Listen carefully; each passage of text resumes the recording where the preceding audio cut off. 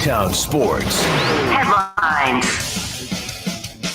I'm Simone with your Sactown Sports headlines. Hours after San Francisco 49ers traded Trey Lance to Dallas for a fourth-round draft pick, QB1 Brock Purdy able to run in a touchdown before the Chargers' backups rolled past the red and gold on Friday. Niners dropped their last preseason game 23-12. Make sure you're laced up for Week 1 with Sactown Sports. Download our app or check out SactownSports.com for 24/7 news and notes on the quest for 6 all season long. Over the weekend, San Francisco Giants able to top the Atlanta Braves 8-5 on Sunday to avoid a 3-game sweep. Giants now host the Cincinnati Reds tonight to open a 3-game series. First pitch going out at 6:45. Happy Monday, I'm Simone. Those are your headlines. Now back to more Sactown Sports.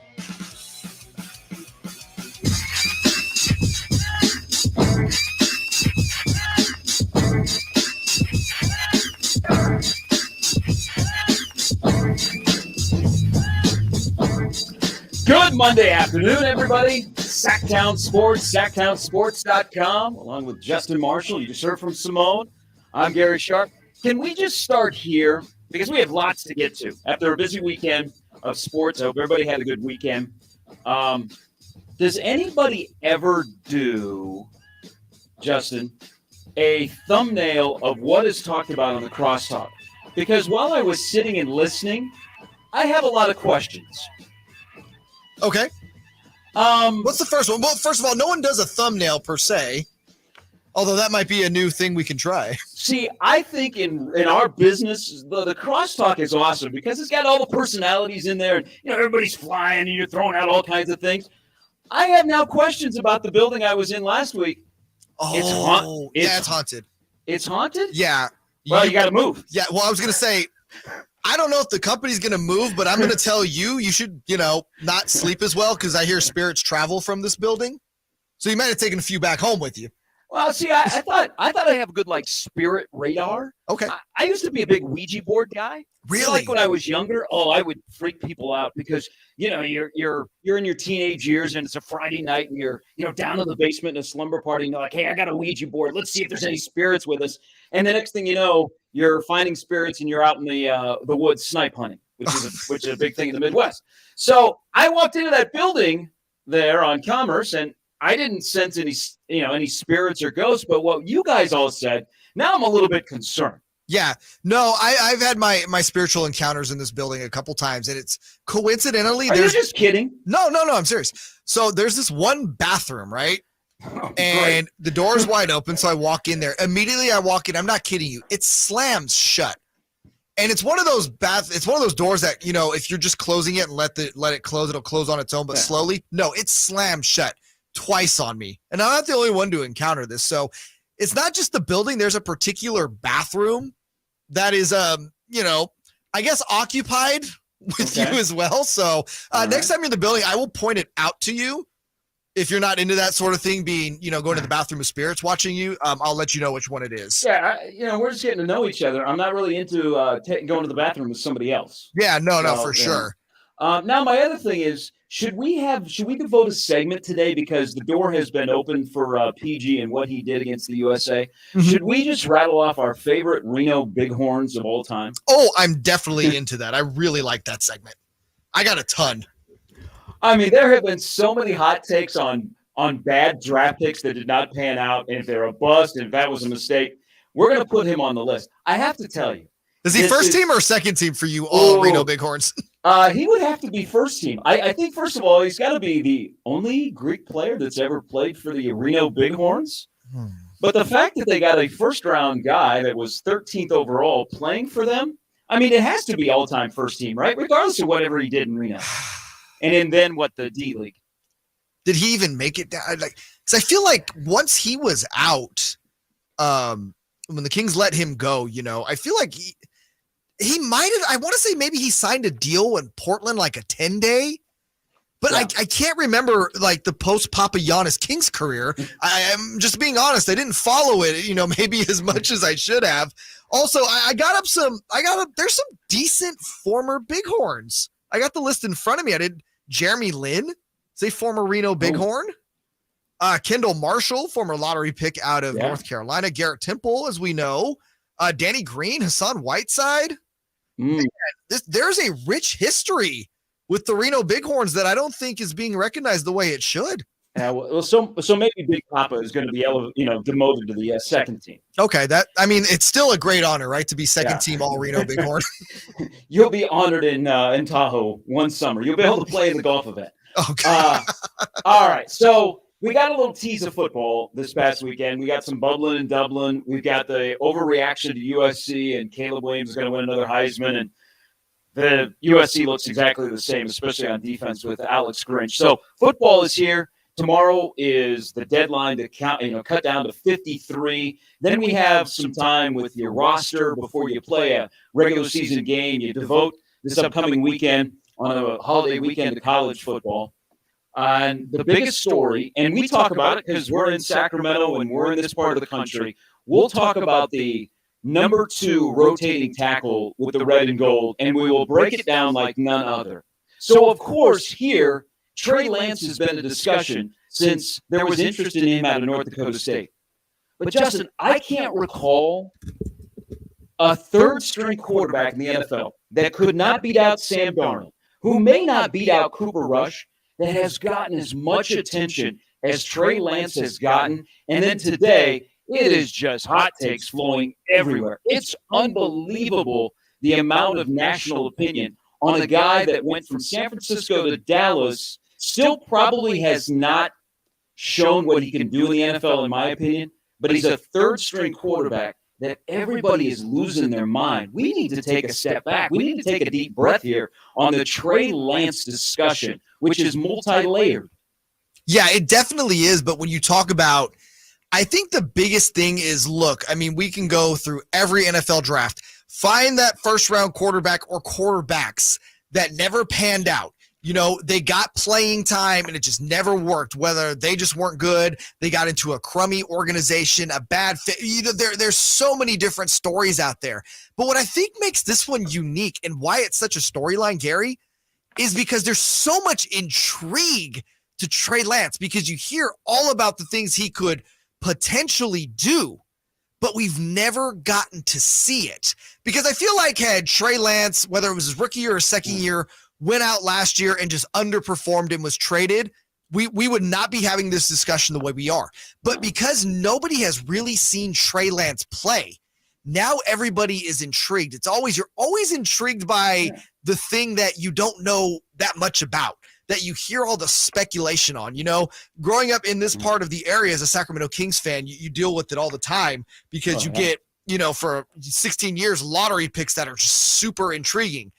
And then they all, ends up being bust. But the point being is you saw them play. You saw it on the court. But because we haven't seen Trey Lance on the field, I think that's why everybody still has this intrigue around him. It's a fascinating scenario that I don't think we've ever truly seen in the NFL. We're going to talk a lot about this because there's a lot of different moving parts, but it also involves the current quarterback room, the current roster, the run to the Super Bowl. And then should we feel bad that Trey Lance goes from the Niners here, where it was an everyday thing about, can you beat out Sam Darnold? You can't beat out Brock Purdy. He goes to a place where, and I don't think this is the case, oh my gosh, Dak Prescott's going to be worried about you. And he goes to a dysfunctional franchise where a guy that has a lot of money owns a franchise and says, on my own, I'm going to go rogue because I like Trey Lance in the draft. Yeah. We're going to bring him in. Oh, hey, Mike, hey, somebody tell Dak, we got this guy, Trey Lance, coming in here. And, hey, Mike, get some gadget plays. You saw when he was the backup to Jimmy G, what Kyle Shanahan did. Hey, do some of them, and it'll be okay. And I'm like, wow, there's part of me that feels bad for the kid. And he's still a kid. He's 23 years old. Yeah. So we'll discuss a lot about him. But I think it's now you've moved on from that. And I'm okay with people in sports that admit they were wrong. We don't do that enough. I think when I was first getting into this business, Justin, you were told, "Hey, don't admit you made a mistake." Right? Hey, yeah, you have to be perfect. Yeah, if you made a mistake, hey, cloud it over and just make something else up. I'm okay with people that admit a mistake. And this past weekend, in a roundabout way, John Lynch and Kyle Shanahan and the 49ers admitted a mistake, and they moved on. And I think they do something that every team in the NFL would do is you have somebody, they go down with an injury, the next man up, he all of a sudden Wally Pips him, there was Wally Pipp and then there was Lou Gehrig. Wally Pipp went to the side, Lou Gehrig played all these games and was a Yankee legend. That happens in sports, but the 49ers admitted they're wrong. So let's admit where they might be right. Of all of the discussion in training camp about a third-string quarterback, I think Brock Purdy is okay. Yeah, I think I think Brock Purdy looks fine for the limited time he has had in the last 2 preseason games, coming back from a major injury. Yeah, no, I believe he played 3 total series in the preseason. He looked really good. And the big thing is everyone knows this about Kyle Shanahan. He likes decisive quarterbacks. He likes guys that when the ball gets snapped, they know exactly where they are going. They know they can progress really quickly. That's why Kyle Shanahan was never big on Jimmy Garoppolo after a while, because Jimmy Garoppolo really struggled to progress after that first read wasn't available. And you saw him a lot of times end up on the ground because of it. With Brock Purdy, you can tell he's studied the playbook. He's memorized the playbook. He knows where everybody is supposed to be. And once that first read's gone, he goes second, he goes third. And then if not, he's either going to get rid of the ball or he's going to, as you saw it in the last game, he's going to take it and probably get you some positive yards. Brock Purdy does not have to go out there and be Tom Brady or Aaron Rodgers. As long as Brock Purdy just runs this offense the way Kyle Shanahan wants with the pieces around him, he's going to put up the numbers. And you saw it again. I thought he looked very good. Yep. He looked very decisive. To me, when you watch all 3 quarterbacks in the preseason, now I know Brock Purdy was kind of already assumed to be the de facto QB1. To me, Gary, I didn't think it was particularly close that he was definitely QB1 with a bullet. No, I like him because I'll use a quarterback phrase that I've heard from quarterback coaches before. He's a quick blinker. Yep. And he just is, you're more comfortable with him as a quarterback. And I'm sure now that we get a little past Trey Lance, people start to focus on Purdy. And it's okay to have question marks about, okay, is he going to be able to make it through the long haul? He had the short 8-game stint. People have tape on him. What are they going to do? Well, do you trust the guy that's in charge to put him in a good position, and also the quarterback to make development, get better as the season has gone along. Here's the other thing I thought about. As Trey Lance departs and Brock Purdy is elevated to QB1, and there's the intrigue of Sam Darnold at QB2 that we'll discuss in the next segment, are we back to a quarterback with the Niners where Kyle Shanahan and John Lynch are on the same page? Could I convince you that Kyle Shanahan was never in on Trey Lance? And so that created a weird, different vibe about his development and his usage and talking about him as having a future with the Niners. Oh, you could 100% sell me on that because I am a believer in that thought process. I mean, when they moved up in the draft to get number 3, there was so much speculation on who they were using that number 3 pick on, because we knew Trevor Lawrence was going number 1. That was a foregone conclusion.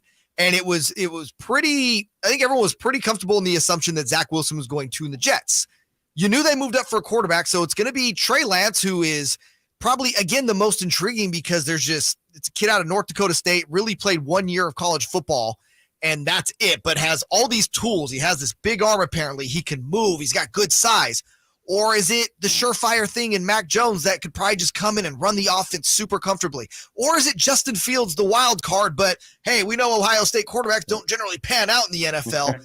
Because there was no consensus, I am definitely of the opinion, and like you said, we can get into this a little bit more later on a much deeper levels, that there was not a consensus there, and there was not necessarily an agreed upon quarterback between Kyle Shanahan and John Lynch. And you know what that is when you have a boss that you're supposed to work hand in hand with, and you're not in agreement on the most important position in sports. That can be awkward. Oh, very awkward. And the whole situation was awkward. A guy that ran into the injury bug and the awkwardness of where he's places in your franchise, and then finally they admitted a mistake, and Friday night he got moved to Dallas. When we come back, we'll talk about now what's left, because I think that's what you have to do is you got to move on, and you got to look at Purdy and go, yep, I think Brock Purdy is okay. But what about Sam Darnold in this offense that is led by Kyle Shanahan? We'll get into that and much more. We got lots for you as we roll till 6 on this Monday afternoon. There's Justin. I'm Gary Sharp. Simone as well on Sactown Sports and SactownSports.com. The first ever NBA in-season tournament schedule is out, and our Kings have some great matchups, including national TV games against the Spurs and Warriors. And Sacramento has won. They have risen to the occasion. And let me tell you, if you can't sense it, this place is absolutely nuts. Listen to every game on the home of the Kings, Sactown Sports and SactownSports.com. If you're a business owner, Mercedes-Benz of Stockton invites you to make the short drive down and see their selection of new Mercedes Sprinter and Metris vans in stock. And when you purchase a new Mercedes van for work, you may qualify for a very generous Section 179 tax deduction, which makes owning a Mercedes van even more perfect for the job. Right off I-5, just 45 minutes from Sacramento. Mercedes-Benz of Stockton, mbofstockton.com. Get ready for a night with Cole Swindell.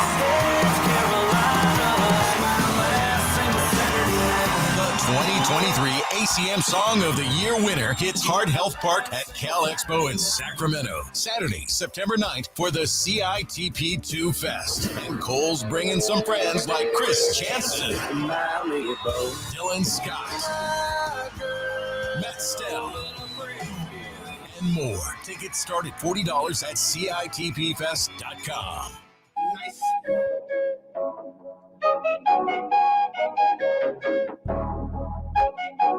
Sacramento's official home for the San Francisco 49ers. Sactown Sports.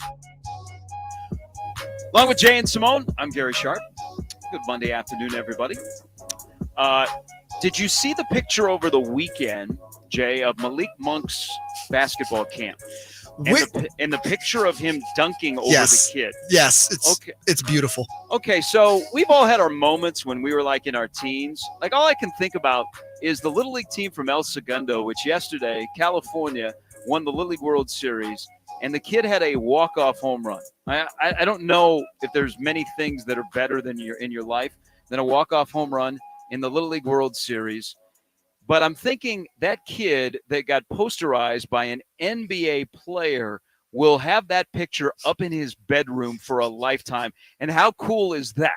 That you had Malik Monk at his basketball camp is soaring over you for a dunk and then probably trash talks a teen. Okay. That's so fantastic. That is, I'm all here for this. Like, I'm a big believer in tough love, Gary, and that's tough love on the basketball court, especially for a teenager. But I think we're also, let's look at the other side of this, right? Or this could completely traumatize this kid. Like, he may never pick up a basketball again because he's going to go to school, and what is everyone going to be like, dude, you got postered by Malik Monk. No, that's cool, right? Like, kids aren't going, look at you, man. Hey, you ought to see what's on my fridge at home. It's a magnet of you having Malik Monk jump over top of you. That's pretty cool. Dude, kids are mean, Gary. Kids are mean. Cool. Like, I like my moment, like, I didn't get posterized in high school basketball, but high school baseball, we were playing at a field that there's, you have the fence for a home run, and then in the distance of the fence was the freeway. Yeah, okay. I had a kid take me deep to the point the ball ricocheted off the freeway. Whoa. Yeah. And guess what? Nobody told me it was cool. I hope we've not gone to a dark place here. Oh, you did. I immediately thought about this when I saw the dunk. I'm like, oh, that poor kid. That's his. You got a home run hit off you on the freeway moment. So do you think when Dad was driving home from camp, he was scolding the kid? Like, hey, you got to take a charge. You got to get higher there. Or he's like, man, that was the best $250 we ever spent. That is great. You're going to go a long way off that picture, son. Dude, if I'm the dad, I'm totally having this. But I'm also here for the dad that says you should have took a charge, or, hey, you know what, son? You made the right basketball play trying to block the shot. Nobody else would have tried to block it. You made the right basketball play, son. And that picture is being shared everywhere. Oh, yeah. So I hope the kid is comfortable in his own skin. I think it would be actually pretty cool. Now, back to your part about giving up a home run. Off the freeway. I wasn't going to add that, but thank you. It's important for context. I'm a professional broadcaster. Did they go, 450, 420? What was the exit velo? Oh, my gosh. They didn't have exit velocity back in the day. Like, I still played baseball when batting average mattered. I don't know what the exit velocity was. I just remember it took a really long time to come down from the air. The first home run I ever hit in Little League Baseball, I had the pitcher sign it. Really? Yeah, my mom went out behind the left field fence and found the ball. And so after the game, it's somebody I went to school with. On Monday, I took it in and I had him sign the baseball. I used to have it up until a move ago. I used to have it like in a box, and I thought it was still pretty cool. My first Little League home run, signed by a guy named Chris Gates, who would go on to be a politician in the Midwest. Wow! If he was famous, I would have been able to sell it. Oh, was he like a local politician? Yeah, he's like in charge of the mosquito or water board. No. Sorry. No, Chris Gates autograph not worth much. Maybe you could like cross it out and put Bill Gates and say you hit the home run off of Bill Gates and just run with that. Yeah. Do you remember the name of the kid that took you deep? No. This was high school. I have no recollection of it whatsoever other than, again, just remember looking back and turning my neck and not turning it back straight for a while. Like, wow, that was a shot, like legitimately a moonshot. And again, to watch it bounce onto the freeway was just like, damn, man. Yeah, I never lived that one down. See, you can embellish this story. You should have said it hit a car. No, see, again, I'm trying to not do that whole thing where I want to make it a bigger scene than it is. I feel like someone taking me deep off and it hitting off the freeway is already bad enough. But then I'm going to lie and there's going to be investigation because I'm the type, too, that I'll probably go too far with it and say, yeah, it caused a seven-car pile up, like 3 people were murdered, so we're just going to stick to what the story was. The story with the Niners, of course, Trey Lance, you can't go anywhere today without hearing about it. We've been talking about it all day here on Sactown Sports and over on SactownSports.com. But the Niners have to move on, and they've got their quarterback room. And I'll be curious to see, Jay, if Brandon Allen is the third quarterback, what they do. Do they keep 3 quarterbacks? But if you're looking at odds of the Niners, I think the odds still to get to the Super Bowl with maybe the best roster in the entire NFL is better with Sam Darnold as your number 2 than Trey Lance. I'm very intrigued if you ever have to go to Sam Darnold, what a drop back passer can have a second life in this offense. I think the 1-2 combo of Purdy and Darnold is going to be okay. Yeah, no, and to me, it's the most intriguing part about this whole story, right? Because as we discussed at the top of the show, this is such a layered discussion.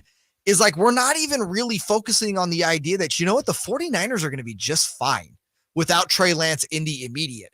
But I do think the one interesting part about that, though, because I agree with you, they're fine with Purdy and Darnold. It's fine. If you have to get to Brandon Allen at QB3, I mean, he can probably limp you across the finish line. Didn't exactly do wonders in Cincinnati when he was Joe Burrow's backup. But again, he's obviously a better option than Josh Johnson was for you last year. Again, if you find yourself in that situation. But do you think that if the 49ers don't win the Super Bowl this year, that they're like, it's going to be such a PR hit in the sense for Shanahan and Lynch, because that's what everyone's going to focus on.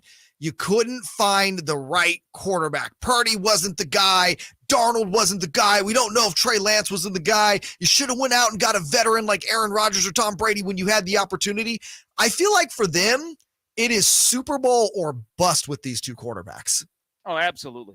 And the thing, you have the roster to do it. You have, I think ESPN just put out the top 100, and 8 of them are Niners. 6 of the top 32, I believe, are Niners. Here's the thing. Everybody's giving out trade grades about what happened Friday night. Okay, Dallas, intriguing addition, low risk to have him as your number 3 quarterback. You can't give a trade grade to the 49ers because I think that's wide open until the Niners, if they get to a Super Bowl, if they win a Super Bowl, this whole discussion just falls off. Oh, yeah.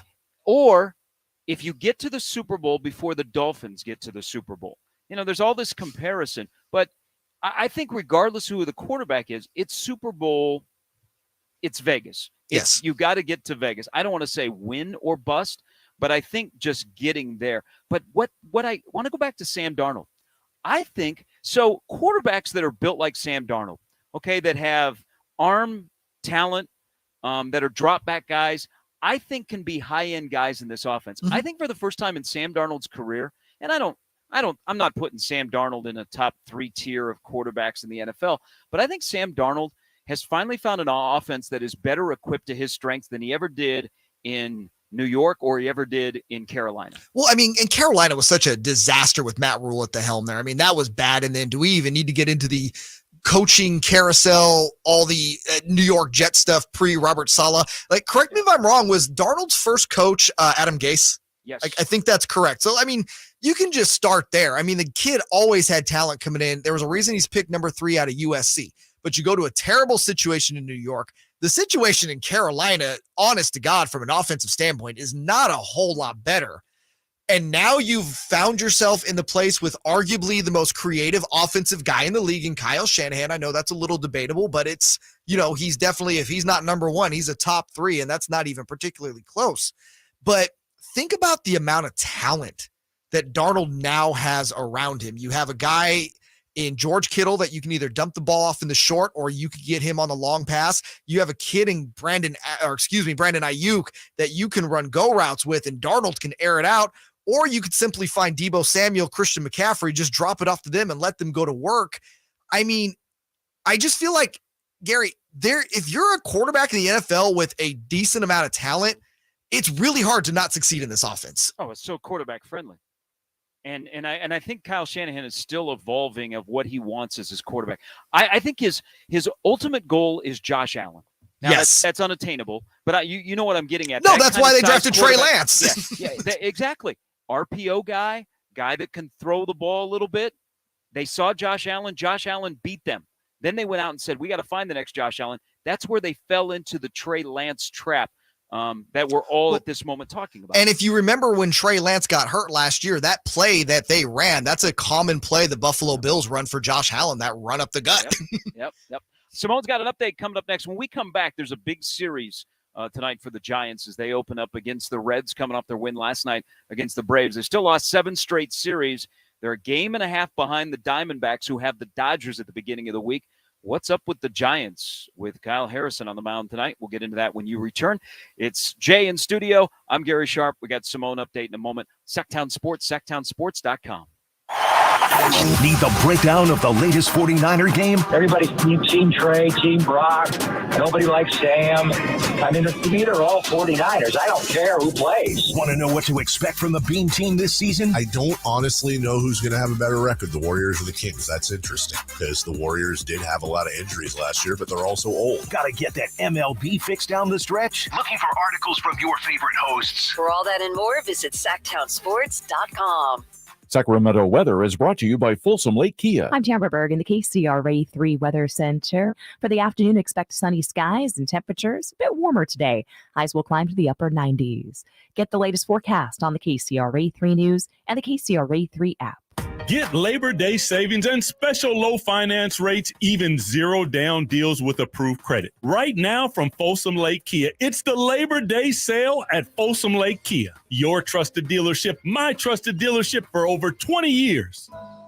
Labor Day, our annual celebration of workers and their achievements, was first observed in New York, and the first Monday in September became a national holiday in 1894. Hi, this is Frank LaRosa with a word about Naturewood Home Furnishings. Each year we commemorate Labor Day with parades, picnics, and family gatherings. And right now, Naturewood Home Furnishings is celebrating with their exceptional whole store Labor Day sale. Would you like to refresh your living room? Would you like to restyle your bedroom? Maybe you want to redesign your home office. No matter whether it's your dining room, kids' rooms, accents, or accessories, Naturewood's unique store-wide Labor Day sale offers savings in every department and savings on every brand like Stanton, Omnia, England, Stickley, Flex Steel, and all the rest of the award-winning furniture. When it comes right down to it, it's all about choices and always about quality. Visit Naturewood Home Furnishings right now for this remarkable Labor Day sale. Off Highway 50 at Hazel, look for the water wheel.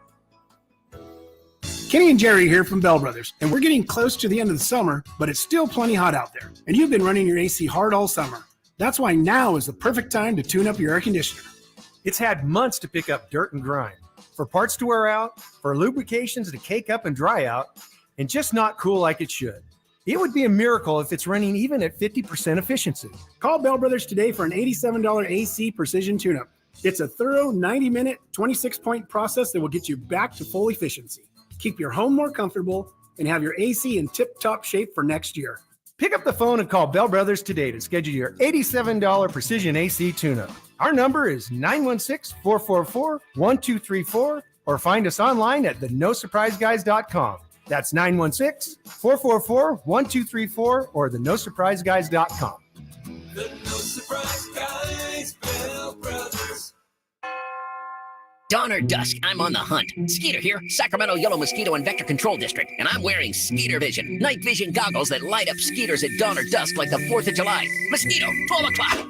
Got him. So fight the bite by wearing long sleeves and pants at dawn or dusk when they're most active. Apply insect repellent and drain stagnant water. It's a breeding ground. Dawn or dusk, the Sacramento Yolo Mosquito and Vector Control District reminds you to fight the bite. For more information or to report problems, go to fightthebite.net. I suffered with plantar fasciitis for almost 20 years. I thought that foot pain was going to be with me for the rest of my life. If you suffer with plantar fasciitis, the search for pain relief can feel like an endless and hopeless ordeal. I would try drugstore, insoles and supports. I've been through surgeries, foot injections. I was trying all different things. Not a single one worked. If you think you've tried everything to relieve your foot pain, you probably haven't tried arch supports from the Good Feet store. And then I was driving past the Good Feet store, and I thought, why not? Give it a try. They wanted to make sure that they gave me the right arch support for my feet. Then it was like, okay, this is different. These make a difference. I don't have foot pain anymore. I'm so glad I met Good Feet. That changed my life. See how Good Feet arch supports work for you before you buy with a free fitting and test walk at the Good Feet store. The Good Feet store. Come in now for a free arch support fitting and test walk. This is for the men who never settle, the ones who miss the fairway all day and still pull out the big stick, the type of guys who will always prefer to be behind the grill than in front of the camera, and the men who never let their friends forget about a high school nickname. This is the Lodge mentality. This is Twin Peaks. Who wants to settle for a single TV? With more TVs, bigger screens, plus our fabulous scenic views, there's more to watch at Twin Peaks. Sactown Sports Headlines. I'm Simone with your Sactown Sports headlines. Hours after San Francisco 49ers traded Trey Lance to Dallas for a 4th-round draft pick, QB1 Brock Purdy able to run in a touchdown before the Chargers' backups rolled past the red and gold on Friday. Niners dropped their last preseason game 23-12. Make sure you're laced up for Week 1 with Sactown Sports. Download our app or check out SactownSports.com for 24/7 news and notes on the quest for 6 all season long. Over the weekend, San Francisco Giants able to top the Atlanta Braves 8-5 on Sunday to avoid a 3-game sweep. Giants now host the Cincinnati Reds tonight to open a 3-game series. First pitch going out at 6:45. Happy Monday. I'm Simone. Those are your headlines. Now back to more Sactown Sports. The only station in Sacramento giving you local sports coverage from 6 a.m. to 6 p.m. Monday through Friday. Sactown Sports. The theme to Winning Time, which last night did you see last night? I haven't started the new season, Gary. I thoroughly enjoyed the first season. Thoroughly enjoyed it. And yeah, so I think, what am I, 4 episodes behind this season? Yes. Last night was a big night for Magic Johnson. Oh, was it? Yeah. Speaking of the Lakers, I'm not saying it. Others are saying it. Careful. Diehard Laker fan Snoop Dogg, who was at the Golden One Center the other night with Wiz Khalifa, Too Short. Who else was he? Oh, Warren G. Were there their high school reunion tour. Yep. Great concert. The place was absolutely packed. I'm not saying it. Others are. He said it to you in the spring when he showed his love for De'Aaron Fox. Has Laker superfan Snoop Dogg crossed over? That he is now a Kings fan because he was rocking a Sabonis 10 during his show downtown the other night. I think Snoop knows who his crowd was. And I think Snoop was trying to elicit a positive response. Understands the market. Yes. Dare I say this? When Snoop performs in L.A., do not think the Sabonis jersey will be on. How many people in L.A. know about Sabonis? Come on. Oh, I will actually. I would be willing to bet a large sum of money, which I do not do. I do not bet 100 Gambler. That Snoop, the next whatever concert he is in L.A., will have an Austin Reeves jersey on. Guarantee it. Well, the way Austin Reeves is playing this summer, I wouldn't blame him. What he should do, we should find a way, and I don't know what the rest of their tour schedule is. I think they're kind of coming to the end, so they may find their way into the Bay Area. If he would rock a Sabonis 10 at a show in San Francisco or Oakland. Oh, wow. You're just trying to start a fire, aren't you? Well, if he's already a Laker fan, he didn't like Golden State. Why not just pile on the Warriors? Just bring the 10 jersey from Sacramento with you. Come out on stage. I mean, they're going to love Snoot no matter what. No, they won't. No. You don't think so? Even rocking a Sabonis? Disagree. Oh, after what happened in the last playoff series? Yeah, put a Sabonis 10 jersey on. Let me know how that works out in the Bay. Well, start making a list. We're going to talk a little bit later. Barkley's on with Bill Simmons on a podcast, and he's talking about the Kings. I don't know if you want to call it a bandwagon. Maybe it'd be a respect wagon. A hype train. Yeah, okay. We could call it that. I mean, there are still plenty of seats available, but it's good to see that people are like very cognizant of what's going on in Sacramento, that if Barkley recognizes it, and then I know maybe playing to his audience, at least a Laker fan is like, you want me to wear that? No, I can't. I'm a diehard Laker fan. They go, hey, you're in Sacramento. The crowd will love you. Hey, put it on me. What is a diehard Laker fan even these days? Like, I feel like it's someone that gets there at 6:55 for a 7 o'clock tip. Okay.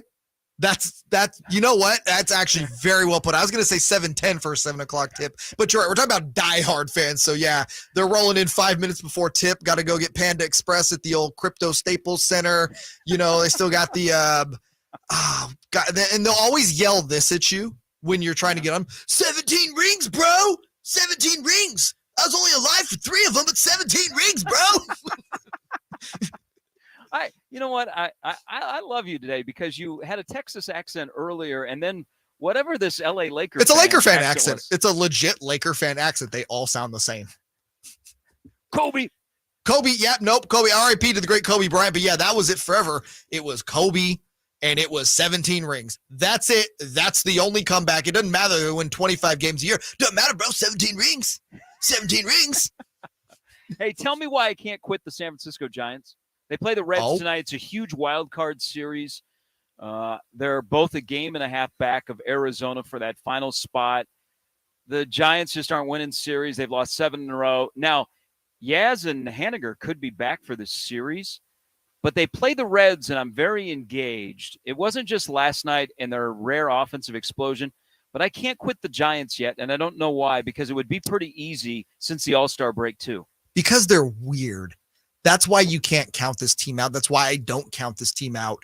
It's, earlier in the season, before that series with Oakland, which has really started this downward trend for them, they were hitting the ball really well, which is surprising because when you look up and down that lineup, there's not a real superstar bat in that lineup. There's got a bunch of guys that are solid hitters, your Confortos, your Jock Petersons, your Wilmer Floreses. Since then, the offense has gone ice cold over the last 7 series. And again, you'll see those random outbursts that they have, but this also is a team that really could use Yastrzemski and Haniger's bats right now. I mean, that's why you brought in Mitch Haniger, is you were hoping for healthy Mitch Haniger that could replicate what he did in Seattle a couple of years ago when he put up some really big numbers there. Yastrzemski's been a big part of the offense the last few years. They have, good starting pitching with Cobb and Logan Webb. They have arguably the best closer in baseball. And quite frankly, Gary, you look at the stretch that they've played, not counting the A's and the Angels, those last 5 series have been against a who's who of baseball. Yeah, but shouldn't they win one along the way? You would think so, but man, when you look at it too, it's like all of those teams are better than the Giants, anywhere from Texas, who has obviously been struggling as of late. But I mean, come on, the Braves are better than the Giants. The Phillies are better than the Giants. The Rays are better than the Giants. So it would be a successful season about a month out from the postseason with the Giants, who, I mean, it is remarkable they're actually in this position because it's a team that has 0 single stars. 0. I mean, I love Patrick Bailey, and I think he's going to start to get a lot of attention. And, when you get eyeballs on you in the postseason, people go, whoa, you're out on the West Coast. People aren't paying attention nationally. They go, oh, Patrick Bailey, hello. Just enough to get in. Regardless of what happens in the postseason, just enough to get in, to grab that last wild card spot. Is that a successful season? Oh, my gosh. If you make the playoffs with this roster, and I say that with the idea that they have a club option on GM Farhan Zaidi last year, and I've been his I've been very skeptical of the way Zaides ran this organization the last 5 years. I don't think he's done a particularly great job. Again, they do a lot of platooning in San Francisco. They can never sign the big name guy. When you look at this roster again, there's no star. I mean, your all-stars were Alex Cobb, who by the way was an add-on, and you had one guy voted on, and that again was you're looking at the closing position there. Like, this is not a great team.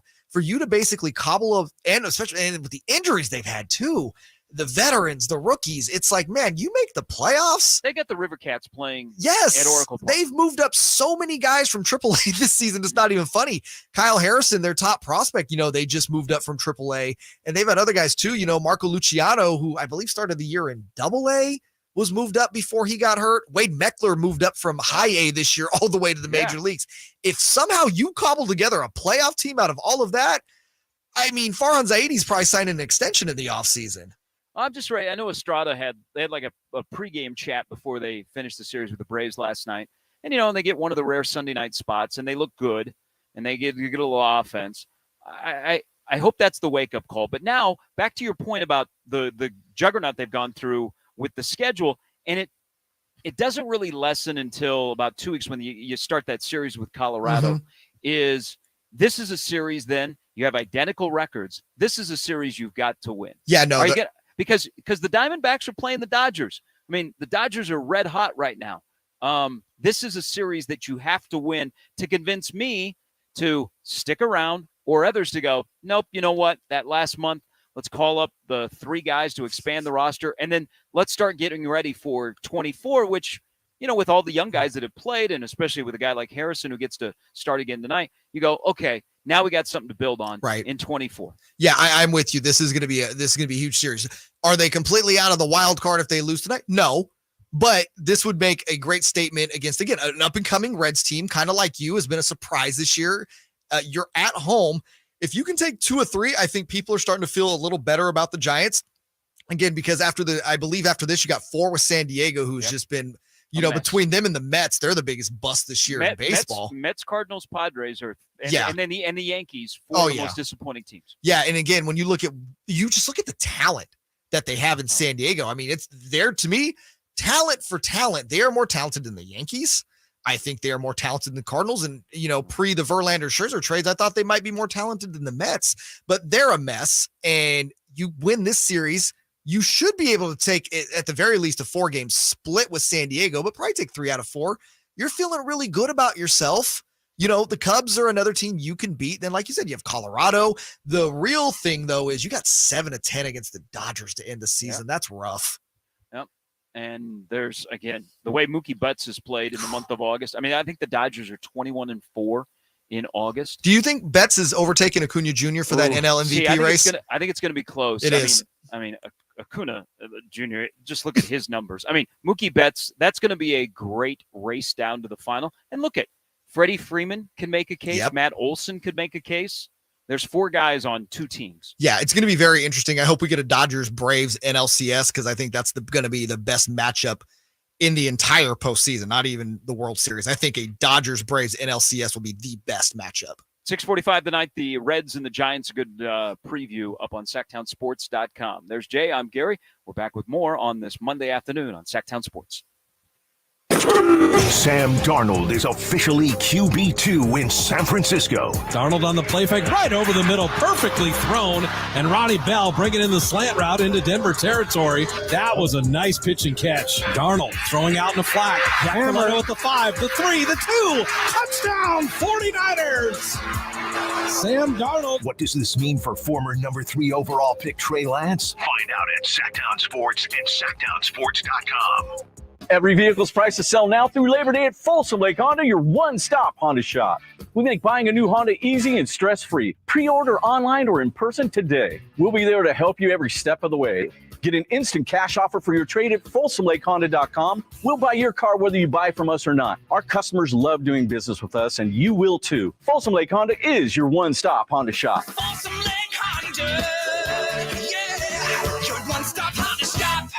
At aimyourdigital.com, we'll help you find the right customers, spread awareness of your product or services, We can help build trust in your brand and services with a digital marketing campaign. Increase leads and get more customers. We create tailored digital marketing campaigns that deliver results. Don't wait. Get started today. Contact aimyourdigital.com. That's aimyourdigital.com and start seeing results. Guys, did you know your testosterone affects everything in your system, including how you feel and perform every day? Right now, Revive Men's Health Sacramento will check your testosterone for free. Knowing your T levels is the first step in understanding if you have low T. Your testosterone level impacts your energy, libido, sleep, weight, hair loss, mood, and even ED. Maintaining an appropriate T level can change your whole life. Most men start to see changes in their hormone levels in their 30s. Experience and results matter. So what are you waiting for? Get your T levels checked today by local, experienced, and trusted men's health experts. They've helped thousands of men since 2011. They're so confident they can help you, they even guarantee it. Call Revive today and schedule your free testosterone test, free exam, and free consultation. Call Revive Men's Health at 916-277-8599. That's 916-277-8599. Or visit ReviveMen'sHealth.com. Whitey here reminding you that not all grills are created equal. Enjoy the prime grilling season today with a new lifetime warranty Napoleon Prestige line of outdoor cookers. My personal Napoleon P500 series gas grill has turned me into a grilling pro. Napoleon Prestige grills, versatile grilling for every occasion. Form, function, and luxury can come in the same package. Just go to your local Green Acres Nursery and Supply for the best selection today, or visit Napoleon.com for a dealer near you. It's the Labor Day Sell-a-thon at Folsom Lake Ford, and we're back with big discounts and 0% financings available with approved credit. Plus top dollar for all trades. Shop FolsomLakeFord.com. Have you Googled yourself lately? Are there negative posts from an ex-employee or from a former client? Maybe an outdated news article or sensitive personal information about your family? Search engines don't always get it right. For right or wrong, it's your reputation on the line. That's where Reputation Defender by Norton comes in. One of the most trusted names in online reputation repair, Reputation Defender has been fixing people's search results for over 15 years. Their cutting-edge approaches help you to wipe away unwanted information in your search results. They also promote the good stuff so that it rises to the top, helping you put your best foot forward. Your good name is too valuable to leave to the whims of a Google algorithm. Take control with Reputation Defender. You can start by getting your free reputation report card at reputationdefender.com or call 800-401-6681 to speak to an expert. That's 800-401-6681. Live and local, 6 a.m. to 6 p.m., Monday through Friday. Sactown Sports. Tap in on Sactown Sports, SactownSports.com, along with Jay and Simone. I'm Gary. Glad to have you in on a Monday. Trust me, we've still got plenty of Trey Lance discussion for y'all because you have not gotten enough of it since Friday and the trade. When does this stop? When the season starts? When it's kickoff against the Steelers? Can I tell you when it actually stops? Like, legitimately? At 6 o'clock tonight? No. Okay. It's when Nick Bosa signs his extension. Yeah, now that's... Once that's signed, all the attention will be put on that. So there was... Emil was, along with Whitey, on the middays, was kind of going through all of the cap stuff and the hit that Trey Lance has and, you know, what the Niners have paid him, $27 million. But it's a little over $5 million comes off the cap for next year. And I'm not surprised that the Bosa deal has taken a little bit longer because he's a high-end guy. I mean, he might end up being the highest paid defensive player in the entire NFL. So that's going to take a little bit. He's at least going to be a 30 million plus guy. And if you know the family are business people. Yeah. So I think Nick wants to play football. The Niners want Nick to play football. I think it's going to get done, but I understand why deals like this take a little bit longer when both sides have an interest in not going their separate ways but coming together, because it is a high-end deal and there's probably a lot of moving parts in it. But again, saying that, if you're saying that next week, then you go, uh-oh, what's the hiccup? In Kansas City, they're already doing that with Chris Jones. He's not going to get Aaron Donald money. And Chris Jones has already publicly said, I'm good. Wait until week 8. You've never heard Bosa say that, but I think it's just a high-end deal, Jay, that is got a lot of moving pieces with it. It's taken a little bit longer. And now after you get to 53, you can focus on getting it done and getting him in to be one of that 53 when you go to Pittsburgh. Yeah, and when you talk about a guy like Bosa, you're saying highest paid defensive player. I think there's an appetite, honestly, in the Bosa camp. And there's an argument to be, well, he wants to be the highest non-paid quarterback in football. Yeah. So take away just the defensive side. I think that also you look at offensive skills positions, he wants to be making more money than anybody. And again, when you talk about someone who is as dominant as Nick Bosa, like if you go watch game film on Nick Bosa, Gary, it is hilarious. Like legitimately every time he is on the field. For the quarterbacks that are being tracked down by him? It's hilarious for the idea that literally he is held on every play. If referees wanted to blow the whistle on every play Nick Bosa's on the field, they would have a legitimate reason to. That's how dominating this guy is on the defensive side of the football. I guess the thing that's kind of, putting up red flags is I agree with you when you deal with something this complex. And let's not forget, the Niners in the NFL, you have to play more cap gymnastics than any other sport. They also want to, sign Brandon Ayuk to a long-term extension this year. You have Deebo Samuel that has money that is going to be there. Christian McCaffrey, I believe, is a free agent after next season. So they're looking at this thing like, yeah, we got to get Bosa signed, but we got to make sure our cap space is good so we can bring back some other guys as well. I think what's bothering 49ers fans is just kind of the nonchalant way that when John Lynch has been asked about this in the media, a month ago, 3 weeks ago, it was just like, oh yeah, everything's fine. These things happen, but we're super confident X, Y, and Z. And it was like almost this tone, like, yeah, this is not a big deal. And then last week I'm not comfortable where things are at. It's like, whoa, how did we go from it was super casual and okay to I'm not comfortable where everything is at? Yeah, so I think there's a responsibility. And I think you saw on Friday is attached to the Bosa deal. So he's 25 years old. He's Defensive Player of the Year. He's an absolute game changer at that position. Again, he's 25, and so there's a lot of football for him to be played, and he wants money. But if you say to your locker room, and that locker room knows better than any of us that, hey, Trey Lance is the number 3 quarterback. He's not going to beat out Sam. He's not going to beat out Brock. You can't lie to your locker room because if you do, your locker room will turn on you pretty quick. But if you say, we have a responsibility to do the best for this franchise to get us to the Super Bowl, to give everything you guys need to get to the Super Bowl, eliminate distractions, have the best players on the roster. And our responsibility is to take Trey and give him an opportunity somewhere else so that we can move on. Isn't it also the franchise has a responsibility to the guys in that locker room to get the best defensive player in the mix? One of the top 5 players of all the NFL. So it's tied into, we have a responsibility to take care of Trey, do right by him, but do right, most importantly, by the franchise. And now we'll do right by you guys. And we have a responsibility to make sure that 97 is on the field against Pittsburgh on the 10th of September. 110% yes. And this is, like you said, this is not some run-of-the-mill defensive player. This is the best defensive player in football. You were the number 1 rated defense in the league last year. You could put a lot of that on the fact that Nick Bosa was lining up there on the right side of that defense. And when you look at it from that perspective, you absolutely have to 100% make that commitment. We've already seen what the 49ers defense looks like when Nick Bosa isn't there.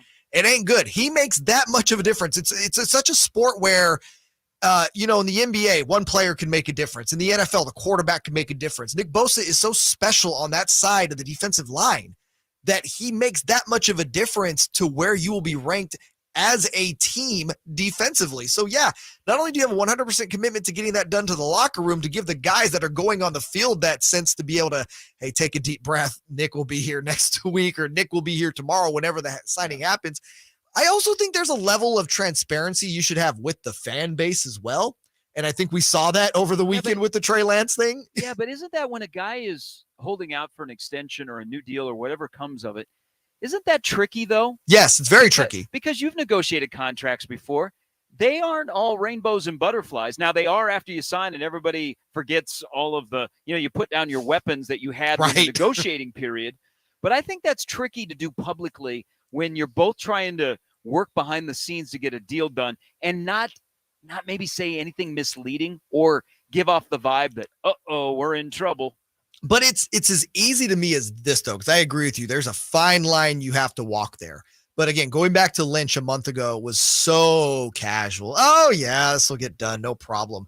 Why not just say, yeah, these are really complicated things and we have stuff to work out. We feel confident we'll get a deal done, but this is complicated.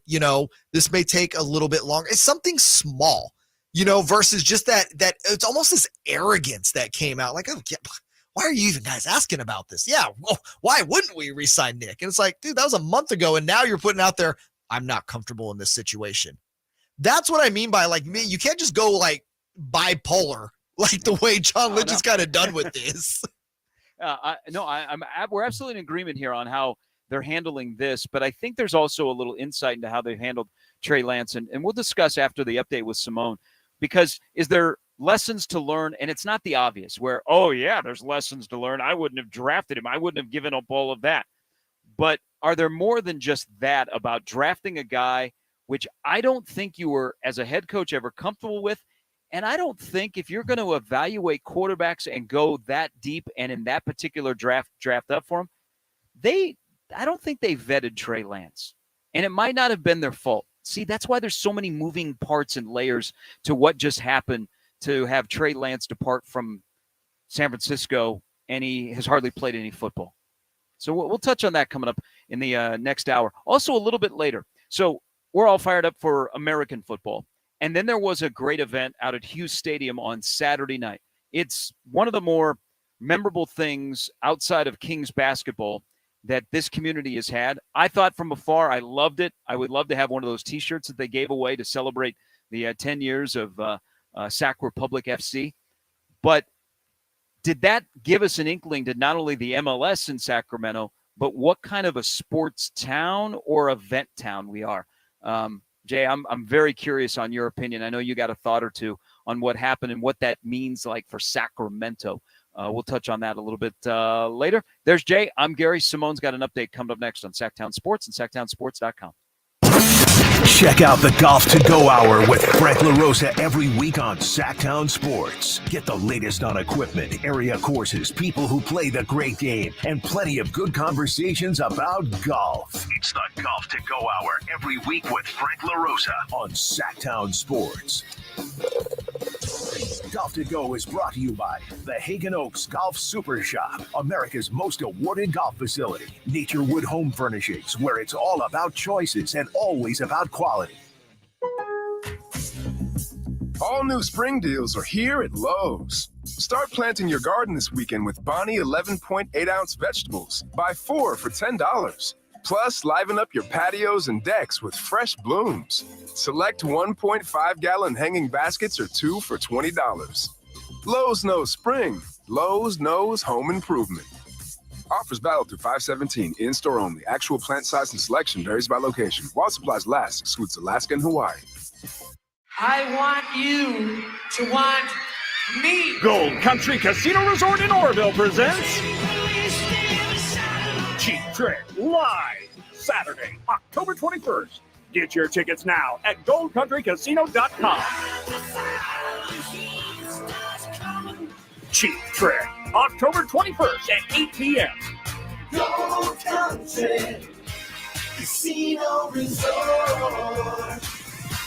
Must be 21 or older. Whether you're shopping for your favorite Honda online or in person, you'll see why Stockton Honda is the #1 Honda dealer in Northern California, and why buying from Stockton Honda couldn't be smoother. Visit in person or online at StocktonHonda.com, where your favorite Honda is ready for you. Anytime, anywhere, it's all here. StocktonHonda.com. Claim based on 2022 total new and Honda certified pre-owned vehicle car sales from American Honda Motor Company's own one report. Hey, it's Carmichael Dave for my good friends at Fire Wings with some bullet points for you to remember so you can be a professional fire wing eater. Like Wings Day Wednesday, 88-cent wings each and every Wednesday. 3 flavor lineup includes 7 classic wing flavors, 7 dry rub wing flavors, 7 fusion wing flavors. It's the perfect fast casual eating establishment for the entire family. Go to firewings.com or download the app. Find a location near you. Order online. Earn rewards. Fire Wings. Just wing it. KHTKAM Sacramento, KYMX HD2 Sacramento. From the Power Business Technology Toshiba Studios, your new home for 49ers football in the 916. Sactown Sports. Sactown Sports. Headlines. I'm Simone with your Sactown Sports headlines. Hours after San Francisco 49ers traded Trey Lance to Dallas for a fourth-round draft pick, QB1 Brock Purdy able to run in a touchdown before the Chargers' backups rolled past the red and gold on Friday. Niners dropped their last preseason game 23-12. Make sure you're laced up for Week 1 with Sactown Sports. Download our app or check out SactownSports.com for 24/7 news and notes on the quest for 6 all season long. Over the weekend, San Francisco Giants able to top the Atlanta Braves 8-5 on Sunday to avoid a 3-game sweep. Giants now host the Cincinnati Reds tonight to open a 3-game series. First pitch going out at 6:45. Happy Monday. I'm Simone. Those are your headlines. Now back to more Sactown Sports. The only station in Sacramento giving you local sports coverage from 6 a.m. to 6 p.m. Monday through Friday. Sactown Sports. Live and local on a Monday. On with Jay, Simone, I'm Gary. Thanks for taking time with all of us.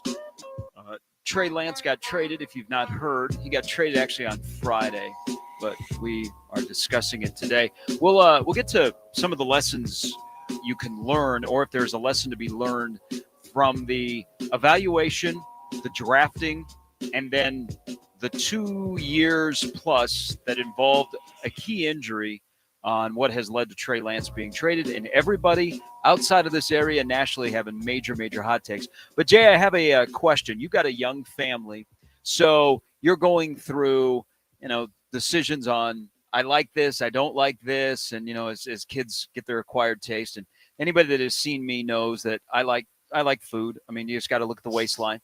It dawned on me last night, and I know the California State Fair was just in Sacramento, and you can go and get every fried food under the sun. From a Twinkie to a Snickers to the Oreos are amazing. Everything that you like to consume, it all of a sudden becomes fried. But I'm trying to figure this out, and I'm not saying this negatively because I'm all in. When did the pickle all of a sudden have a rejuvenation, and it is like one of the most popular things either at a state fair, county fair, carnival, or now in restaurants? I went to a place last night, and they don't just have the regular fried pickles or the fried pickle spears. They had Cajun fried pickles. They had like 5 different options for the pickle, and I'm wondering, when did the pickle make a full comeback? Because the pickle is right in front of us, and you can't deny how popular it's becoming. And the pickle is such an interesting food because I don't feel like there's people that are just kind of on the fence. Like, you're either pro pickle or you're anti pickle. There's no pickle fence setting here. You know what I mean? Personally, I'm pro pickle. So I haven't really noticed like a resurgence because I've always been all in. Like, dude, love fried pickles. Oh my God, delicious. It's like you get a Chick-fil-A sandwich, you have to have pickle on it. It's literally, the chicken is brined in pickle juice. You know what I mean? So I've already been pro pickle. So I wasn't aware of this resurgence. Like, did it go away in your world? Are you a pickle guy? I'm not opposed to pickles, but I'm not going to the grocery store and just getting a jar of pickles. Got you. Like, when I eat pickles, it is probably as an appetizer or a happy hour, and you get the fried pickles. An accoutrement. Very good. Boy, French. Thank you. French? Thank you. Yes. But I just noticed, I don't know, it just dawned on me last night when I was looking at this menu is the pickles are taking over, and they're moving up on the appetizer list. Wow. It's not just alphabetical. It is like right there. You got the wings, you got the nachos, and now you got the pickles. But seeing Cajun fried pickles, I wouldn't say that we've jumped the shark, but I'm like, whoa. We've had a resurgence in this country of the pickle. I feel like the sour and the spice of the Cajun can be amazing. I'm actually more surprised. Like, that's just a new thing. I've never thought to do it. Did you order said Cajun pickles, or are we knocking it before we try it? Because I feel like we're knocking it before we try it. I'm not knocking it before I try it. I never do that. All you got to do is look at me. Here we go. 6'3", 215 pounds. So I did not try it, but we did at a table order as an appetizer. They went with the pickle spear. Now, I'm not a spear guy. I mean, if you're going to fry it, don't give me the spear. Give me the round. Sure. No, I'm the same way. I agree with you on that. Not a spear guy, definitely a round. But if you do frequent this restaurant again, I do believe you owe it to the listenership here in Sacramento to try the Cajun fried pickle and give an honest opinion of it. I will do that. I was just, I don't know, it just dawned on me that, man, the pickles are everywhere. Man, shout out pickles. Pickles need love too. buy some stock in pickles. What can we learn? And as we speak, shock, Sports Center is devoting like almost all their A block to Trey Lance. Looking at it right now, as you probably are as well. There's Jerry. And there's Dakota. Jerry. Wow, talk about dysfunction. I wish I had a lot of money to buy a franchise as well. Is there a thing to learn from what just happened in the last 2.5 years with Trey Lance? Or is it too soon to have this discussion? Oh no, there's so much to learn. There's so much. But okay, to so learn. let me give you a little scenario, because you're a smart guy. I like you. People like you. Thanks. You're a college. You've gone back to your alma mater there at Sac State. Shout out Hornets. I think they began school today. Fingers up. Good luck this upcoming season of dominating FCS football once again. Yes. But let's say you're teaching a class. Where do you start with the lesson learned about the Trey Lance experiment because you can't tell the story without Kyle Shanahan and John Lynch. And I'm glad you brought it there, because that is the very first lesson I am teaching my class, Gary Sharp, it's called arrogance. Arrogance. When you are at the professional level and you have a Super Bowl winning team, and your idea is we're going to trade 3 first-round picks to move up and draft a quarterback when we don't even know which one we want, and we just think we can take a rookie quarterback, whether that was Mac Jones, Justin Fields, or Trey Lance, it doesn't matter, regardless.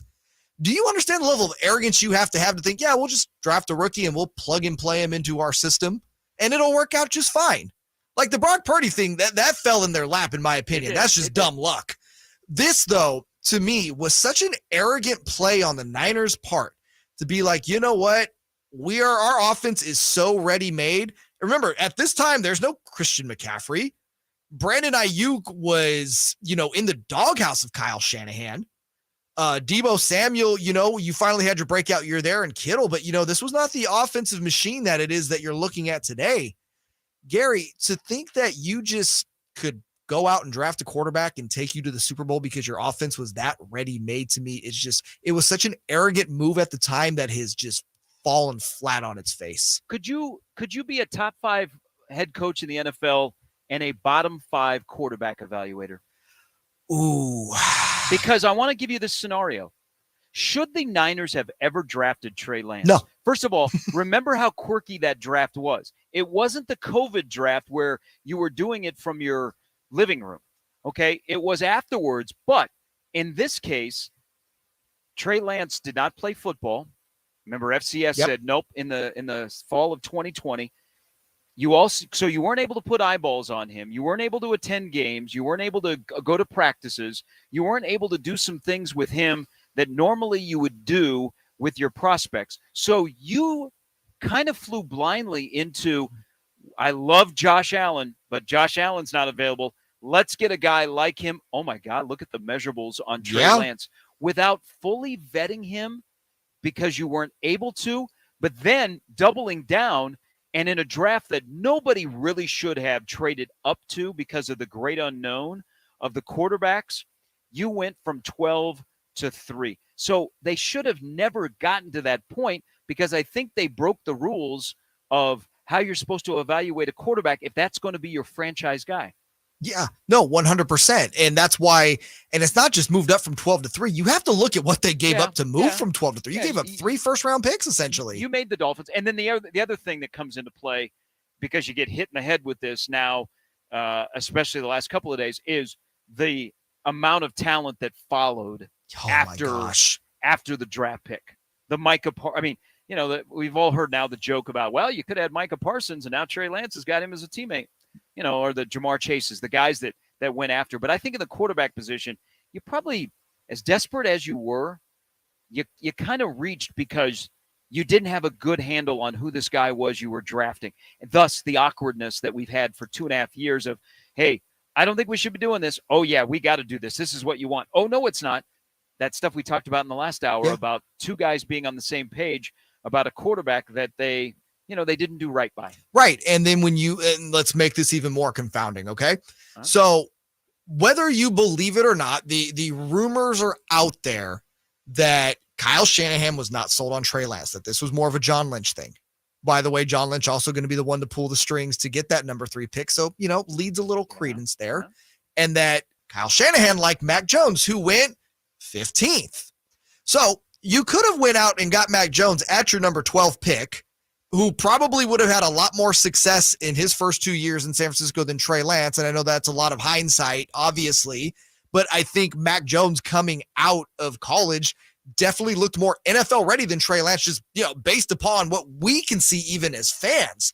We're not even talking about the team as evaluators. You're talking about a guy, Mac Jones, who comes from one of the best programs in college sports, if not the best, versus an FCS kid, that didn't play his sophomore year. And so when you look at it from that perspective, Gary, it's even more mind-boggling. And so now we do what we always like to do. We play the blame game, right? Yep. I blame Jimmy G. You shouldn't have gotten hurt. You should have been better. You wouldn't have forced the hand of the 49ers to go get a quarterback. Is that Jimmy G's fault, or has Jimmy G always been that guy? Because I feel like Jimmy G was always that guy, and they simply – because you have to remember when they acquired Jimmy Garoppolo from New England, they give up a second-round pick for him. I believe the Niners were 0-9, 0-10. It's Kyle Shanahan's first year. Jimmy comes in and wins the last 6 games.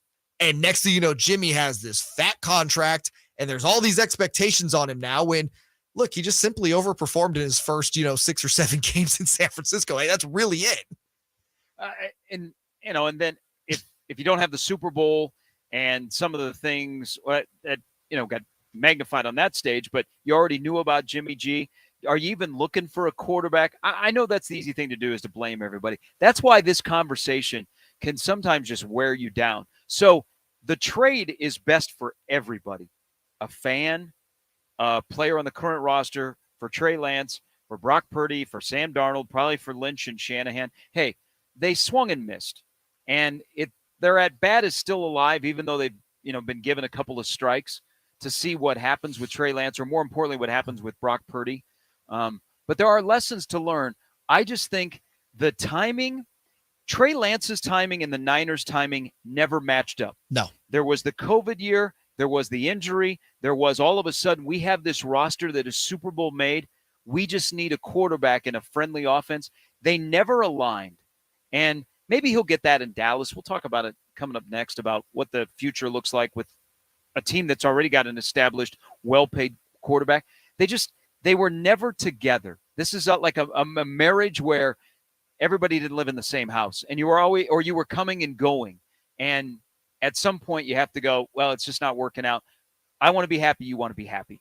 And we'll see if Trey Lance, wanting out, is happy with the destination that he ended up with. Yeah, and I have some thoughts on that, especially from Trey Lance's perspective, why this might have actually been a worse situation for him to get into. Hey, I can't wait for that, because I think you're absolutely right. We'll get into that coming up next. It's Jay and Gary on Sactown Sports and SactownSports.com. Will Christian McCaffrey lead the NFL in rushing? Can Sacramento's own Eric Armstead bring his game to another level? Prescott back steps up in the pocket. He gets sacked. Back on the 15-yard line. Get in my belly! Get in my says belly! Eric Armstead. Will rookie Jake Moody pick up where veteran kicker Robbie Gould left off? Find out on Whitey and Watkins every day at 11 a.m. during the 49ers Focus on Sactown Sports at SactownSports.com. Did you know the average person walks 100,000 miles in their lifetime? It's true. That's a whole lot of stress, strain, and pressure ultimately put on 2 feet. Hi, DC Doug Christie here for the Good Feet store. As a spokesperson for Good Feet, I run into all sorts of surprising foot-related facts. Like, despite relatively few Americans being born with foot issues, over time, 75% of all adults will experience painful foot or foot-related problems. By supporting all 4 arches of the foot, the Good Feet 3-step arch support system can help return your foot and whole body to its proper alignment. Come to the Good Feet store for a free, no obligation arch support fitting, then take them for a test walk. Experience the comfort, balance, and support of the Good Feet 3-step arch support system. The Good Feet store in Sacramento, Roseville, Stockton, Modesto, and now Vacaville. Online at goodfeet.com.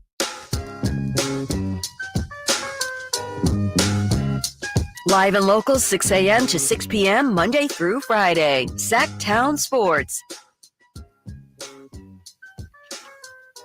On a Monday afternoon show, school's about to start.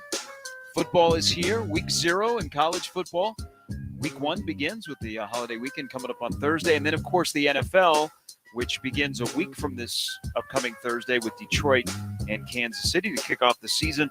Then you have the Niners and the Steelers early on Sunday at the place that used to be called Heinz Field. It'll always be Heinz Field to me. Same. 100%. I couldn't even tell you what it's called now. I mean, do people call – there's no way. In your favorite L.A. Laker voice, can you tell me what the name of the building is that the Lakers currently play in? 17 rings, bro. No, they don't know. They have no idea. But it'll always be Staples Center. Yeah, that you couldn't. Don't ask them tough questions. What's wrong with you? I can't wait. I can't wait to meet this gaggle of Laker fans that all talk like that. Oh, listen, if you're out here for a Kings-Lakers game, make it a point. They are spread all throughout the Golden One Center. They all sound the exact same. Simone knows. She's been there. Yeah. She's seen it. Many a times, yeah. Well, here's going to be my problem. So, I'm a Midwest guy, and some people will say, not necessarily when I go to the West Coast, but to the East Coast, that, oh, you have an accent. I'm like, no, people in the Midwest don't have an accent. But I've spent plenty of time on the East Coast and then down in the South where an accent, is very regionalized. And so that's very noticeable. But my problem is if I'm at a place that has an accent and it's not intentional, it's just, I don't know, by happenstance, I will start imitating their accent. Oh, no. You get me around somebody from New York and all of a sudden I'm eating a hot dog. Okay, I'm talking about basketball. And I don't know where that comes from. So what you're saying is if this were to happen, you're in Sacramento, you're a Kings-Lakers game, and you're on air next day, the first words out of your mouth when you crack the mic are 17 rings, bro. Bro, it's great. Bro. I mean, LeBron. Did you see LeBron? Bro, Austin Reeves, best player in the NBA. You know how I know? LeBron put him on IG. Anthony Davis, they should have given him more money. Dude, I seriously, like, everyone's calling him street clothes, but I'm like, dude, everybody else in the league's injured. They don't call them street clothes. Like, what the heck? Why is the NBA? Why is there a conspiracy against Anthony Davis? Hey, Gabe Vincent lives in Sacramento, but, he's playing for us. That must say something. That's right. We had D'Angelo Russell 2 times. You know why? Because he couldn't avoid. He wanted to be a Laker so bad. Laker for life, just like Kobe, bro. We have a show on the HBO Max, bro. Yeah, Kings don't got a show on HBO Max. Kings don't have a show. Only Lakers got a show.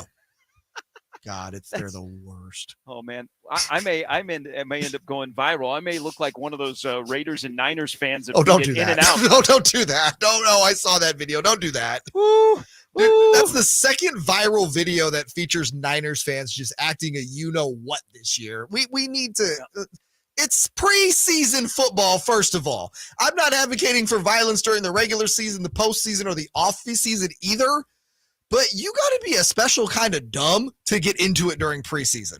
Hey, there was a fight that went viral. I think it was at the Tennessee game last week. And there is a guy that is talking on his phone, and his stiff arm to somebody that's giving him the business is better than Derrick Henry's. He goes stiff arm to this guy, and that guy immediately takes a nap. Well, that's the problem in Tennessee. That's why they never win. They have more talent in the stands than they do on the field. That's what they used to say at Tennessee football games with the Volunteers, and they went out and bought a bunch of players. See, there you go. Okay, help me here with Trey Lance going to Dallas. Jerry is talking about it. He did not inform his head coach. He did not inform Dak, which I will not get that relationship. That's your guy you've invested in, but it seems like you don't keep him invested in the franchise. It always seems like Jerry's been reluctant to invest in Dak, right? I've always felt that way. Like it's a reluctant investment in Dak for whatever reason. And the whole thing, being a Cowboy, is so awkward. Just because of the guy at the top who he's in it to get one championship. I mean, that's That's his whole lifelong goal right now, is to get one more championship. But just the things he says about Dak, I mean, I don't know if they exchange Christmas cards, if they park next to each other, whatever. But the acquisition of Trey Lance, and they take a low flyer, but is he going to beat out Cooper Rush, who has, to Cooper Rush's credit, has developed as a Cowboy, but I think he's a pretty solid number 2. I don't get this destination. Let's remember, this is the same owner last year when Cooper Rush was, playing pretty well in Dak Prescott's absence, going out there and saying, we have 2 starting quarterbacks on our team. I think Dak and Cooper are both starting quarterbacks. So there's no chance that Trey Lance is going to beat out a quote-unquote starting quarterback. When I look at this move, and it's going to be, to me, this is going to end up being a negative for Trey Lance. This is so typical of Jerry Jones reminding everyone, I own this team and I de facto run this team as the GM. I don't need to run anything by anybody. I'm Jerry freaking Jones. The other thing is too, and we kind of joke about it, but I think it's serious, Gary. I think Jerry Jones loves seeing his name and the Cowboys' name in the headlines. And he knew he was going to be on the headlines, and that way Jerry can go on the radio, he can get interviewed by the newspaper, and they'll put him on the TV. Jerry loves that. Don't think that didn't play a little bit into this at the very least. Well, Russell agrees with you. Jerry likes to be relevant. His football team might not be relevant. Right. Or you can call them America's team, but they haven't been in the Super Bowl for a while. He wants to be relevant. I mean, he not only talked about acquiring Trey Lance and not telling his head coach, let alone just informing his quarterback, because I don't think Trey Lance is a threat to Dak Prescott. But then he went even further, and he started talking about, man, we would have loved to have Jalen Hurts in the draft. What are you doing? If you don't want your current guy and you just did it because, boy, you need a franchise quarterback, don't pay him the money. Right. All right? Let him walk. Instead of let him dangle out there, which he is probably going to be the difference between you playing on weekend 2 or weekend 3 of the NFC playoffs. Let me ask you this, and maybe this is, because I have a feeling this is how Jerry operates, is I think in Jerry's world, and I'm not talking about the stadium out there in Dallas, I mean within Jerry's own head. Jerry's an older man. Jerry's an old school guy. Doesn't it strike you that he constantly feels like he needs to motivate Dak Prescott for whatever reason? I don't know what his reasoning is, but he's going to do it because I'm going to disrespect you and I'm going to talk bad about you. And that's going to motivate you to bring a Super Bowl to Dallas. Realizing that, man, today's group of players, they don't get motivated like that. That's not the thing that gets them going. No, you're not back at Arkansas, Jerry. Okay? These aren't the guys from the 90s. Okay, this isn't the Aikman, Irvin, Emmitt Smith run. The player is different. You're absolutely right, Jay. It's such a weird thing with him when it comes to his quarterback that he's paid a lot of money to, that particular position, and how he handles it all. And to get to the end goal, which is a Super Bowl, but it seems like you don't want to embrace Dak. And I don't know. And I think Dak embraces the Cowboys. Yeah. But it's not a two-way street. And all of a sudden, you watch Dak and things that go on, and they all make sense. They all line up. So, Trey Lance, again, I don't think is a threat to Dak. He's not going to come in and take his job. I mean, he's got to work in at number 3 and beat Cooper Rush. But would it surprise you if Jerry now has this new little toy, and he likes toys? Yeah. He likes him some glory hole, and he likes him some yachts. Yep. He likes toys. Hey, Mike, can you come to the office? Because, again, there's those gadget plays. Don't you think we could have a couple of gadget plays a game for Trey Lance? And the next thing you know, Trey does something well, and you know what happens in Dallas? Oh, my gosh. Whoa. Yep. And even though you're looking, hey, how much we paying Dak? How much would it take to get out of here? Hey, call that guy, that other GM up. I think it's a weird fit on where they traded him to on Friday night. And at the end of the day, you think, well, I mean, can the Niners – can you say, all right, kind of a partial win? We got a 4th rounder at least back from him, from a team where they may not know what to do with him. And I don't think they know what to do with him. Again, I think it's a splashy headline for Jerry. In his world, hey, this Trey Lance kid, Dak, get it together, or he could be the guy that eventually, supplants you here in Dallas, which in reality, there's no way that he should be ahead of Cooper Rush on the depth chart, number 1. And then number 2, let's go back to the gadget plays you mentioned, right? And let's look at that scenario where they run a quote unquote gadget play. Mind you, Mike McCarthy now has 2 weeks before week 1 to, get these gadget plays installed because it's super easy to do. And remember, he's calling plays this year too. Mm-hmm. And let's say that Mike McCarthy runs the gadget play, and to your point, it ends up with Trey Lance doing something really good. The very next day, because Jerry loves to get on Dallas radio, and he's going to start talking about, this is why we traded for this kid. This is a guy that I could see as the starting quarterback of this team in 2 years. That does no favors for Dak. That does no favors for the Cowboys. And it certainly does no favors for Trey Lance, as all of a sudden there's going to be this added expectation of him. And it'll be, you got him on your roster. You got to use him. And if I'm Dak Prescott, I'm like, okay, that's fine. I'm still the quarterback here. Yeah, I don't think Dak Prescott cares. In 2 years, you're still going to owe me a lot of money. Right, or someone else will pay me a lot of money. Exactly. And the others, like the Bills and the Ravens were a couple of teams interested. I was just really surprised that the Cowboys went ahead and made this move, but they did the 49ers a favor. They certainly did. And that's not a knock on Trey Lance. It's just we can move on with what we're doing. And then, man, I do feel bad for Trey Lance. Well, hey, I do too. And let's be honest, when you say the Cowboys did the Niners a favor, let's not overlook the fact that, they gave the Niners a 4th round pick. This is a front office in San Francisco that does historically well in rounds 3 through 6. Yep. And you just added another pick into there. And Gary, a month ago, the whole spec was the Niners can't trade Trey Lance because he literally has no value. So you went from having no value to getting a 4th round pick. I mean, it's not a heist, but man, the Niners did way better than was expected when it came to compensation, I thought. Yeah. And in the old CBA, this would be demoralizing. Mm-hmm. In the new CBA, you swung and missed, but it's not going to demoralize you. All right, we got an update with Simone coming up next. We're going to shift. We're going to talk some Kings because Charles Barkley wants to talk Kings. We'll get into that when we come back. There's Jay. I'm Gary. Simone's got an update next on Sactown Sports and SactownSports.com. It's Whitey and Watkins on Sactown Sports. Of course, the Warriors are trying to ruin this Sacramento show. Of course, I shouldn't be surprised that this is probably. I don't think you should go there.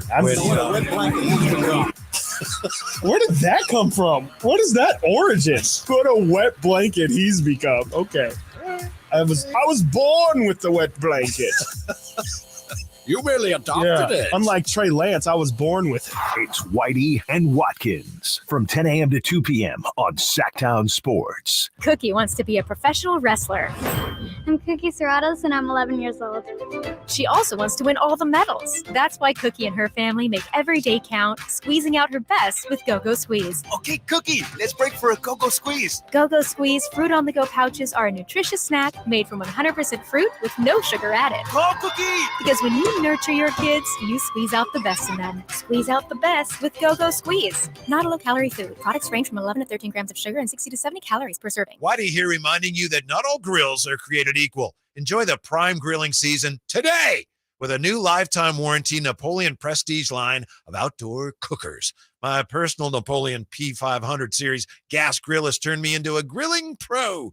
Napoleon Prestige grills, versatile grilling for every occasion. Form, function, and luxury can come in the same package. Just go to your local Green Acres Nursery and Supply for the best selection today, or visit Napoleon.com for a dealer near you. It's the Labor Day Sell-a-thon at Folsom Lake Ford, and we're back with big discounts and 0% financings available with approved credit. Plus top dollar for all trades. Shop FolsomLakeFord.com. Get ready for a night with Cole Swindell. 2023 ACM Song of the Year winner hits Heart Health Park at Cal Expo in Sacramento. Saturday, September 9th for the CITP2 Fest. And Cole's bringing some friends like Chris Chanson, Dylan Scott, Matt Stell, and more. Tickets start at $40 at CITPFest.com. This is Kenny and Jerry from Bell Brothers, the no surprise guys. If you're thinking about replacing your heating and cooling system, now is the perfect time to take action. It's the end of summer, which means the AC season is winding down. We've still got a warehouse full of premium, high-efficiency AC systems, and we'd rather sell them at a discount than let them just sit there over the winter. That's why we're offering this first ever end of summer discount of up to $3,500 off qualifying AC and heat pump systems. No gimmicks, no games. Just a great price for buying now instead of later. If you got a quote elsewhere, we'd be happy to give you a second opinion. Call Bell Brothers for details and get up to $3,500 off any qualifying AC and heat pump system. Our number is 916-444-1234 or online at thenosurpriseguys.com. That's 916-444-1234 or thenosurpriseguys.com. The No Surprise Guys, Bell Brothers. Get Labor Day savings and special low finance rates, even zero down deals with approved credit. Right now from Folsom Lake Kia, it's the Labor Day sale at Folsom Lake Kia. Your trusted dealership, my trusted dealership for over 20 years. At aimyourdigital.com, we'll help you target the right audience, build your leads, and crush your quota. Take your business to the next level.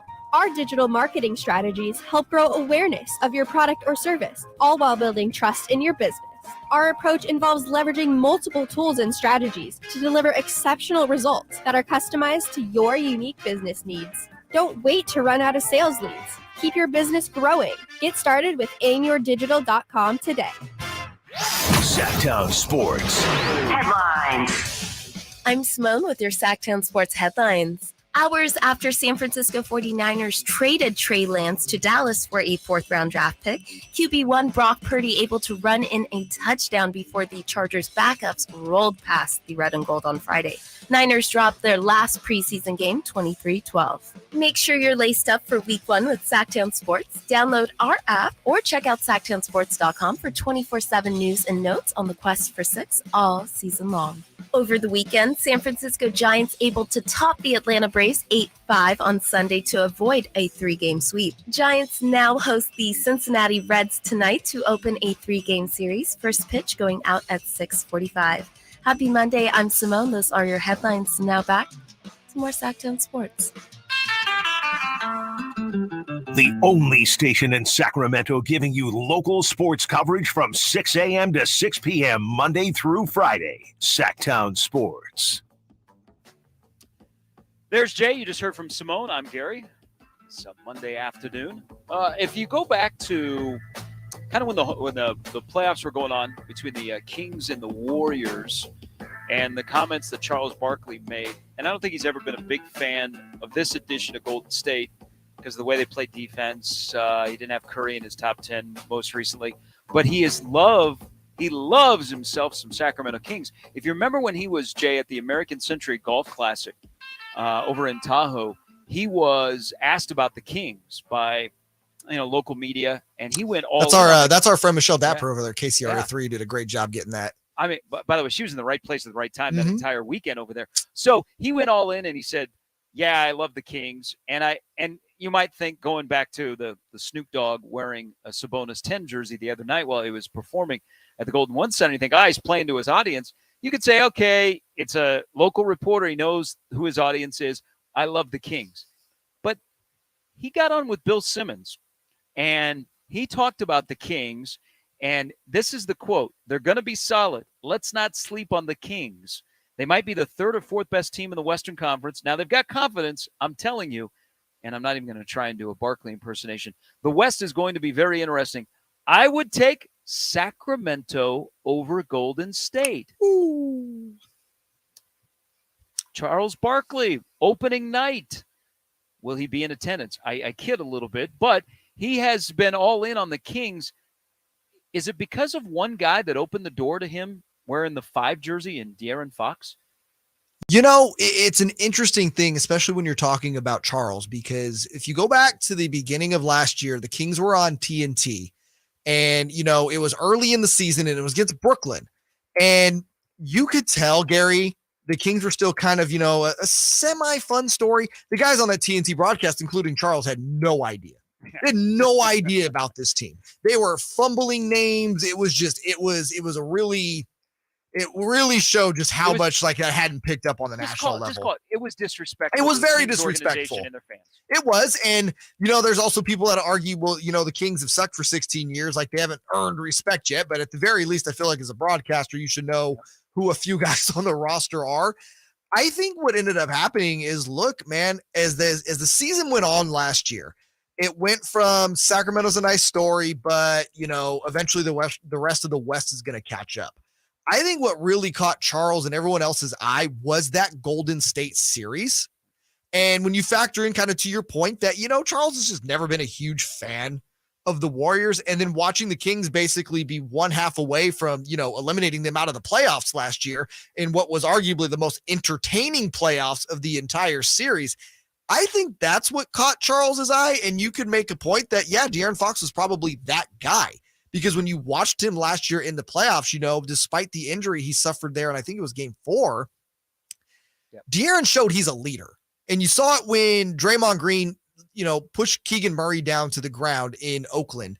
And De'Aaron Fox made sure to get up and let Draymond know, like, you're not disrespecting us. Like, that's not going to be a thing. Like, the Kings took no BS from the Warriors last year. And for a guy like Charles, who's just a no BS guy, I think that caught his eye. I think he likes guys that play hard, that have fun. And I think he has a great respect for Mike Brown.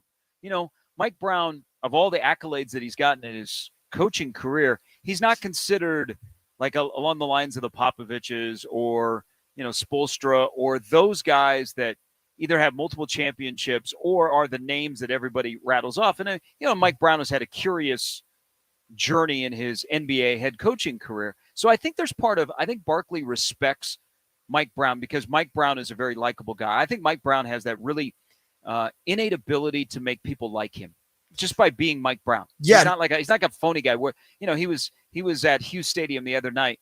He's just hanging out. He's the head coach of an NBA franchise. He's kind of hanging out. He's really, really cool. But back to De'Aaron Fox. I think when you have a guy like De'Aaron Fox who is exciting to watch, who's got a handle to him, he's on that list of guys that could be stars that not enough people know about, except if you watch him play every day, that you're attracted to him. I mean, Snoop Dogg called him out, said, I love De'Aaron Fox. Barkley likes De'Aaron Fox. I think Jeff Teague hates De'Aaron Fox because he basically sent him into retirement. Yeah. But isn't it crazy how the Kings have a guy who has opened the door for people to see the rest of the franchise. They look at a budding star and then they go, what else is there? Yep. And that's where you get the Barkleys that go, hold on now. That's a team that if healthy, they could be an issue for somebody. So when he says that, I'm going to buy in what he's saying on that podcast with Bill Simmons. No, and Charles has always been considered. I mean, this goes back to his early playing days in Philadelphia as a guy who's too honest, right? Yeah. That's always been the thing with Charles is everyone's like, man, if there's any one guy in the league, again, while he was playing or not when he was playing, that is going to just speak his mind and tell you how he feels with no sort of filter or anything, it's Charles Barkley. Like, he's not going on Bill Simmons' podcast just to get brownie points with the Sacramento Kings fans. He didn't tell, again, Michelle Dapper at KCRA about, the Kings and that because he wanted to get brownie points with the local Sacramento audience. He could care less. I at that same golf tour, Gary, many years ago, got a chance to interview Charles. And trust me, he said nothing to get brownie points with Sacramento Kings fans. I remember him telling me, look at me straight in the eye. He goes, you don't understand. I've been retired for 12 seasons now. I could play on the Kings this year and they'd be better. Well, and he's like, who did they even draft in the first round? And I think it was at that time, it was Jason Thompson. He goes, who the hell is that? How do you think you're going to get better drafting guys I've never heard of?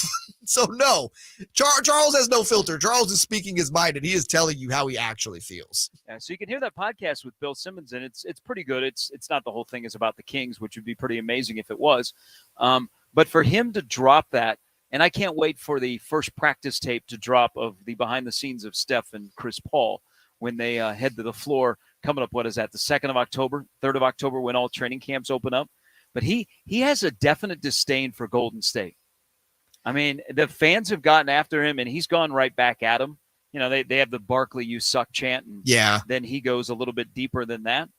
I don't understand the disdain. I think he's kind of made it personal against the fans. Oh, for sure. I think he likes Curry. I mean, I don't have a problem with him not putting Curry in right now. Is Curry is still playing in the top 10. Mm-hmm. I think he respects Curry. I think he likes Clay. Draymond is a little bit different because Draymond now is a partner with him. Yeah, that's the crazy thing, right? Yeah, but it's just I think it becomes the fan base. I think he's I think he's out on the fan base of Golden State. And so when he gets a chance to take a crack at him, he will. But in this case, I believe what he's saying. I think he truly believes that Sacramento could be the third or fourth best team in the West and that they will be better than Golden State. I mean, they were last year, right? And, Golden State is a team that they're getting another year older. You can't expect that they're going to be, the foursome there of Paul, Clay, Draymond, and Steph are going to play all 82 games. Injuries happen. We saw that with Steph Curry last year. And we saw what happened with Klay Thompson for 2 years, literally sat out because of injury. You got to factor that stuff in. Chris Paul's another guy who missed a lot of time last year because of injury. These are older players.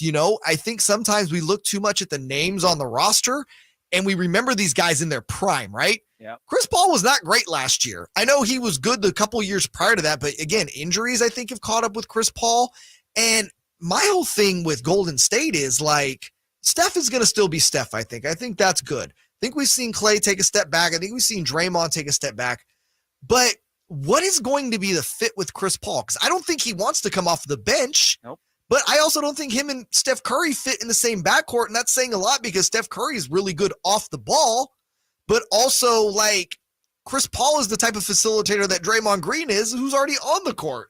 I think Steve Kerr is a challenge here just from a fit perspective. Oh, yeah. And that might be part of what we've been talking about today about GM and head coach of were you all in on acquiring CP3? Thinking, okay, how is this all going to fit together? Let me ask you this question before we take a break because I'm curious now. So let's take Barkley out of the mix. As we get closer to the start of the season and a lot of the national NBA guys are starting to come back and you see them a little bit more and we've kind of made it through the dog days of the NBA offseason. What national guy out there, take out Barkley, what national guy, if they talked about the Kings on a podcast, on the TV show, or they wrote a lengthy expose on the Kings, do you think would carry the most weight outside of Sacramento and Kings Nation? I'm gonna need to think about that one because that is a very loaded question. And so I'm going through guys that I trust as just basketball analysts, or are we looking like that's gonna catch all the eyeballs? Like, what is that talking head, right? Yeah. That's a difficult one. I feel like Stephen A. Smith, if you just want to look at it from like a fan perspective, because he has one of the biggest platforms, it's like a Stephen A. Smith. But then if you just want like a pure basketball writer who you see on TV, but you read about podcasts, I think it's Zach Lowe at ESPN carries a lot of weight with hardcore basketball fans because of just how much analysis he does. I think if you get somewhere in that range, you're probably looking at like, oh, really? Oh, wait, Sacramento wasn't just this cute, darling story last year. Like, this is a team that can legit compete. I think that's where I would go with that. What if Windhorst went all in on the Kings? How much weight do you think that would carry nationally? Like, if Windhorst is sitting on Get Up or on First Take, and he starts to talk about the Kings, does the producer in the ear say, we got to go to break? Like Simone in my ear, do they say, got to go to break? You're talking about the Kings. No. You got to. This is the Lakers, Windy Lakers. And he wants to talk about the Kings. Or do the people sitting around the table, they listen up when he makes the motion that he made last year when he's talking about Utah and wondering what Danny Ainge was the finger pointing? Yes. Like, do they let that ride? And the other co-hosts go, which would maybe include Stephen A. or Russo. And he'd be like, bah, bah, bah, bah, bah, bah. Well, I think the one, if you're talking about a co-host and you really want to get that back and forth, and again, you really want to perk up people's ears, if Windhorst says it and it's co-signed by JJ Redick, who, ripped the Sabonis trade. He's like public enemy number one in Sacramento as far as like national TV pundits goes. So if you get the combo of Windhorst with the co-sign of JJ Redick, now you're really getting people's attention. Windhorst did say something about the Kings, and people are somewhat freaked out, but you really shouldn't because what he said is what the transition from assistant coach to head coach looks like in the NBA. He's very fond of a member of Mike Brown's staff that is coaching Canada in the FIBA Cup. We'll get into that when we come back. There's Jay. I'm Gary. It's Sactown Sports on a Monday afternoon, SactownSports.com. The first ever NBA in-season tournament schedule is out, and our Kings have some great matchups, including national TV games against the Spurs and Warriors. And Sacramento Studio has won. They have risen to the occasion. And let me tell you, if you can't sense it, this place is absolutely nuts. Listen to every game on the home of the Kings, Sactown Sports and SactownSports.com. In this market, you'll find Fisher Investments is different than other money managers. Different how? Aren't we all just looking for the hottest stocks? Nope. We use diversified strategies to position our clients' portfolios for their long-term goals. You don't just provide cookie-cutter portfolios? No. We tailor our clients' portfolios to their goals and needs. But you still sell investments that generate high commissions for you, right? No, we don't sell commission-based products. We're a fiduciary, the highest standard of care for a financial advisor. It means we're obligated to act in our client's best interest. So when do you make more money? Only when your clients make more money? Yep, we have one transparent management fee structured so we do better when our clients do better. Sounds like you really look out for your clients. We do, because our priority is helping them achieve a comfortable retirement. That might be why most of our clients come from other money managers. Visit FisherInvestments.com to find out why investors like you switch to us. Fisher Investments, clearly different money management. Investments in securities involve the risk of loss. At the UPS store, you can ship it all. We're your bulky sports equipment shipping store, your heavy luggage shipping store, your fancy art shipping store. We're even your I can't believe it's already time for back to school shipping store. So visit your neighborhood We Ship It All store for dependable UPS shipping with easy to use tracking and competitive rates. The UPS store. Be unstoppable. The UPS store locations are independently owned. Product services, pricing, and hours may vary. See Center for details. Get to Acura of Stockton, where precision-crafted performance is at your fingertips. Elevate your driving experience with a vehicle that's built to impress. Acura of Stockton has a great selection of new Acuras and customer service that will exceed your expectations. And right now, lease a new Acura TLX, MDX, or Integra with low lease rates available. Take luxury to a whole new level in a new Acura from Acura of Stockton. See all our inventory and specials at AcuraofStockton.com. I'm Ken Korak with your Green and Gold Report, brought to you by Xfinity 10G, the next generation network. Well, the A's' Brent Rooker had only 25 at-bats last year for the Royals before they designated him for assignment in the offseason. Well, now it took the A's only 2 days to sign him, and on Monday the 21st, Rooker's career came kind of full circle in a way, as his walk-off home run in the bottom of the ninth inning gave the A's a 6-4 win over the Royals. Ken Korak here, introducing you to the Xfinity 10G network. Xfinity is undergoing a multi-year network evolution, giving you a powerful connection today while building toward a faster, more reliable tomorrow. The Xfinity 10G network gives you the fastest internet with even faster speeds rolling out all the time. You also get a consistent and reliable connection when everyone's online, even during peak hours. That's a home run. If you want to learn more, go online at xfinity.com/10G. The only station in Sacramento giving you local sports coverage from 6 a.m. to 6 p.m. Monday through Friday. Sactown Sports. Jay's in studio. I'm at my kitchen table. I'm Gary Sharp. Thanks for welcoming me in. I'm enjoying the community that we have on the YouTube channel. Getting to know people, what they like and they don't like, and their interaction. Previous text line sent to us about Jerry Jones, our discussion earlier about why Dallas would acquire Trey Lance and what their plan's going to be for him. Texter texts in, Jerry is delusional, as we all know. Yeah. Watching the Cowboys against the Raiders, Will Greer is a much better quarterback than Trey Lance. Unemployed. One of them is. Granted, we keep talking about Lance's upside, but we're a long way from his upside being realized, whatever it is. I agree with that last part. I think his best days, and I don't know what that ceiling is for Trey Lance's best days in the NFL, are still ahead of him. He would greatly benefit from playing in the USFL or the XFL, where he can just go and play football, and there is absolutely no pressure on him. I'll tell you this much, the USFL or the XFL would love for that to happen. They would love for that to happen. They would love to grab a headline that is anything else but their potential demise, correct? And I think, honestly, in that type of league, I think Trey Lance would do fine, except if he didn't, right? Because if you go to the XFL or USFL and he's not putting out 4 or 5 touchdown games, 400 yards passing, like, I feel like that would actually end up being a worse thing for him. Yeah, and I say that a little bit tongue-in-cheek because that's not going to happen, but it shows you what the value of an NFL development league could do. Oh, for sure. Where a guy like him who, he graduated from high school in 2018, and his football career might be over, but could just go and play and learn how to be an NFL quarterback where there's not all these eyeballs on you, and you can make mistakes, and it doesn't cost you your job or any money.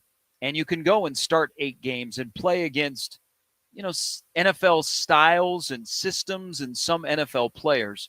And we've had that. I mean, look at Sacramento at one time. I actually came in and did a game over at now Sutter Health Park. I did a Sacramento, it was the Omaha, what were they called? The Omaha Mammoths were playing. And whatever the Sacramento team was. Mountain Lions, baby. Yeah. Okay, so Josh Johnson. So this is going all full circle. Josh Johnson was the quarterback. Denzel Washington's son, who made a better decision with his career, was the running back. Yep. And Denzel was at the game when I was here broadcasting the game.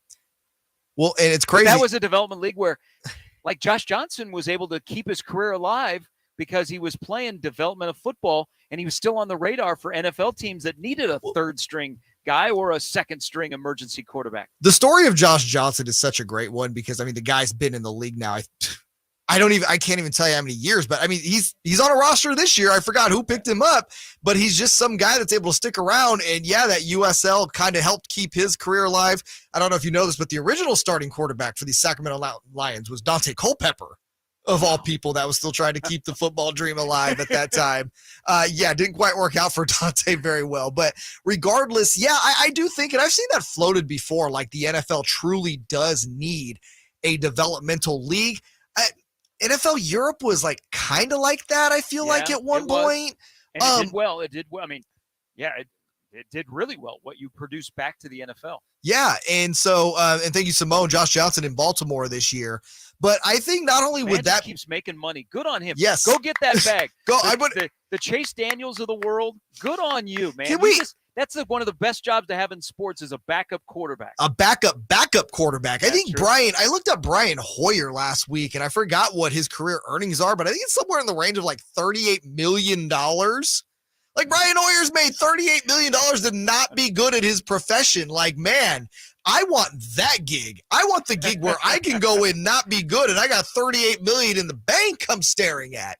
But, when you mentioned the developmental league, it wouldn't just be great for the players, but it would also be amazing for these other cities to have an NFL developmental team because it has to be NFL branded, right? Yes. That's happening in the fall in cities that, are a market like a Sacramento, for instance, where we'll probably never get an NFL team, but we also don't have major college football here either. And if you had the developmental team for the San Francisco 49ers in Sacramento, I think they could make a lot of money at the gate and make a lot of money off of this developmental league in cities like that. Yeah, and have guys ready to go. Now, exactly. I think all of these leagues, USFL, XFL, whatever that was called when the Mountain Lions were playing. The USL. USL. And then did we have wasn't there the Allegiance or Alliance of American Football? That was the one that went under a couple years ago. Yes, there was. And then there was the alliance between the Pac-12, ACC, and the Big Ten, but that's for another show. But it would also, I think all those leagues are built off if you've got a quarterback name, a name that we saw in college. Maybe he's got a cup of coffee in the NFL. I'll go one step further. It would help with coaches. I think coaches that want to be pro coaches, like Mike Vrabel gave assistant coaches the reins during the preseason so that they would have something on their resume that would look good when they sat down for an interview with, an owner or a GM to possibly get an NFL head coaching job. I think that would also help in the coaching circle. Now, you talk about development, and I want to get to this because we were discussing before the break. Charles Barkley is all in on the Kings. I think he has great respect for Mike Brown. I think he loves De'Aaron Fox. He just loves how the Kings play. But you brought up development. I found this. I got into a little discussion online with a Kings fan about Brian Windhorst in the FIBA Cup going on loves Jordy Fernandez. We like Jordy Fernandez. We see him on Mike Brown's bench. There were GMs and owners that liked Jordy Fernandez after this great run by the Kings. isn't it okay if Mike Brown kind of turns into a version of the Greg Popovich coaching tree? You got Bobby Jackson, went to the Sixers. I think Jordy Fernandez, another really good year, is not going to be in Sacramento on the bench. He's going to have a bench of his own. Isn't that okay? Yes. I know we like continuity here, and especially with the core of this team, but isn't that the ultimate goal as an NBA coach is guys are going off your bench and they're on to run their own programs, kind of like Popovich's coaching tree has just grown and grown and grown? It's a sign of not just a successful head coach. It's also the sign of a successful organization that you're bringing in guys that are constantly learning under these trees, as you say, and moving on to other places. We look at here in Sacramento, Rick Adelman had that great 8-year run as a head coach of the Sacramento Kings. He had at least 2 guys plucked for head coaching jobs. People forget Byron Scott before he went on to be head coach of the Nets and take them to back-to-back NBA finals. His first coaching gig was as an assistant under Rick Adelman on the Kings and was plucked from the Kings to New Jersey at the time. Same thing with Terry Porter. Terry Porter was an assistant coach coming up under Rick Adelman, and I believe it was Milwaukee that plucked him as well. And there might be one other coach that is escaping me right now. I don't think so, but I know those 2 for sure. And then you look at in the last 16 years post Adelman, there was not one assistant coach that was plucked from the Kings to become an NBA head coach. And so you can just make the comparison right there. Like, these guys don't come from bad programs. Like, nobody plucks a guy from a bad program to be a head coach. So it speaks a lot to the success of your organization if your guys are wanted by other organizations in the league. And to your point, Phoenix, had conversations with Jordy Fernandez in the offseason. I don't know if he was a finalist, but I think he got pretty high up in the Toronto Raptors interview process as well. And I think it's a matter of time when you see what he's doing with Team Canada, Gary, that I think Mr. Fernandez is not long for Sacramento. No. He's a great relationship builder. He's 40 years old. He's got international experience. He's now getting to run his own team in the FIBA Cup with an okay roster, which Canada has. But you're absolutely right, Jay. It's all about the success. So the success of the Kings last year, smart GMs and owners go, well, it's not just the head coach. Who behind the scenes is like the next guy? Who's got the formula that Mike Brown has? If they have another run like they had last year, and it doesn't need to be, number 3 seed, but I'm talking about being successful, right? Where guys also make leaps. Like, it's pretty noticeable that Keegan Murray has made a jump in his second year, even a De'Aaron Fox, or some of the young players that are coming in. A Chris Duarte looks a lot different than he did in Indiana. Then you're going to go, okay, Jordy Fernandez probably has a hand in that. That's the guy that I'm going to want running my team. So I think it's okay. You'd love to keep everybody together because that's talent on your bench, but it is a sign of things are going well if people are looking to your roster of coaches and saying, I want that guy. And every smart head coach goes, have him. That's what I'm here for. I coach up my coaches. I coach up my team. And it is a good sign on me if I was able to select coaches and they've been selected to run your franchise. Absolutely. And then these head coaches also know, and I hate to say Jordy Fernandez is an easy guy to replace. But when you have success, it's a lot easier for a head coach. And we can go back with Mike Brown, right? Golden State, when they needed an associate head coach. Mike Brown is a well-established coach in the NBA that they had on their roster for, I think 6 seasons as the associate head coach. Might have been a little less than that. But when you have that type of success, you now attract a whole different breed of coaches to fill that associate head coach role that Jordy Fernandez has. So it's a win that you'll have one of your guys taken because it shows a lot of good stuff with your own coaching staff and organization. And number 2, you'll probably be replacing him, Gary, with a really good either former head coach or whoever that next guy is that is one step away from that job. That's what I look, unless you're a super diehard, you don't know the list of guys that sit behind the bench. Right. Okay, they have nice-looking polos on, and you only see them when you get into the arena 2 hours before tip-off, and they're working out every guy. But good coaches, they have that next man up. Yep. They have that next coach in waiting. Look at Spoelstra, okay? Spoelstra started as a video guy, worked his way up. He was in line when it was time for Pat Riley to retire. Boom. There you go to Spoelstra. And so Spoelstra's gig goes to somebody else. Good coaches and good organizations have a deep bench. Not just the guys that are wearing the jersey, the guys that are wearing the quarter zips on game night. Yeah, no, 100%. All right, 2 in the books. We got the band's going to hit the field here. It's halftime on a Monday. When we come back, The A's made some news over the weekend. It wasn't that they were the first to be mathematically eliminated, but where are they going to play next year? Are they going to play close to here? Are they going to go somewhere else? Are they going to share Oracle Park? That would be awkward. That'd be really awkward. We'll get into that when we come back after an update at the top of the hour with Simone on Sactown Sports and SactownSports.com. It's the Carmichael Dave Show with Jason Ross. So, Mark Davis is bald now, and he's thinking differently. Is that what That's happened? what it is. Mark, This is bald Mark Davis. Mark Davis shaved off the Chucky lettuce and was like... This is Dark Mark. All right? This is what he is. This is Darth Mark? This is who he is now. I mean, they look like they play in that Battlestar Galactica starship. The Carmichael Dave Show with Jason Ross. Weekday mornings from 6 to 10 on Sactown Sports. All new spring deals are here at Lowe's. Start planting your garden this weekend with Bonnie 11.8-ounce vegetables. Buy 4 for $10.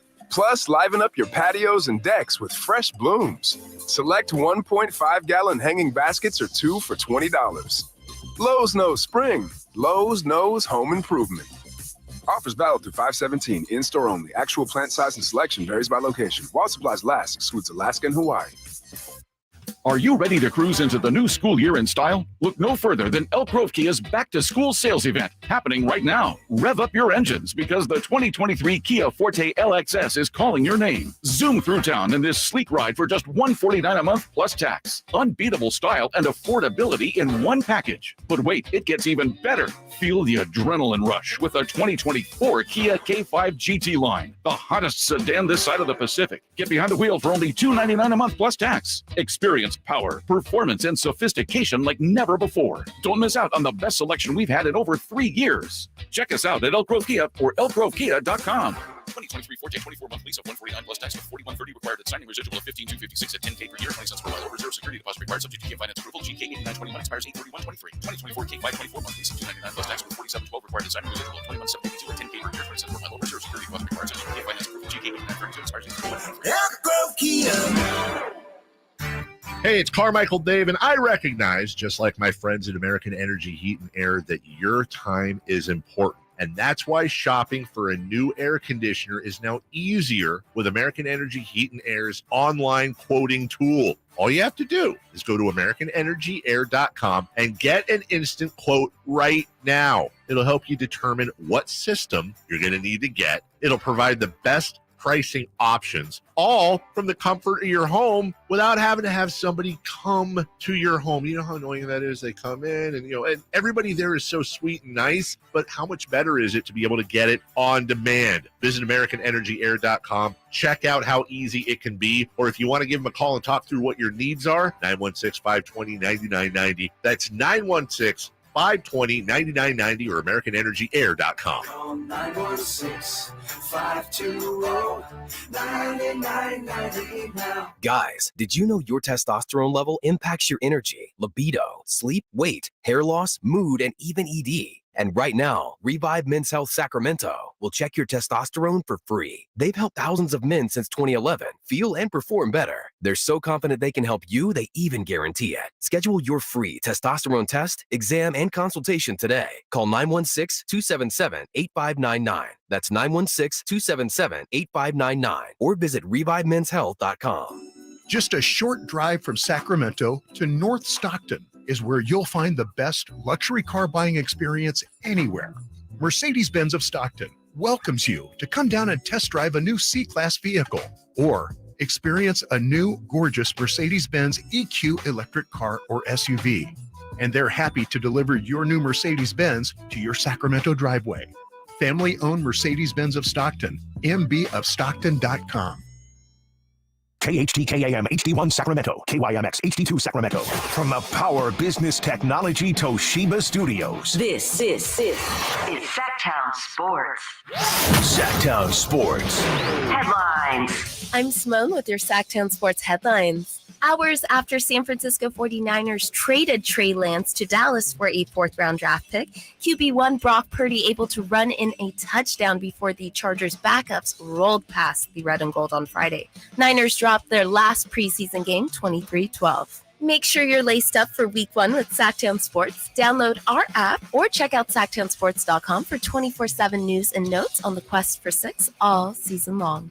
Over the weekend, San Francisco Giants able to top the Atlanta Braves 8-5 on Sunday to avoid a 3-game sweep. Giants now host the Cincinnati Reds tonight to open a 3-game series. First pitch going out at 6:45.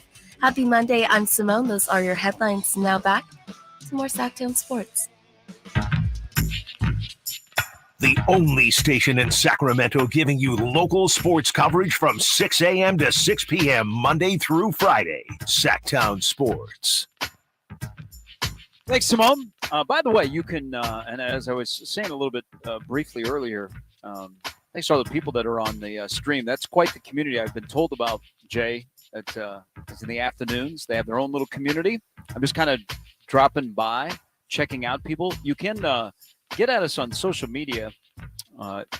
Jay, you can find it JayMarZZ with 2 Z's. 2 Z's, very important. 2 Z's. I'm at Gary Sharp 1620.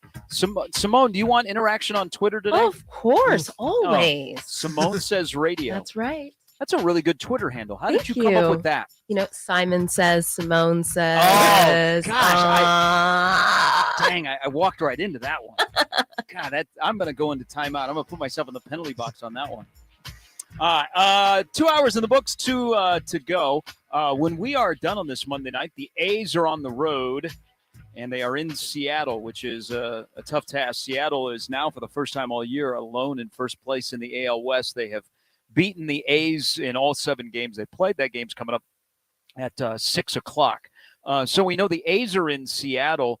There was a lot of discussion this weekend, and of course, after John Fisher comes out from hiding and only talks to people in Las Vegas before the local media get at him, and they're like, what are we doing here? Do you have a handle on what next year will look like for the A's when you combine the lease at the Coliseum and just the angst of that group and not wanting to be in Oakland anymore? If you're a betting man, and I preface this because you have said you are not. I am not 1-800-GAMBLER. Even though if you had Notre Dame giving up 20.5 on Saturday, it was pretty good for you. I'm just pointing that out as an option. Or if you like UConn and plus 15 on Thursday night against North Carolina State. It's like you were looking at lines before the game. Yeah, well, I liked how, I'm not a Notre Dame fan, but I like how Notre Dame played. And I just saw that line. And I was like, Navy's got a new coach. They can't throw the ball.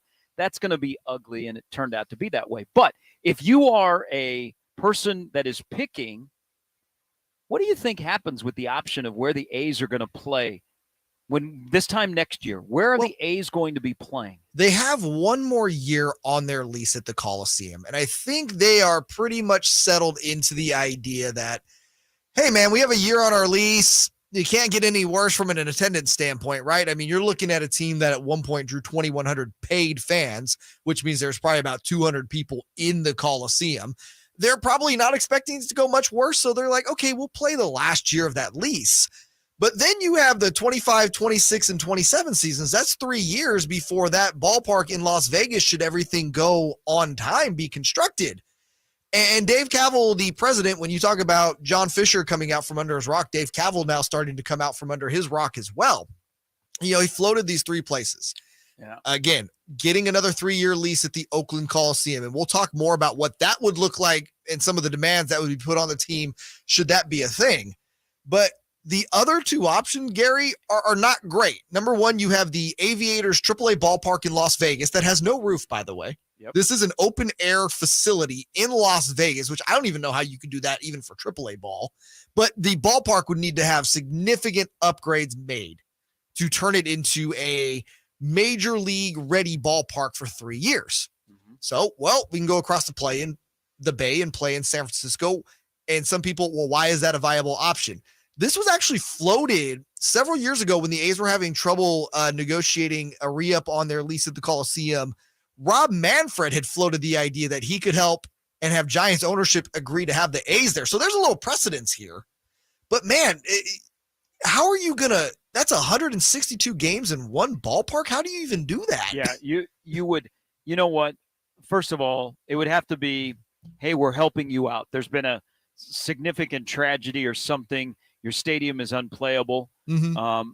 For 1 year, we'll do this, and we'll stress the heck out of our field and our grounds crew and our entire staff, and it'll be very awkward when the main tenant leaves town and you guys come in, and where is going to be your full-time clubhouse? I mean, there's all kinds of logistics. It happened to the minors in 2021.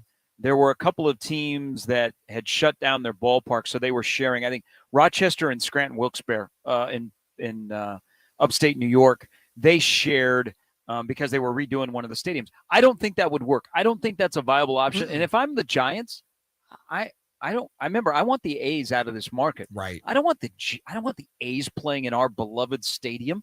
I mean, come and play us in a series. Don't come and play us for 81 home games. Yeah. And let's also look at it from this standpoint too, is anybody that's going to an A's game at this point is from Oakland. Yep. They're not trying to they're having enough problems getting people into the Coliseum now. Now you're telling the Oakland fan base you got to go across the Bay Bridge to San Francisco if you want to see them. I mean, it's just not a thing they're willing to do at this point. You know what I mean? You're already taking the team from the city. Now go tell them to play you go watch them play in enemy territory for 3 seasons just to get a little last taste of a really bad baseball team. That's not happening. Unfortunately for the fans that are the diehards that continue to stick around when that ownership group keeps kicking you between the legs, is I would say, you know what? Go. So, and I think we're going to get to this in the next segment because I think you're pretty fired up about this is, you know what? Let us move on with whatever we're going to do and if we get a baseball team or not. But you guys leave and go to Vegas or wherever. It's not our issue anymore. You know, you play out the lease. We don't need that anymore for our fan base. Right. And you know, and who now steps in and makes those decisions? Because if it's Manfred, you know that it's going to absolutely make no sense whatsoever. Yeah, exactly. Rob Manfred, not exactly a bastion of great decision-making during his tenure. Now, he's making his bosses, the owners of MLB, money, but that does not necessarily mean he has made or done some great things. I mean, he said a lot of dumb things. But again, so you go back and, you know, even it's been kind of floated, and this was asked of John Fisher, would he consider Reno and Sacramento? And he made the same thing. Well, those are not major league ready facilities. Well, Vegas isn't either. No.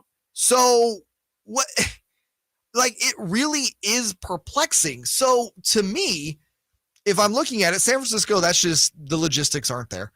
Las Vegas, again, the logistics aren't there. Oh, by the way, good luck telling 29 other MLB teams that they're going to need to play in Las Vegas in the middle of summer when there's no roof. I'm sure that's going to go really, really well when you're telling the Dodgers and the Yankees and the Red Sox that, yeah, guys, 125-degree heat on July 7th. Who's signing up for that?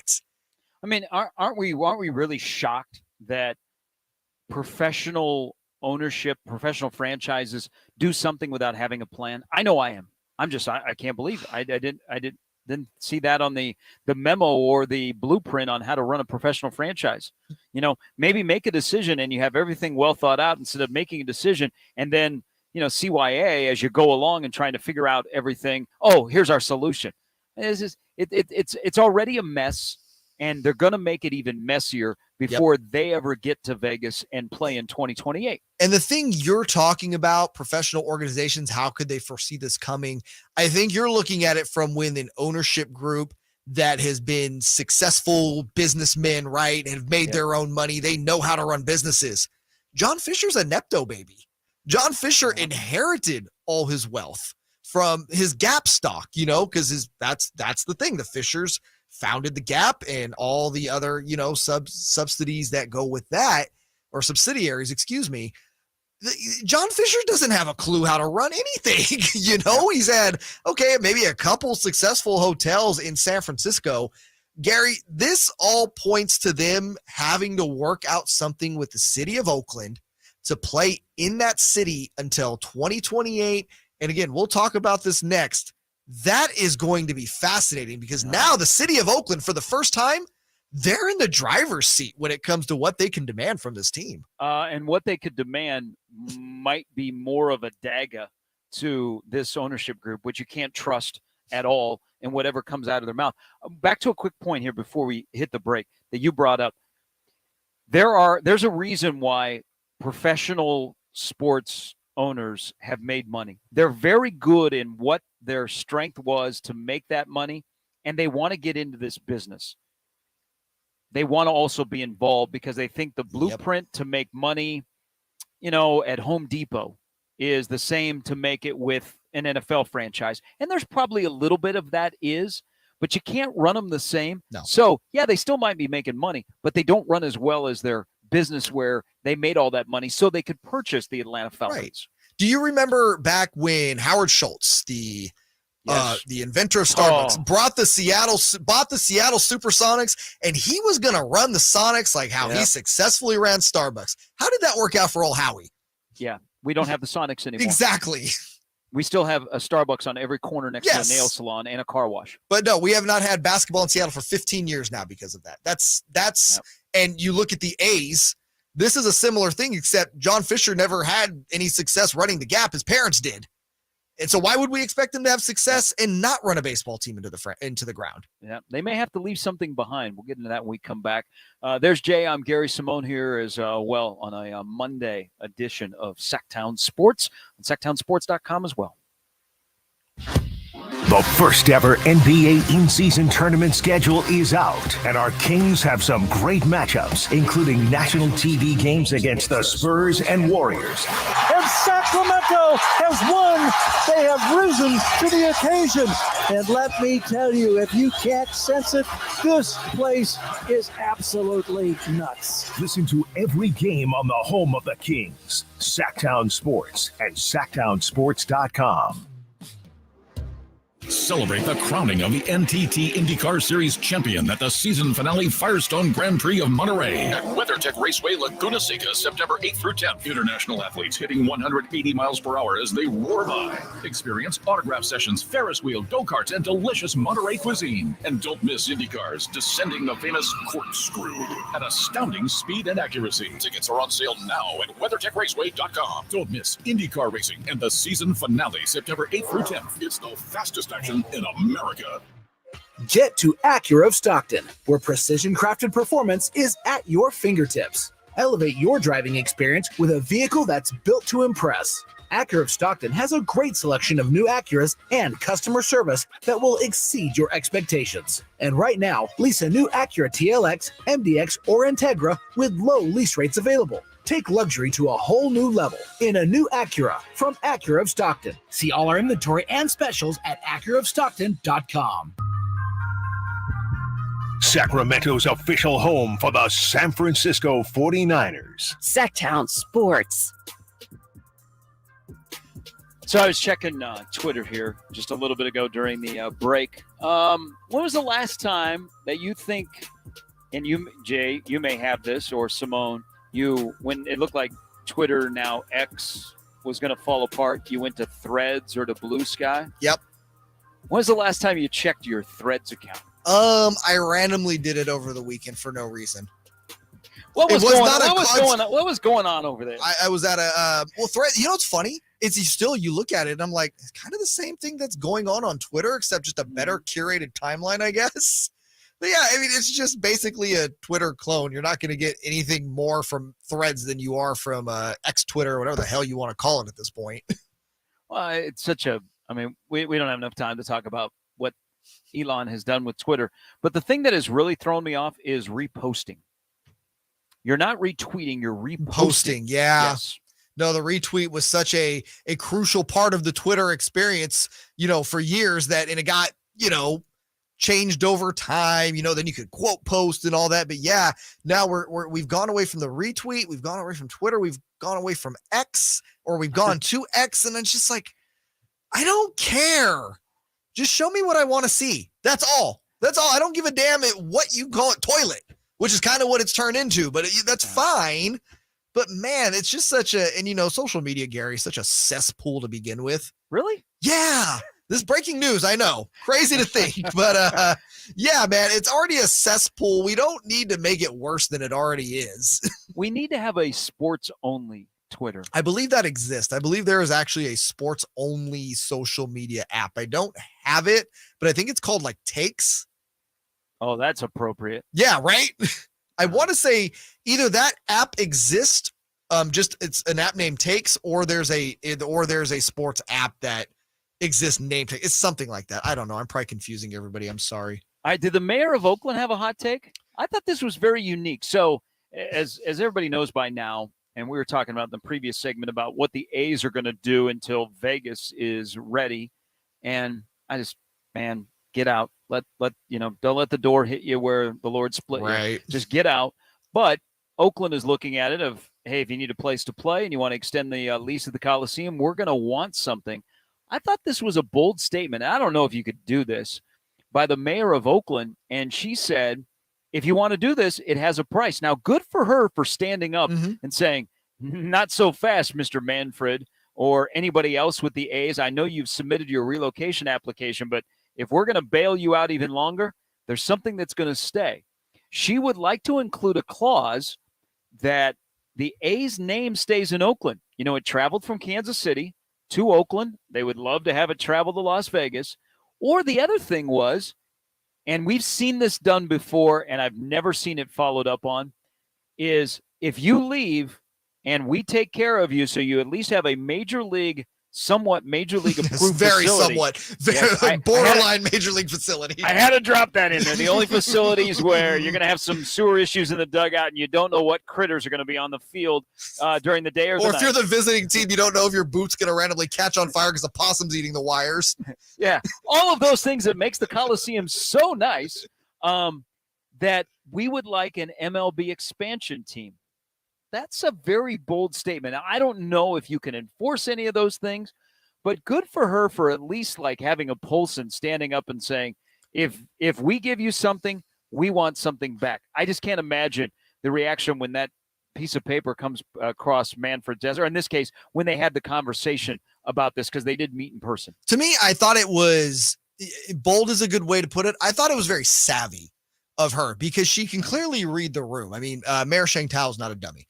And it's like, okay, you guys have basically three options. We're the best one because the option in San Francisco is just a nightmare.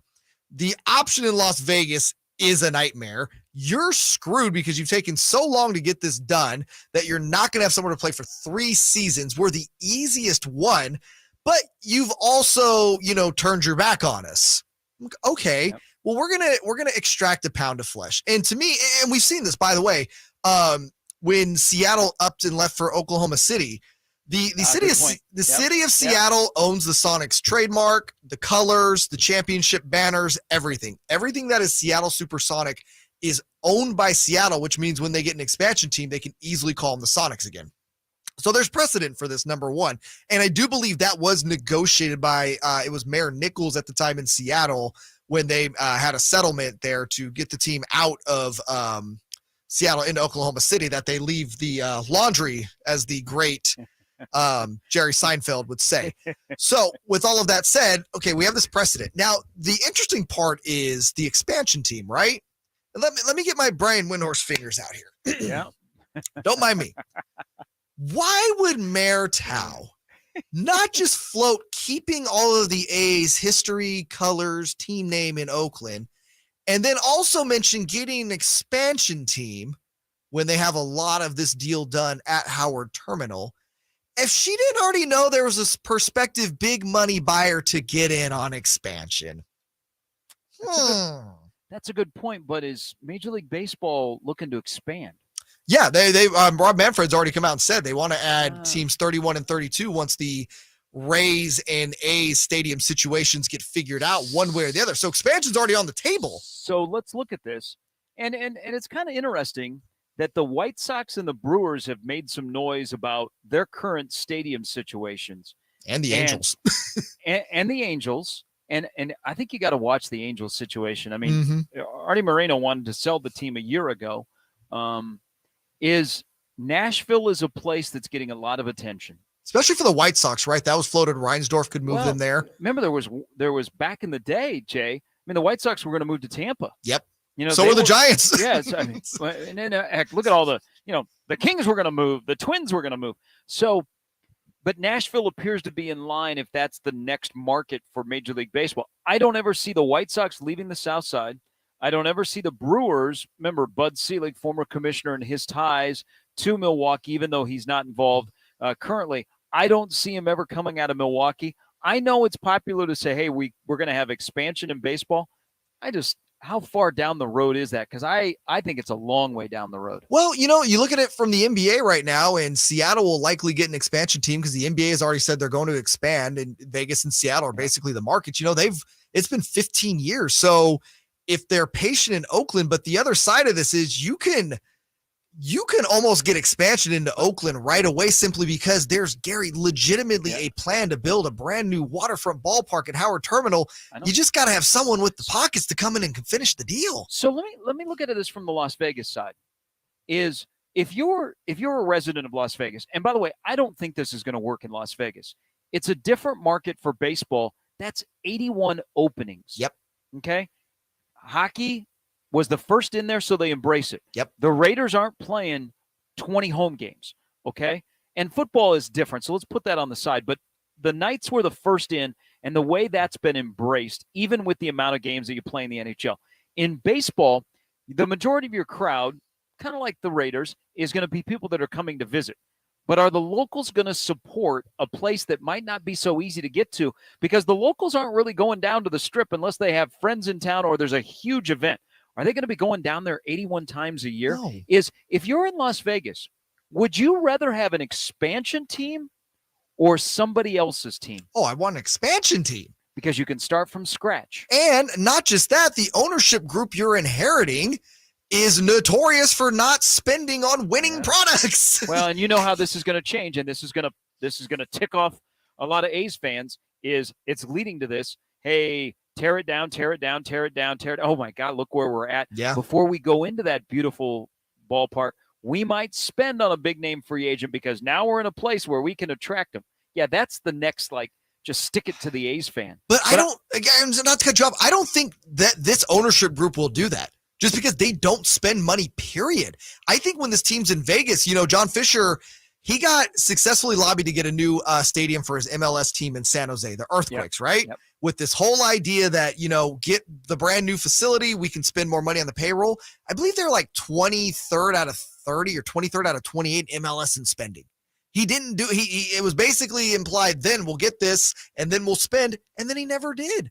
I think he's just getting a sweetheart deal in Vegas to up the franchise valuation. I don't think he has any plans to spend when they're in Vegas. Speaking of the MLS, we will talk about what happened Saturday night at Hughes Stadium. I think that was a great scene to have 20,000 plus.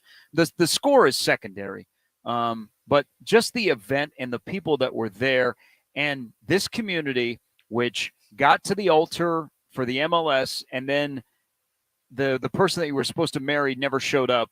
Now are you starting to walk down the aisle again? If you listen to the mayor and the folks from Sac Republic FC, if an MLS franchise, and I'm looking at Saturday night and the attention towards soccer in this community, do you build it and they will come, or they will come and you build it? I'm dropping in a little Field of Dreams line. But as an outsider, I'm going to pick your brain, Jay, on what Saturday night says about Sacramento as a good sports town or a good event town.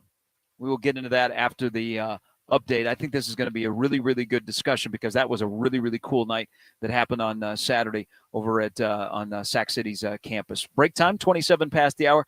I'm Gary. There's Jay. Simone's got an update coming up next on Sactown Sports and SactownSports.com. Catch the Oakland A's every weekend on Sactown Sports. Friday nights, Saturdays, and Sundays. Sinking, that's going to get down for a hit. Around third, your score is Tony Kemp. And the A's have taken the lead. Edge of the track makes the catch. And the Athletics get a great win. Sactown Sports, your weekend home for the Oakland A's. Sactown Sports coverage of the Oakland A's is brought to you by Xfinity 10G, the next generation network. Sacramento weather is brought to you by the Arnold Law Firm. I'm Mark Finan in the KCRA3 Weather Center. Skies will stay clear tonight. Delta breeze will cool temperatures down to the low 60s by morning. Tomorrow will be sunny and warm with a high of about 95. Get the latest forecast on the KCRA3 News and the KCRA3 app. The Arnold Law Firm has seen how a collision can turn anyone's life upside down in a heartbeat. So remember to be a little more alert on the road and stay safe. The Arnold Law Firm, providing real justice for you since 1975. Call 916-777-7777. I like daffodils, tulips, the big dinner plate dahlias. I loved being in the garden, but I wasn't going to be able to because I couldn't not only walk, but I couldn't really stand on my foot without being in pain. It was excruciating. So my husband said, let's go to the Good Feet store. For over 20 years, we've helped people like Terry live the life they love without letting their feet get in the way. This nice young man said, I think I can help you. He got the arch support and I was fitted. And I kept walking back and forth across the store. And I looked at my husband and burst into tears because it was the first time in a year that I have not had any pain in my foot. I have had no pain since the day I bought them. Now I can do whatever I want. There isn't any place on my property that doesn't have flowers blooming 365 days a year. I still can't believe it. My name is Terry, and that's my Good Feet story. See what we can do for you with a free personalized arch support fitting at the Good Feet store. The Good Feet store. Come in now for a free arch support fitting and test walk. When you're young, life is full of choices.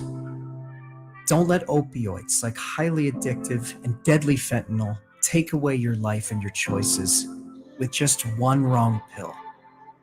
Addiction is a disease that can affect anyone at any age, but there is a choice to get help for this disease. Find medically proven treatment options, including virtual, at choosemat.org. Every vehicle's price to sell now through Labor Day at Folsom Lake Honda, your one-stop Honda shop. We make buying a new Honda easy and stress-free. Pre-order online or in person today. We'll be there to help you every step of the way. Get an instant cash offer for your trade at FolsomLakeHonda.com. We'll buy your car whether you buy from us or not. Our customers love doing business with us, and you will too. Folsom Lake Honda is your one-stop Honda shop. Folsom Lake Honda, yeah, your one-stop Honda shop. Golf to Go is brought to you by the Hagen Oaks Golf Super Shop. Here's Frank LaRosa. When you step on the first tee, you're there to have fun, but you also have a responsibility to the other members of your group. We can be quick to find fault with others not playing fast enough, talking on their cell phones, and more. But it's good to look in the mirror now and then. When your partner's on the tee, don't be looking in your bag for tees or a snack. Be quiet. Know your yardages and be ready with your club. Some players enjoy a friendly tip when they're playing badly. Others don't want to hear from you, even if you're Tiger Woods. Know how to read the room. If you like the flag stick out, tend it while someone is putting or put it back in the hole when everyone finishes. Watch the flight of your friend's shots. Finding lost balls quickly keeps the game moving. And if you're so far right that even the superintendent doesn't go there, give it up and hit another ball. And if you're not playing well, keep smiling. It's infectious and others will look to play with you again. Good karma and good golf go hand in hand. Have fun. It's a game. That's your Golf to Go. I'm Frank LaRosa. Sactown Sports Headlines.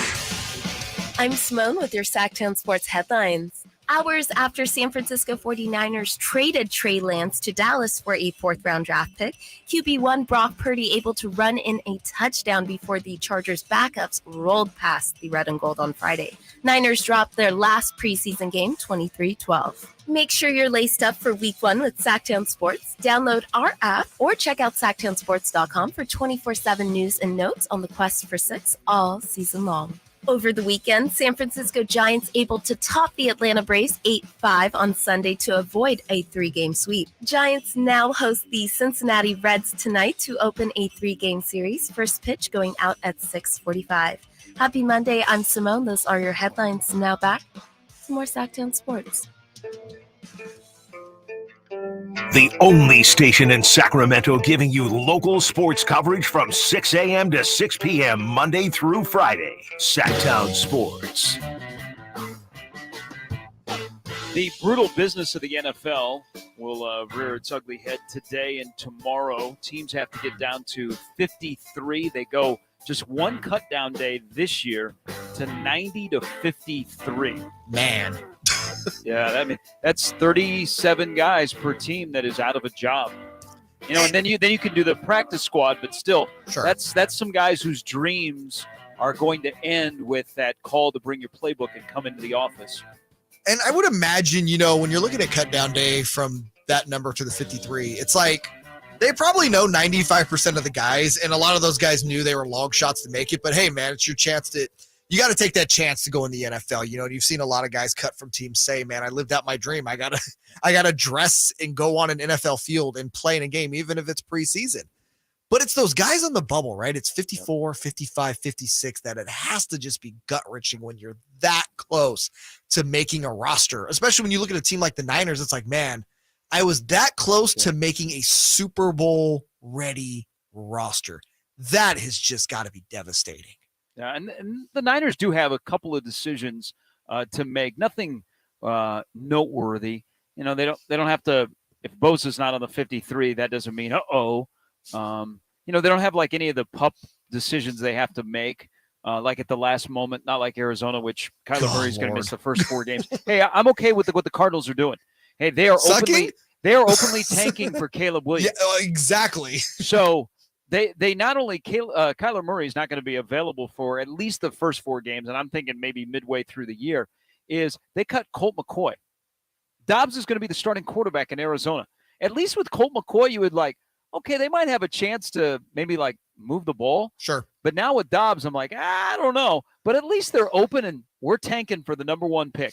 There are very few quarterbacks that you would tank for coming out of college. I mean, you know, the Colts sucked for luck, and we saw how that turned out. I'm okay with the Cardinals saying, Caleb Williams, get yourself a real estate agent and start looking for property in Phoenix. And also maybe ask the guy that's calling plays and helping you, Cliff Kingsbury, what he thought about living in Phoenix, and if he maybe still has that place in Scottsdale available. Well, I was just going to say, who's having a worse day today then, Colt McCoy or Caleb Williams? Whose day just went completely south? And I feel like the answer is Caleb Williams. Well, you got a chance. Well, you know, like no great quarterback.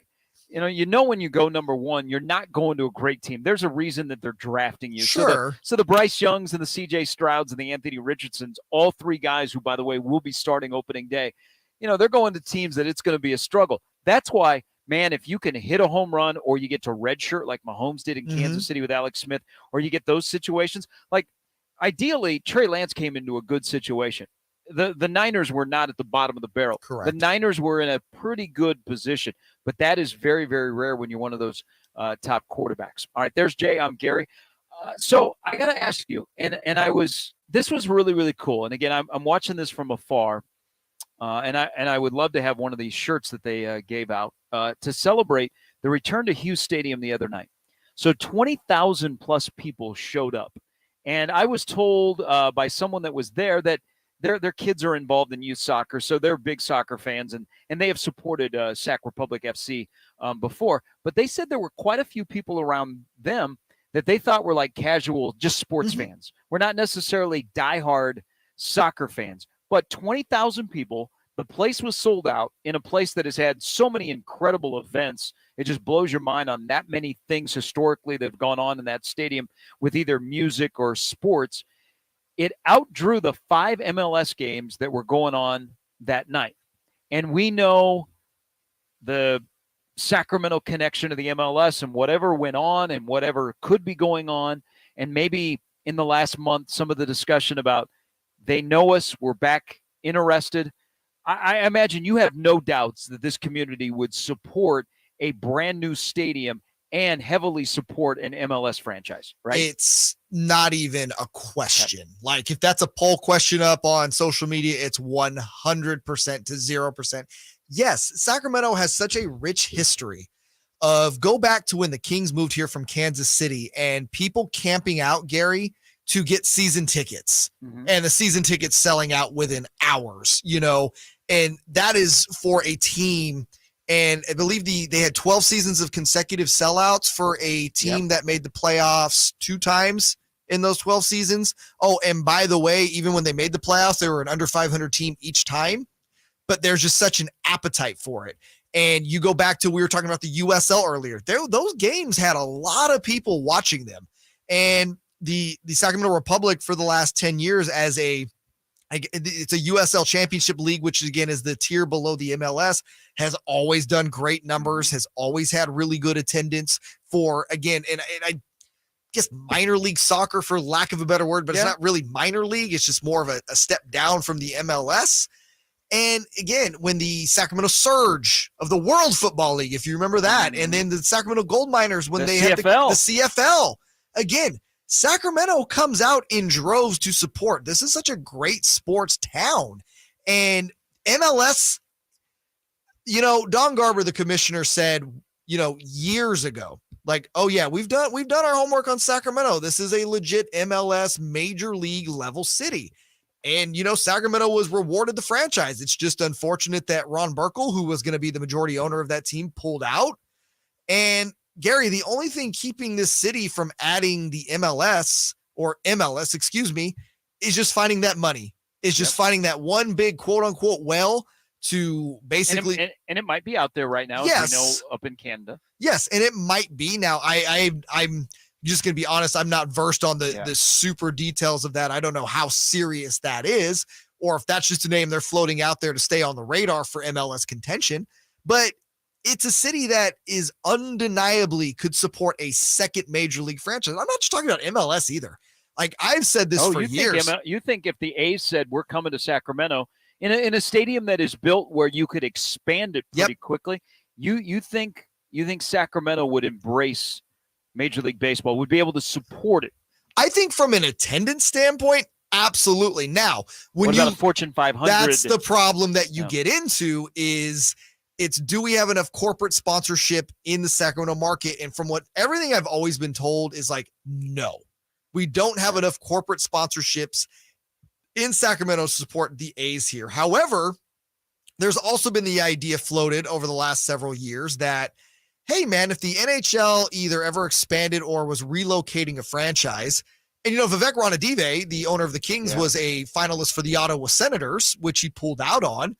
But I think Sacramento would make for a great NHL a great NHL city. This is perfect for the NHL. This is definitely the type of city that would embrace that game. Plus, Gary, all you got to do is make some renovations to Golden One Center that I'm told wouldn't be that expensive. You already have so you can put in ice. The facility's already built. You don't have to go out and secure any sort of public funding to get another stadium built. You don't have to spend any money that way. I mean, I think this town is ready for a second major league team. So looking at Sacramento, 2.4 million people and the support of the Kings, and it still blows me away to see outside of the Golden One Center before, during, and after the Game 1 victory over Golden State, the amount of people that were there, and all I could think was, man, they wanted to get rid of Sacramento. They wanted the Kings out of Sacramento, and look at the people that are here supporting good ownership, good team that you can be proud of, and winning basketball.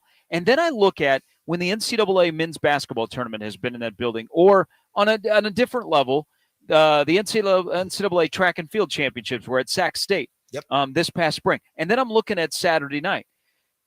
Is it a good event town? Is it a good event town, great sports town?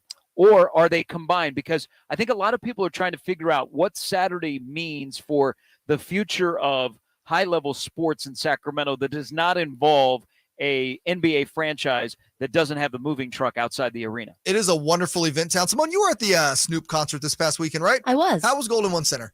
Poppin'. Was it sold out or close to? Was it? Oh yeah, absolutely. And that's what I mean. And Gary, I've been to several concerts at the Golden One Center, because of having that new facility, Sacramento can now attract big name artists, big name bands to there.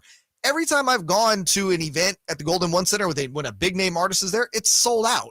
It's again, there's a reason why these big name artists come to Sacramento now. It's because they know they'll sell out. The WWE makes, 3 or 4 trips to Sacramento a year. Why? Because they do really well when they come to Sacramento.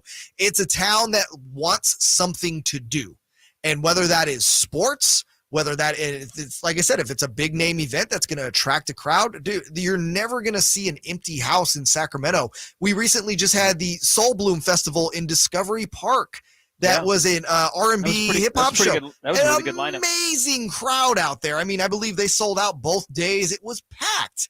People come out in droves. Our very own Country in the Park that we put on here at Bonneville with KNCI. They do 2 a year now because they do such good numbers with their with the audience and the ticket sales. It's just such an amazing event in sports town that I just think a lot of people sleep on. Yeah, well, I think Saturday night just proved that the MLS can work in Sacramento, because if you can not only have a strong soccer community, and Sac Republic has a really good ownership group, so they've cultivated the Tower Battalion and everything else, and the loyalty, because soccer is one of those sports that I think is really, really loyal. Yeah. The people that are in it, because you feel like you're part of the event. It actually becomes an event. And Saturday night was a huge event. And if you're from the outside and you're the MLS and you're looking at that, I don't know what other questions you have. Your question would be the financial part and, are you going to get the stadium built? But I don't think if you can get casual people in along with the diehards, then I think you have a mixture. And I think there should be no doubt that the MLS should make Sacramento one of the next expansion franchises. Yeah, no, they're at 30 now. Again, San Diego got the spot that was supposed to go to Sacramento after Ron Burkle pulled out. But listen, I think MLS would like to go to 31 and 32 teams. I think it's simply, Gary, a matter of, okay, do you have that quote-unquote whale in the ownership group, that billionaire that can be the face of the franchise? You got that, then we're good to go. So it's that tricky thing, and don't you like this? We're spending other people's money. Yes, I love spending other people's money. Do you build it and they will come, or they will come and then you build it? This is the type of city you need to come before we build it. We found that out with the Sacramento Kings, and it's going to be the same way for MLS. Look, we already have approval on the city level here to get that facility constructed in downtown Sacramento. It's simply, hey, we just need the money person and we're good to go. Yeah, well, Saturday night just proved that the MLS would work in Sacramento, and that was such a great event. That was really, really cool out at Hughes Stadium. All right, quick break. We'll come back. We'll sift through some emails, some tweets, and chatter going on our YouTube page. Derek has a great point that we will address. Also, there is a good question. Why was Jaylen Brown playing Big Three this weekend? Why? Why? Well, we'll look into that. There's Jay. I'm Gary. Simone with us as well. And all of you on Sactown Sports, 1140 a.m. and SactownSports.com. Will Brandon Ayuk emerge as a star in the Bay this season? Now going to throw for the end zone, wide open, Brandon Ayuk. Can Fred Warner lead the Niners defense to another deep playoff run? And Fred Warner with the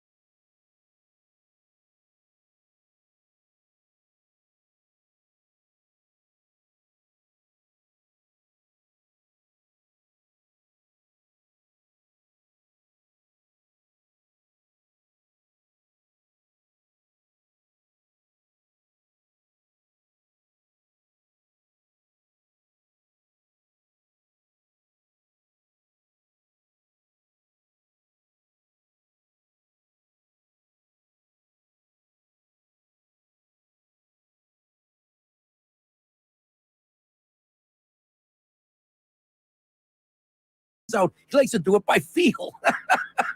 Don't worry, eBay Motors has bumpers, taillights, trunk lids, license plate holders, 122 million parts. Pull up just a little bit. And headlights. They've got lots of headlights. Get the right parts at the right prices. eBay Motors. Let's ride. Tired of hearing scary radio ads about the IRS? Tax Relief Advocates is different. TRA is here to tell you that if you owe money to the IRS, whether it's $5,000 or $500,000, we have a solution. TRA can eliminate or reduce what you owe to the IRS with zero risk to you. If we can't reduce your tax debt, then you pay nothing. We have a 5-star rating on Google and Yelp and an A+ with a BBB. End your tax nightmare today by visiting TRA.com or call 800-583-6681. That's 800-583-6681. Are you ready to cruise into the new school year in style? Look no further than Elk Grove Kia's back-to-school sales event happening right now. Rev up your engines because the 2023 Kia Forte LXS is calling your name. Zoom through town in this sleek ride for just $149 a month plus tax. Unbeatable style and affordability in one package. But wait, it gets even better.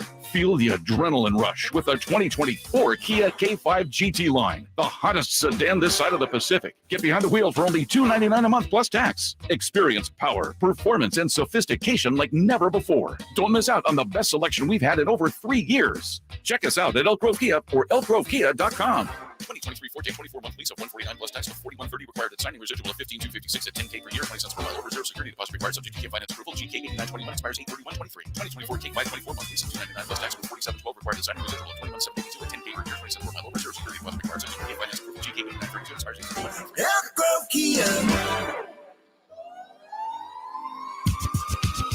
Live and local, 6 a.m. to 6 p.m., Monday through Friday. Sactown Sports. All right, welcome back in.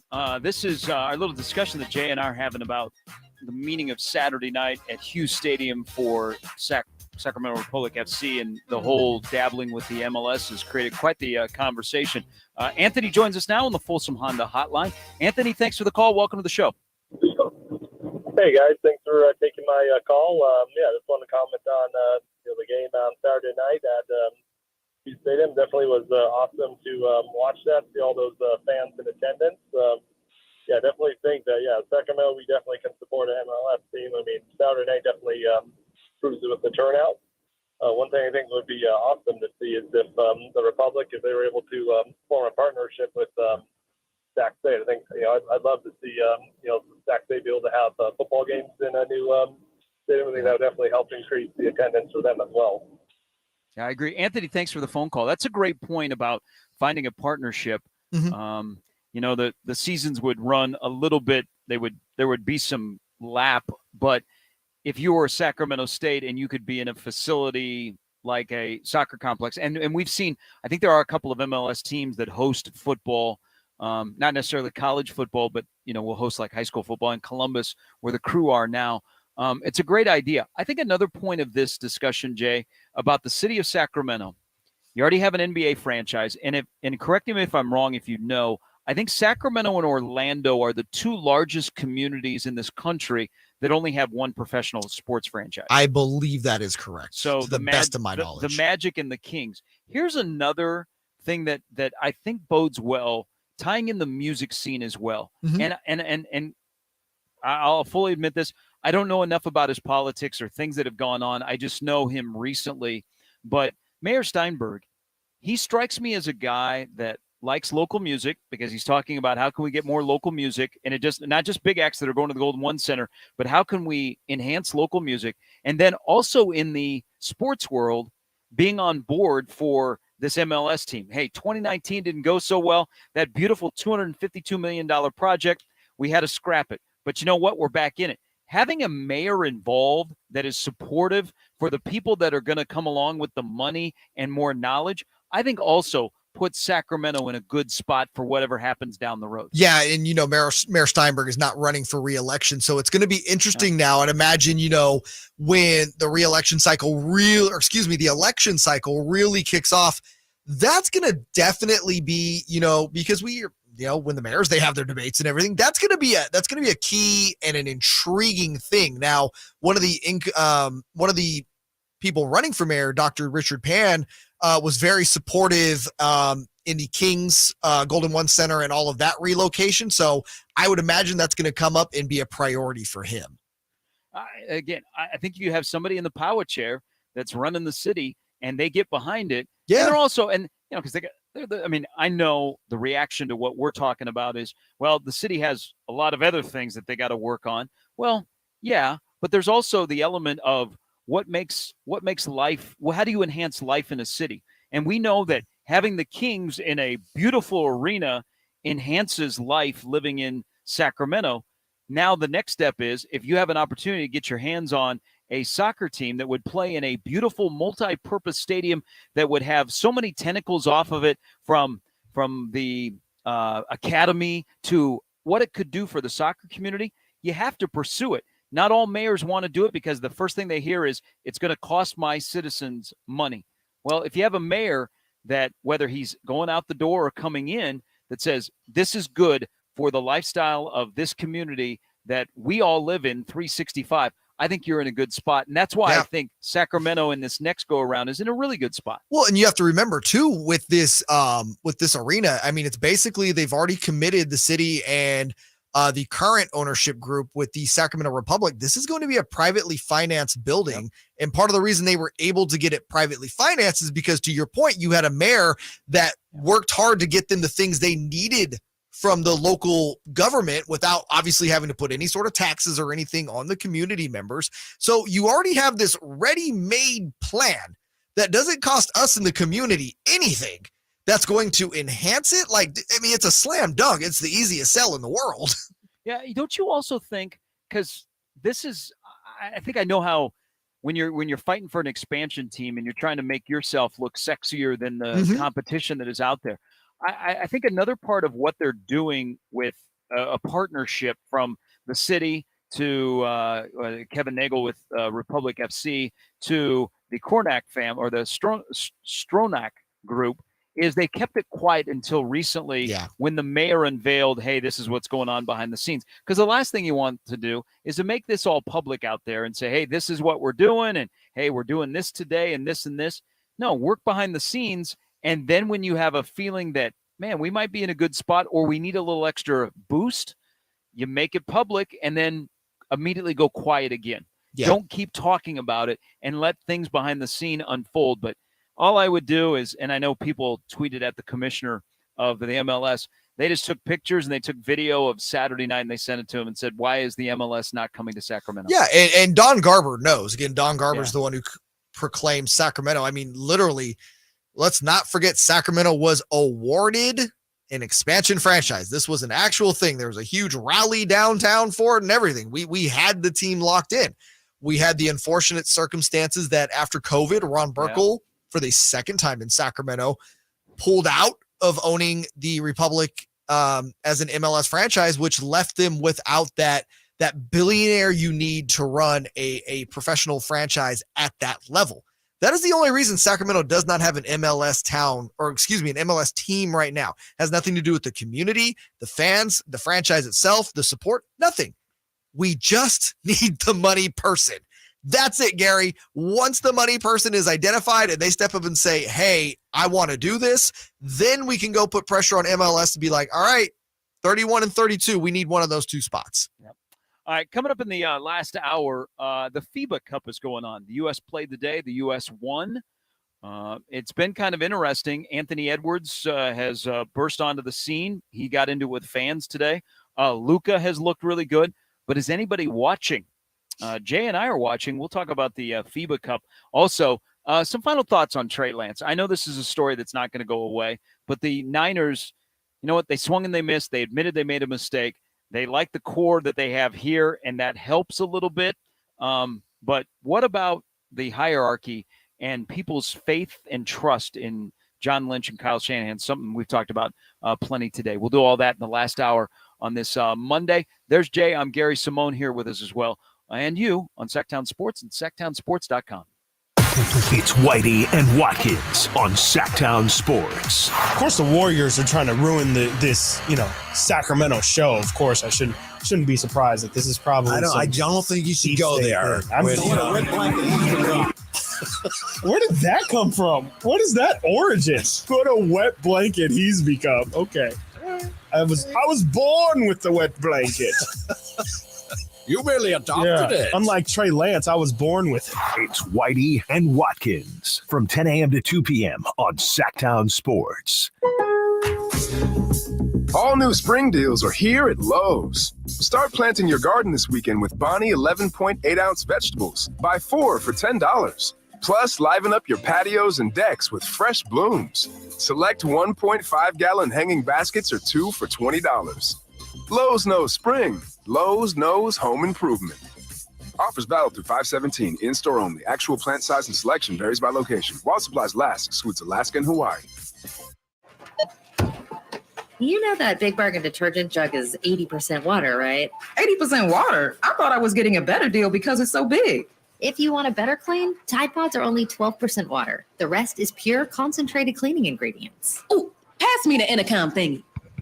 Attention shoppers, if you want a real deal, try Tide Pods. Don't pay for water, pay for clean. If it's got to be clean, it's got to be Tide Pods. Water content based on the leading bargain liquid detergent.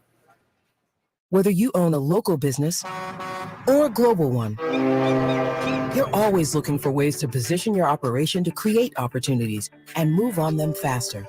With Bank of America, you get access to experts, award-winning insights, and business solutions so powerful, you'll make every move matter, locally and globally. Visit bankofamerica.com/banking for business to learn more. What would you like the power to do? Copyright 2023 Bank of America, N.A. Labor Day, our annual celebration of workers and their achievements, was first observed in New York. and the first Monday in September became a national holiday in 1894. Hi, this is Frank LaRosa with a word about Naturewood Home Furnishings. Each year we commemorate Labor Day with parades, picnics, and family gatherings. And right now, Naturewood Home Furnishings is celebrating with their exceptional whole store Labor Day sale. Would you like to refresh your living room? Would you like to restyle your bedroom? Maybe you want to redesign your home office. No matter whether it's your dining room, kids' rooms, accents, or accessories, Naturewood's unique store-wide Labor Day sale offers savings in every department and savings on every brand like Stanton, Omnia, England, Stickley, Flex Steel, and all the rest of the award-winning furniture. When it comes right down to it, it's all about choices and always about quality. Visit Naturewood Home Furnishings right now for this remarkable Labor Day sale. Off Highway 50 at Hazel, look for the water wheel. I'm Ty Burrell, actor and small business owner. I'm going to show you my steps for making the perfect radio ad. This one's about innovation refunds and the ERC. First step, be relatable. I like pizza and puppies. 2, cold hard info. The ERC is a tax credit for eligible businesses that kept employees on payroll in 2020 and 2021. So if you qualify, Innovation Refunds network of independent tax attorneys could help you claim it. 3, go to innovationrefunds.com or call 1-843-REFUNDS. Innovation Refunds does not provide tax or legal advice. We work with an independent network of tax professionals. Terms and conditions apply. Ty is a paid spokesman. Twin Peaks is the best in the game. Here, your favorite drafts are poured at a frosty 29 degrees. It's bigger game days and bolder fight nights. I mean, where else can you find a scratch kitchen that always comes in clutch? Every day, from lunch to late night. Only at Twin Peaks, the #1 sports bar. Get wings the way you want them. Try Twin Peaks wings bone-in breaded, naked, smoked and grilled, or boneless in your favorite sauce or rub. Get Labor Day savings and special low finance rates, even 0 down deals with approved credit. Right now from Folsom Lake Kia, it's the Labor Day sale at Folsom Lake Kia. Your trusted dealership, my trusted dealership for over 20 years. KHTKAM Sacramento, KYMX HD2 Sacramento. Take it on the local level. Live and local, 6 a.m. to 6 p.m., Monday through Friday. From the Power Business Technology Toshiba Studios. Sactown Sports. Sactown Sports. Headlines. I'm Simone with your Sactown Sports headlines. Hours after San Francisco 49ers traded Trey Lance to Dallas for a 4th-round draft pick, QB1 Brock Purdy able to run in a touchdown before the Chargers' backups rolled past the red and gold on Friday. Niners dropped their last preseason game 23-12. Make sure you're laced up for Week 1 with Sactown Sports. Download our app or check out SactownSports.com for 24/7 news and notes on the quest for 6 all season long. Over the weekend, San Francisco Giants able to top the Atlanta Braves 8-5 on Sunday to avoid a 3-game sweep. Giants now host the Cincinnati Reds tonight to open a 3-game series, first pitch going out at 6:45. Happy Monday, I'm Simone. Those are your headlines. Now back to more Sactown Sports. Your new home for 49ers football in the 916, Sactown Sports. All right, last hour on a Monday with Jay Simone. I'm Gary. Did you see the tweet? We were talking about Twitter and Threads a little bit earlier. Did you see the tweet from the Pro Football Hall of Fame when Boltman, the mascot for the Chargers, showed up in Canton this weekend? I did not. Okay, so I don't know if part of, and you wear so many different hats at Bonneville. I don't know if you like everybody is involved in the social media and tweeting, or okay, I'm looking at it now. Person. Okay, so as social media has become so big in the corporate world, you have social media experts, and you try and limit how many people have access to a social media account. So you don't just tweet out stuff that makes you go, what? Mm-hmm. So would you like to read the tweet of Boltman staring at the bust of Junior Seau? This weekend, Boltman visited the Pro Football Hall of Fame. This included a moment to pay his respects in front of the bronze bust of the late Junior Seau. There's so many things wrong with that tweet. One, I think it would have been better if it was looking at a bust of Dan Fouts, because Junior Seau essentially killed himself from head injuries that he suffered in football. And you got the mascot and that tweet, and I'm thinking, oh, man, someone lost their job. I could be reading this completely wrong, but I saw it and I was like, oh no, oh boy, there's somebody is there. That ain't going to be good. It was very, very awkward to me that it would come from the Pro Football Hall of Fame account. Yeah, and it's paying just his respects to Junior Seau, the mascot, right? Yes. This isn't one of Junior Seau's children. This isn't a former teammate, another Chargers legend. Hell, even another NFL legend. It's almost like a parody, right? Yeah. It's super awkward. Like, did someone from the Pro Football Hall of Fame social media account be like, hey, Boltman, get in front of Junior real quick? Oh, yeah. It looks like like a stage photo. Yeah, and I'm just like, that's different. Because then it's like almost seems like a joke that, hey, the Chargers sent Boltman to the Pro Football Hall of Fame to pay his respects to Junior Seau.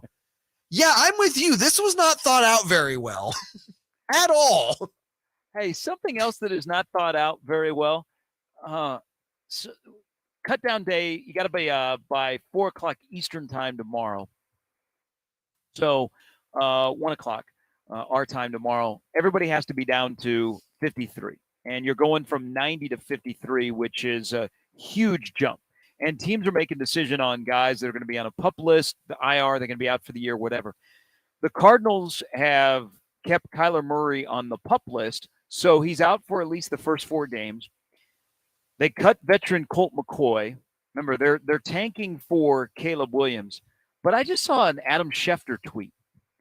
They are declining to name a starting quarterback for their Week 1 game against Washington. Oh. They only have 2 quarterbacks on their roster. One of them has at least played in an NFL game in Joshua Dobbs, but they aren't even naming a quarterback. And the more I think about this, Jay, the more I think, how bad is the NFC West going to be this year outside of the red and gold?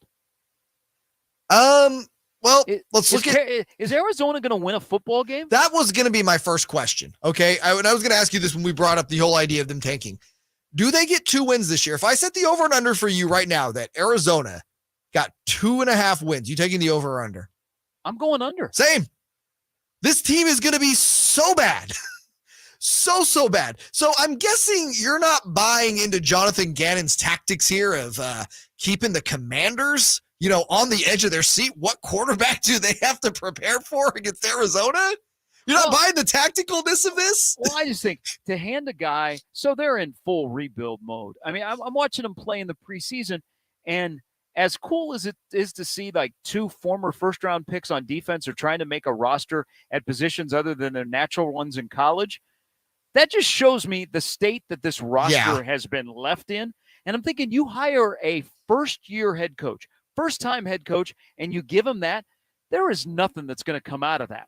And, they have to tank because then they have to go, all right, our future is via the draft. So let's say Arizona goes 1-16. I'm watching the Rams. Whether you read into preseason scores or not, the Rams got beat 41-0 by Denver. Mm-hmm. Sean McVay can be the most optimistic guy anywhere, and he can brighten your day when you stop to grab your favorite cup of coffee, and he happens to be a celebrity barista, and he brings a smile to your face. What is not going to bring a smile to my face if I'm a Rams fan? I got my ring, but, man, I got a roster that is in full rebuild, and I got the quarterback's wife is on a podcast saying her husband can't relate to the young guys on the roster. And I'm thinking, oh, my gosh, they can't run the ball. They haven't been able to do it since Todd Gurley. Is Los Angeles going to be even close to 500? No. The answer to that is no. Again, remember, LA plays in the same division. LA's probably got a couple wins against the Cardinals they can check off, right? Although when you look at those 2 rosters, they might split this year. I've thought for months now that the NFC West, which was at one time the toughest division in football not that long ago, the Cardinals are a joke. Mm-hmm. The Rams, I'm not going to call a joke. They're more in a rebuild in a situation with a older quarterback now. And that's fair because I think they're rebuild. I think they're rebuild with the roster. They've at least started. Right. So they're in the process of moving towards the future. Sure. And, again, and they already got a ring. So it's not like this is an inept front office. Sean McVay's not an inept coach. It's just going to take them a couple seasons to start building some young talent up in there. And I think the Rams will be fine down the line. But then you look at Seattle. I thought Seattle overperformed last year. Geno Smith led the league in completion percentage. Do you really think Seattle can replicate that again? Are they an actual viable threat to a healthy 49ers team? No, I don't think so. Well, I think part of their roster is being built to beat the Niners. Right. You know, Pete Carroll has the magic against the Niners, and so he's built part of his roster. He didn't have it last year. and you're right. And the most important part, though, is the quarterback. So Geno Smith, who, he's playing on the East Coast, and you got him with the Jets and the Giants, and you're like, man, who is this guy? At least he had West Virginia on his resume because he was really good at West Virginia. Right. But he's not an NFL quarterback. Then he shows up in Seattle, and that first 9-game stretch where we were like, whoa, what's going on in Seattle, and who is Geno Smith?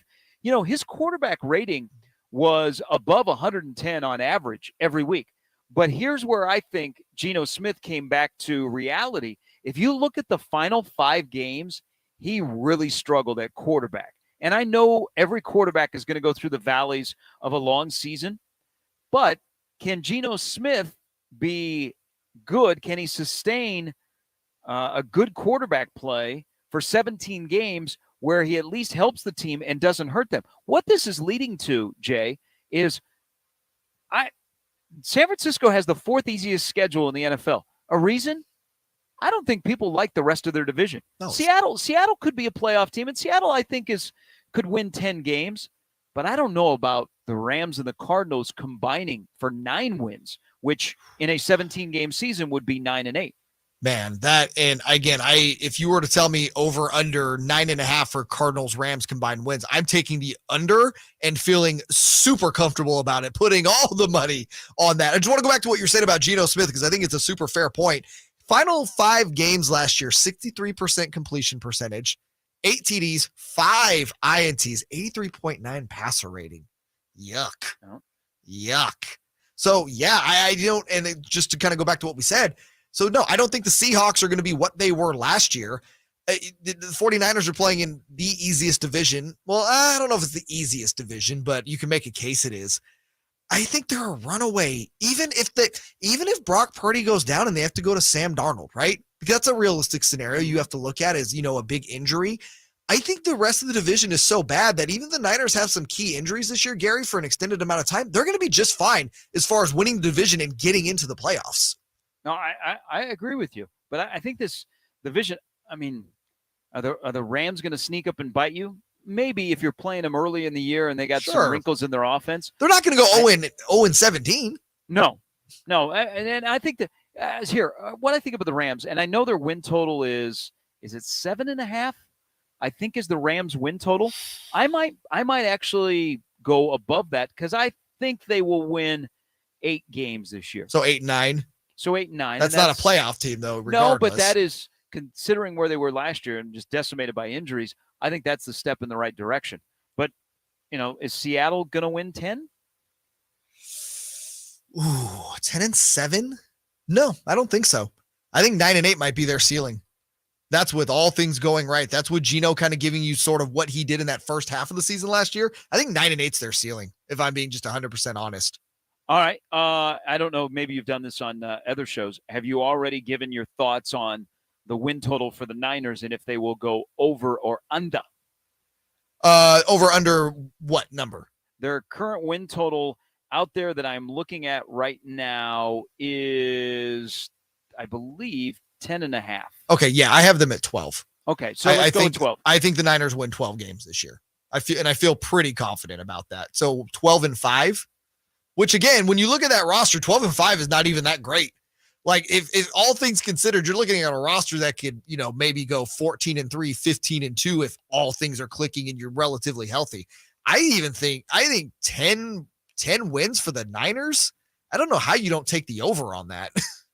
Yeah, I'm with you because they're going to play 6 games in their own division, right? And they probably have a good shot to at least go 4-2. Maybe that's the worst case is 4-2 in their own division. 4-2 is the worst case, and you got to remember they went 2-0. I believe went 2-0 against Arizona last year.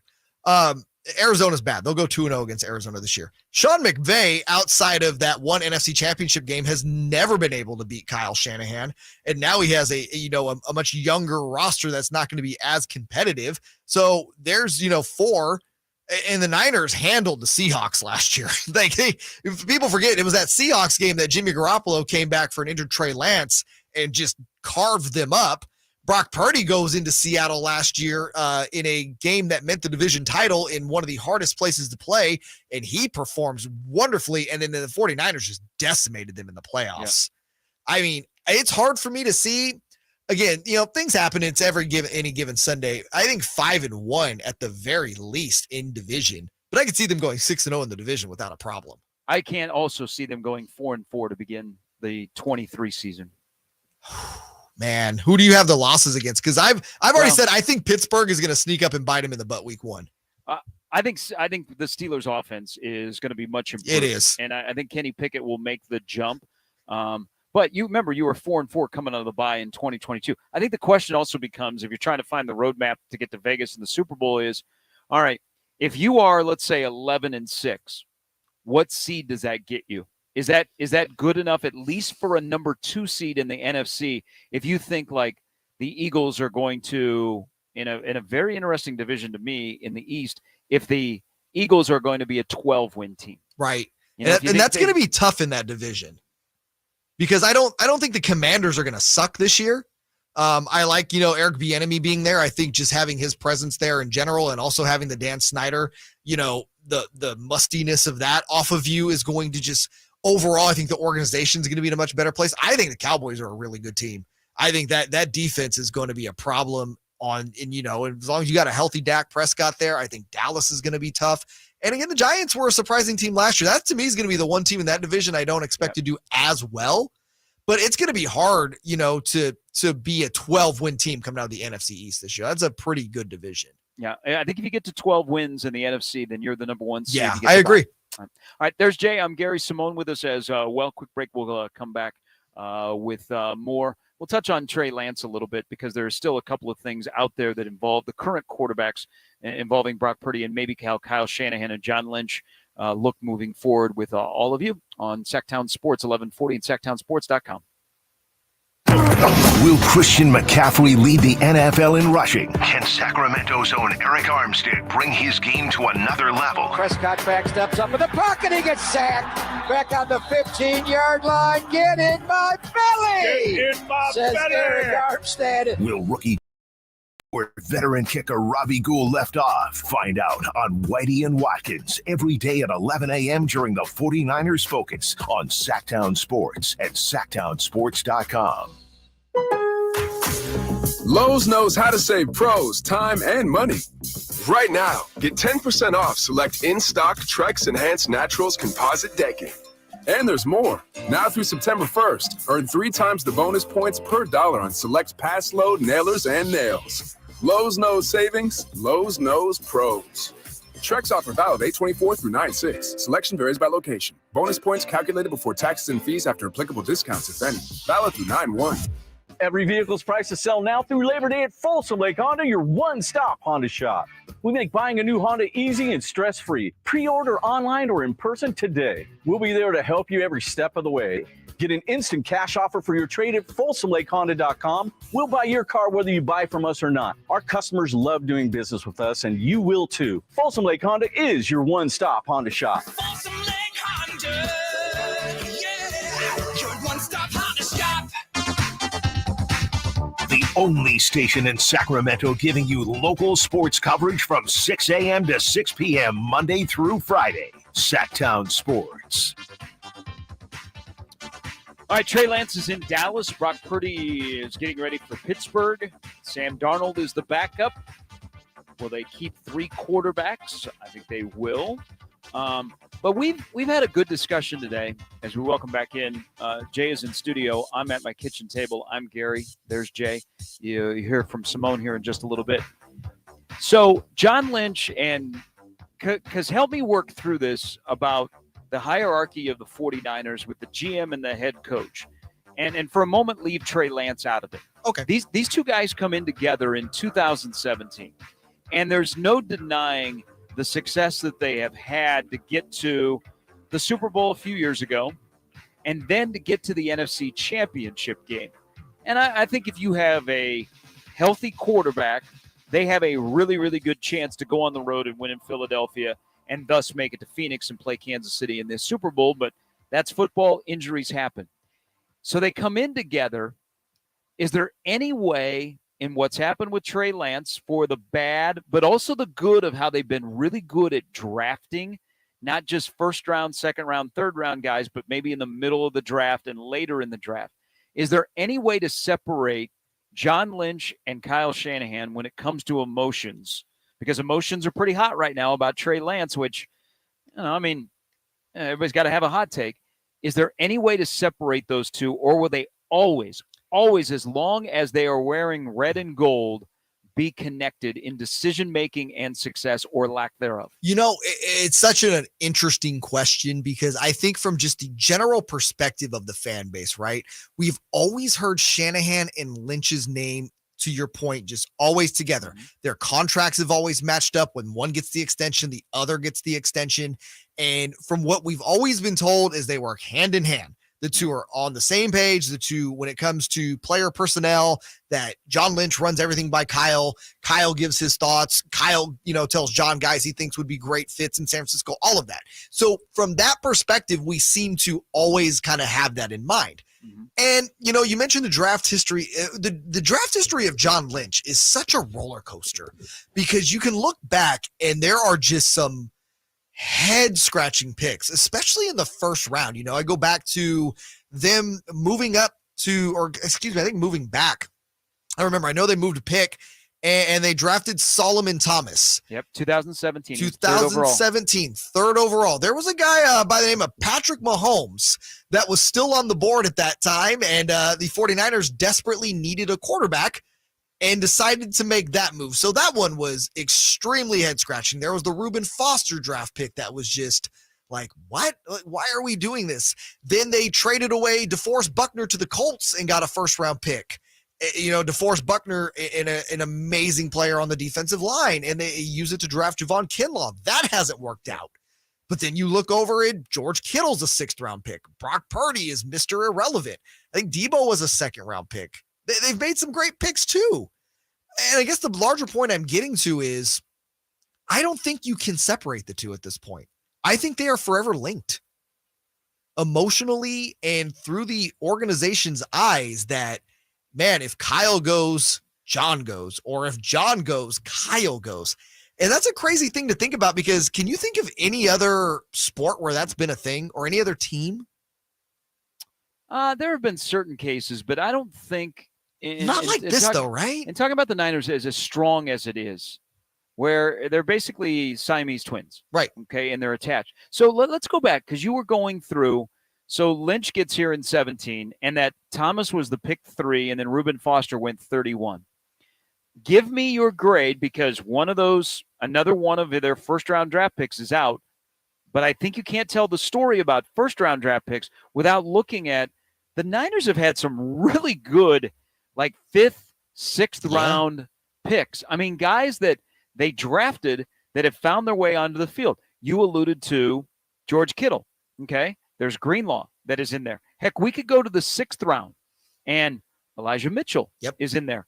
And, even to start like in the 4th round of picks that they selected, you went, okay, Fred Warner was a 3rd round pick. But everybody focuses on the 1st round. But then on draft day, you know what it is, Jay. We all say, hey, Belichick is so good because they dominate day 2 and day 3. Right. Usually they don't have a bunch of first-round picks, if any first-round picks. But, boy, they're really good on the back end. We kind of see like Kansas City. Kansas City, Brett Veach is really good like in the 4th, 5th, 6th, and 7th round. So give me a grade on the John Lynch, Kyle Shanahan first-round picks since 2017. Thomas, Foster, McGlinchey, Bosa, Kinlaw, Ayuk, and Trey Lance. It's basically because of Nick Bosa, I will give it a B- because he's been that great, but he also kind of fell to them at number 2. I think he should have went number 1 overall. But when you look at that list, and Ayuk can honestly bring that up this year, there's been a lot of spec that this is going to be his breakout season. Mm-hmm. But after that, Thomas was terrible. Javon Kinlaw's been hurt, so, they're hoping this year to get something out of him finally, but we have to go off of what we've seen. So, especially because you traded DeForest Buckner and he was the replacement there, that matters too. And then, Foster and now Trey Lance, it hasn't been a great first round for them. Like, they have really struggled in the first round. If you just look at it as a whole, again, they are a Nick Bosa and Brandon Ayuk having a breakout year this way from being average first round drafters just because of those two players. Yeah, Bosa by far, we're in agreement. He is the best first round pick of that era. Oh, it's not even close. By a wide margin. But if I gave you a top 5 of draft picks, is you got Bosa. I mean, George Kittle's got to be in your top 5. Oh, of course, especially given they got him the 5th round. I'm sorry, I said 6th. He was a 5th round pick. I'm going Deebo Samuel. Yes. I'm going Fred Warner. And then he's no longer with them, but I think they got a lot out of where the round that he came from, and he was a solid contributor for 5 seasons. DJ Jones. Yeah, no, DJ Jones was pretty good. Before he left and he signed the free agent deal with Denver. Mm-hmm. No, and Tarvarius Moore, they got in the 3rd round, was decent at safety for a little bit for them. I think if you were to say 2nd through 7th, right, this team is an A. They so many Pro Bowlers. Again, Kittle. You look at what Brock Purdy did, the value you get there and what that's able to, and you can't just factor what Brock Purdy does on the field, by the way. Having your starting quarterback be the last pick of the draft, Brock Purdy doesn't even make $1 million, Gary. That gives you so much flexibility with your cap. Fred Warner is, one of the best linebackers in the NFL. Deebo Samuel is a top 5 offensive weapon in the NFL. And again, these are all non-first round picks. And you got to look at it from that standpoint. I think if I were to grade them just 2nd through 7, they're an A, which is really it really messes with your head as a fan, right? It does in this whole trust discussion of Lynch and Shanahan, because you can tell the story about Trey Lance, but you got to tell the story about 3rd, 4th, 5th, 6th round guys. No, I completely agree with you because, again, when you're talking about a draft, it is the whole story. It's not always. And how many years we've all been looking at it. I mean, there's the famous story, was Tom Brady a 4th round pick? Like, man, there's so much value in the NFL draft outside of the first round. But because of all the hype that goes into those prospects coming in, we just as fans and, entertainers on the microphone look at it like, dude, that's where the bread and butter is, right? But no, there's so much value in the late rounds, and you do have to factor that in. And if you're a fan, Gary, when you're looking at evaluating your GM, do you put more stock into the first round bust, so to speak, or more stock into what he's done 2 through 7? See, I think 2 through 7 in free agency. I know because we all know the names of the first rounders. Right. Okay. We can basically roll out every team in the NFL, and we're pretty good at, oh yeah, he was selected in the first round. But teams that are winning titles are winning with a deep roster and accumulating talent, and that's what the Niners have done. So that's where, I don't want to say they get a pass for the Trey Lance, but it's not as, oh my God, let's get the pitchforks and let's head to Santa Clara, because of the way this roster has been constructed, that Trey Lance doesn't leave or get traded, and all you get back is a 4th round pick, and you go, Niners are done. Yeah. That ended it. So yeah, it's the weird relationship that as fans you have with Lynch and Shanahan that don't have a ring yet, but they have maybe the best overall roster in the entire NFL. I know. And it's just that.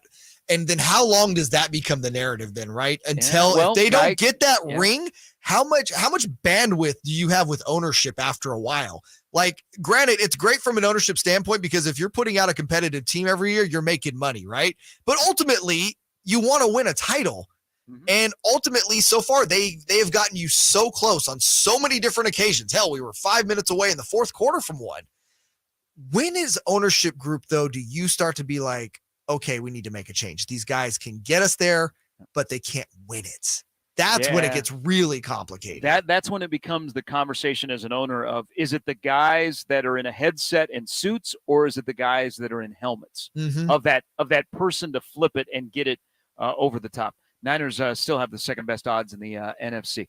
27 past the hour. We'll take you up to the top of the hour. And then the A's are on the road tonight in Seattle to take on the Red Hot Mariners. You'll hear it right here on Sactown Sports 1140 and SactownSports.com. Need the breakdown of the latest 49er game? Everybody's Team Trey, Team Brock. Nobody likes Sam. I mean, to me, they're all 49ers. I don't care who plays. Want to know what to expect from the Beam team this season? I don't honestly know who's going to have a better record, the Warriors or the Kings. That's interesting because the Warriors did have a lot of injuries last year, but they're also old. Got to get that MLB fix down the stretch? Looking for articles from your favorite hosts. For all that and more, visit SactownSports.com. Sacramento weather is brought to you by the Arnold Law Firm. I'm Mark Finan in the KCRA3 Weather Center. Skies will stay clear tonight. Delta breeze will cool temperatures down to the low 60s by morning. Tomorrow will be sunny and warm with a high of about 95. Get the latest forecast on the KCRA3 News and the KCRA3 app. The Arnold Law Firm has seen how a collision can turn anyone's life upside down in a heartbeat. So remember to be a little more alert on the road and stay safe. The Arnold Law Firm, providing real justice for you since 1975. Call 916-777-7777. Hey, it's Carmichael Dave. Much like you probably, my kids are going back to school next week. What does that mean? It means end of summer blowout on all systems with American Energy Heating and Air right now. $2,500 off full systems, with systems as low as $34 a week. And American Energy Heat and Air offering a free Wi-Fi thermostat on high-efficiency units. As always, they're making the uncomfortable comfortable, but get in right now. This limited offer expires August 30th. You can call today to schedule your appointment at 916-520-9990. Better Business Bureau A+ rating. 1981 is when they started serving the greater Sacramento area. They are Sacramento's complete heating and cooling company and second opinion partner with heating, cooling, service, tune-ups, installations, and more. American Energy Heating and Air, 916-520-9990. That's 916-520-9990. Call 916-520-9990 now. Whether you're shopping for your favorite Honda online or in person, you'll see why Stockton Honda is the #1 Honda dealer in Northern California, and why buying from Stockton Honda couldn't be smoother. Visit in person or online at StocktonHonda.com, where your favorite Honda is ready for you. Anytime, anywhere, it's all here.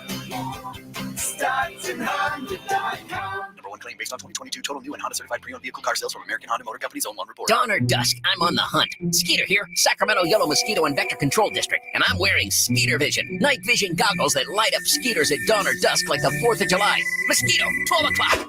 Got him. So fight the bite by wearing long sleeves and pants at dawn or dusk when they're most active. Apply insect repellent and drain stagnant water. It's a breeding ground. Dawn or dusk, the Sacramento Yolo Mosquito and Vector Control District reminds you to fight the bite. For more information or to report problems, go to fightthebite.net. Experience a golf tournament as refined as you are. The Fortinet Championship returns to Silverado Resort September 14th through the 17th. Be there as the best of Napa meets the best of the PGA Tour. With wine experiences, rockin' shows, and incredible golf. It's like this weekend was made for you. The Fortinet Championship, September 14th through the 17th. For tickets, go to FortinetChampionship.com. Turn your home into restricted airspace. Tell incoming flights you want them diverted. The new Raid Essentials Light Trap plugs into the wall and uses light to attract, then trap flying insects like fruit flies and mosquitoes. Its 24/7 continuous attraction provides insecticide-free protection that's people and pet friendly. Consider air service interrupted. New Raid Essentials Light Trap, insecticide-free protection. When my daughter gets a cold, I have a secret weapon. Dayquil Kids Berry from Vicks. Dayquil Kids is specially formulated to treat kids' most bothersome cold and cough symptoms quickly. And the best part is that Dayquil Kids Berry tastes really great. Aren't you supposed to be resting? Maybe. Dayquil Kids Berry. The Kids Berrylicious daytime congestion, coughing, stuffy head, stuffy nose, just for kids. Medicine. Safe for kids 6 years plus. Sactown Sports Headlines. I'm Simone with your Sactown Sports headlines.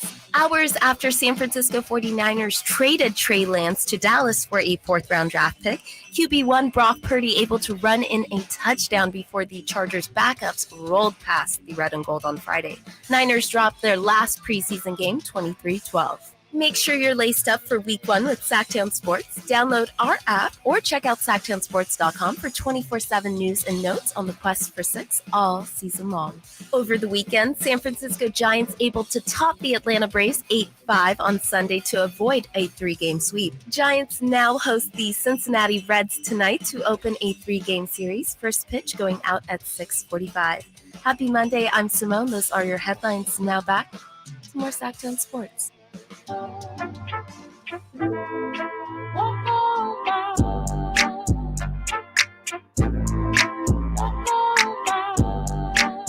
This song, by the way, I would love to just start singing, but I would be quickly taken off the air and it'd just be Simone for the no. I like this song. I like this song a lot. No, I can't. It's all over my TikTok. I will say that. It's it's like a hot song when it's all over your TikTok, and then when you go to Sirius satellite radio and Channel 4, by the way, which is the TikTok station. This song is everywhere. This is a great song. This is what they call a banger. I didn't know they had a TikTok station. Oh, I'm intrigued. Yeah, Channel 4 is where you can find it. So all of the songs that are super popular in the TikTok videos, they actually have now a station. Wow. Say less. I'm in there.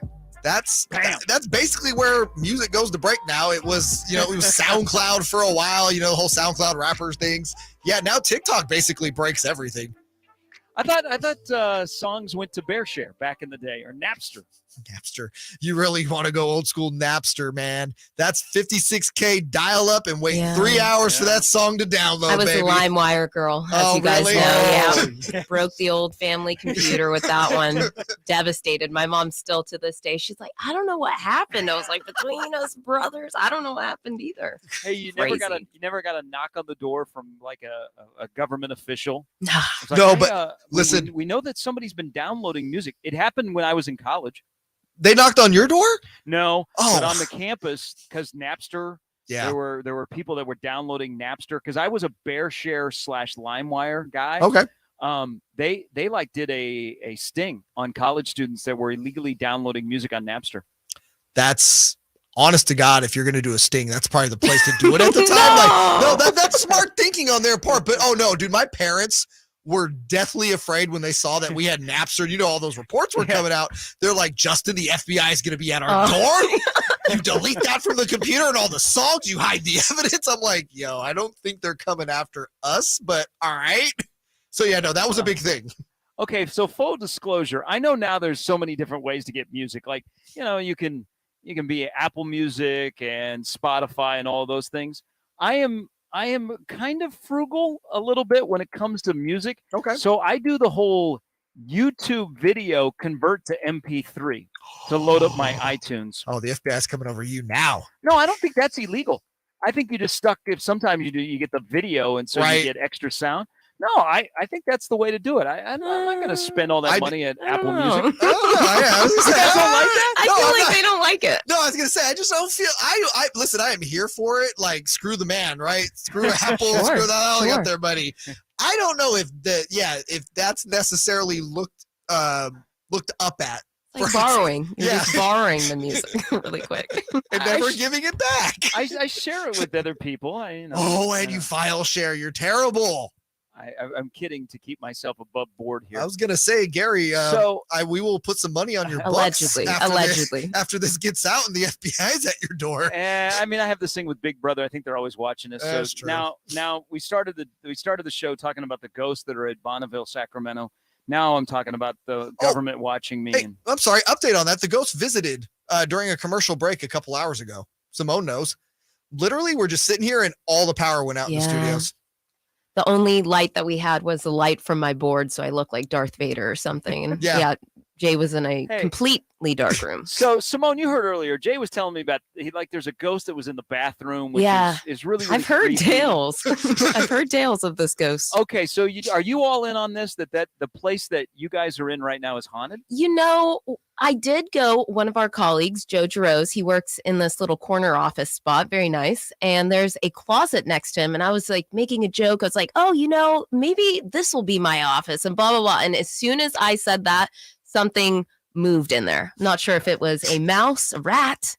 It was a ghost. Someone moved in there, and I was like, nope, it's your office. You keep it. I'm leaving. Okay, so there is some evidence here. I might be buying this. No, we got the morning show on the country station in this building are full into this. Like they've gone around with, I think there's like EP things. I was just going to sensors and say, have stuff. we ever done that? Yeah. Like we've combed through the premises. Oh yeah. And what came up? Lots and lots of, again, I think they call it like EVPs or something. And it's like if you get spiking. Yeah. They were spiking all over the place. Yeah, that's a real thing. We're Ghostbusters around here. Okay. You know I'm what this scared is of gonna, you. This is what's going to lead to is there going to be somebody outside of the gate that looks like they're straight out of the movie Ghostbusters. They're like, I'll cure your problem. You want to know? Look at this little machine I got. Gary, that usually happens around 4:30 a.m. here, given the where we are currently located. Yeah, last week I realized that. Yeah, so no, you're describing a real life scenario that happens Monday through Friday. It is kind of entertaining. There is content for the show before you ever get into the parking lot. Yeah, not always great though. Yeah. I'll tell you that much. It's made some people late getting in. So I do have a little bit of content for the show, and this has to do with music. As you know, a lot of us either have headphones or we have buds when we're out and we want to listen to music or shows on our phone or games, whatever. So earlier today, I was listening to Carmichael, Dave, and Jason doing their show to get ready for our show. And I was at a coffee shop. So I got the buds in and I'm doing work and I got my phone. And I don't know how to describe them. And they were not like of the older set. They were probably, I don't know, I would call them millennials.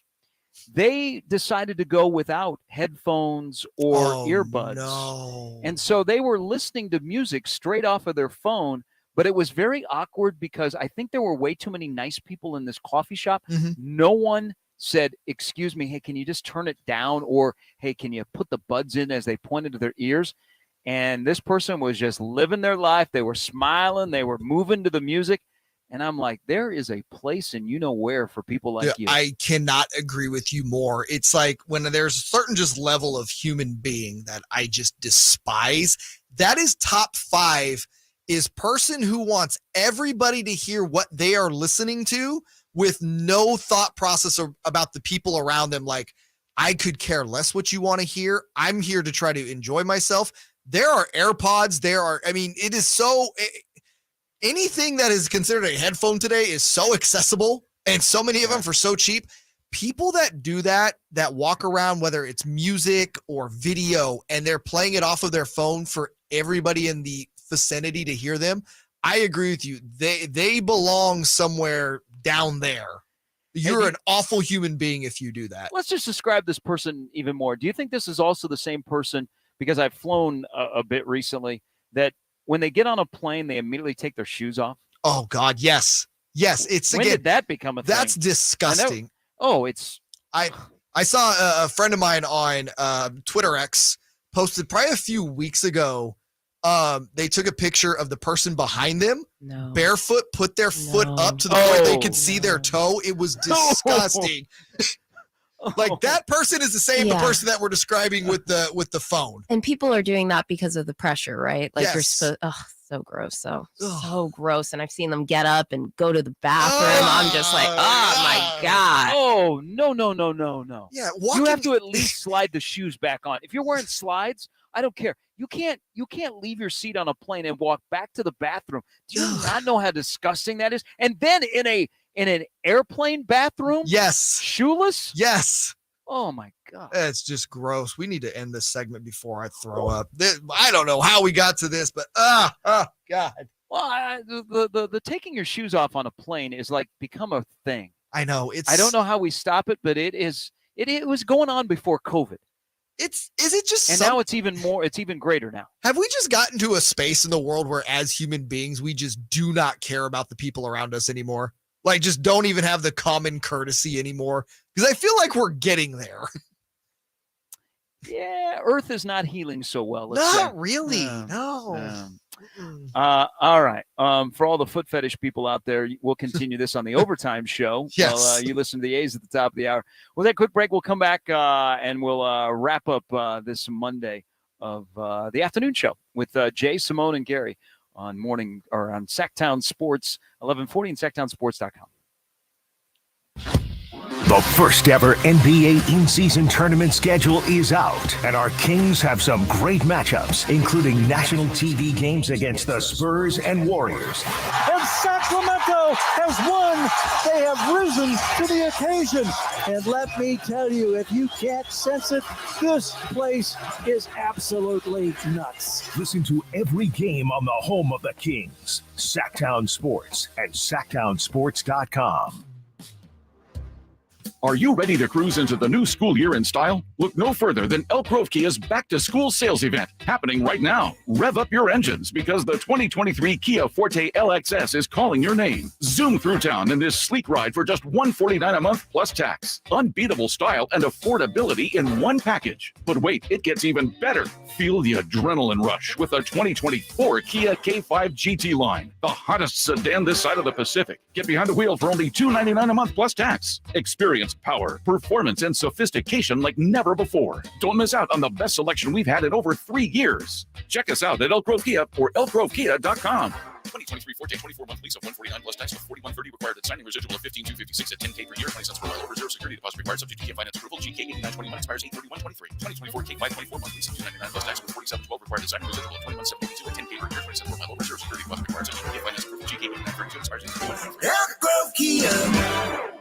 Did you know the average person walks 100,000 miles in their lifetime? It's true. That's a whole lot of stress, strain, and pressure ultimately put on 2 feet. Hi, DC Doug Christie here for the Good Feet store. As a spokesperson for Good Feet, I run into all facts. Like, despite relatively few Americans being born with foot issues, over time, 75% of all adults will experience painful foot or foot-related problems. By supporting all 4 arches of the foot, the Good Feet 3-step arch support system can help return your foot and whole body to its proper alignment. Come to the Good Feet store for a free, no obligation arch support fitting, then take them for a test walk. Experience the comfort, balance, and support of the Good Feet 3-step arch support system. The Good Feet store in Sacramento, Roseville, Stockton, Modesto, and now Vacaville. Online at goodfeet.com. At Ashton & Price, we get injury victims to yes. Experience, yes. Ashton & Price has been around for over 25 years. No more insurance companies? Yes. Our clients focus on getting better, and we handle all the rest. Results? Yes. We've collected over $100 million for injury victims. No fee until we win? Yes. Our clients pay nothing until we win. Ashton & Price, the best at getting to yes. Remember, for the best advice, don't think twice. Call Ashton & Price. It's the Labor Day Sell-a-thon at Folsom Lake Ford, and we're back with big discounts and 0% financings available with approved credit. Plus top dollar for all trades. Shop FolsomLakeFord.com.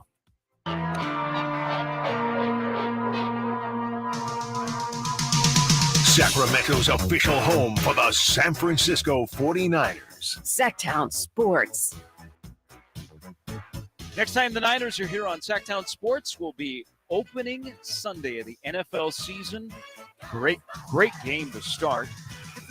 It'll be the 49ers in Pittsburgh to take on the Steelers, who there's a lot of excitement surrounding the Steelers. You know, Mike Tomlin has that long streak of 16 straight years where they've not had a losing season, but Pittsburgh it's been a while since they've been one of the elite teams in the AFC. That is a great matchup, not only for the Niners to kick off the season, but also for the NFL with 2 storied franchises playing. Jay, you were wondering earlier, you said, hey, can you check on my friend Bad Bunny?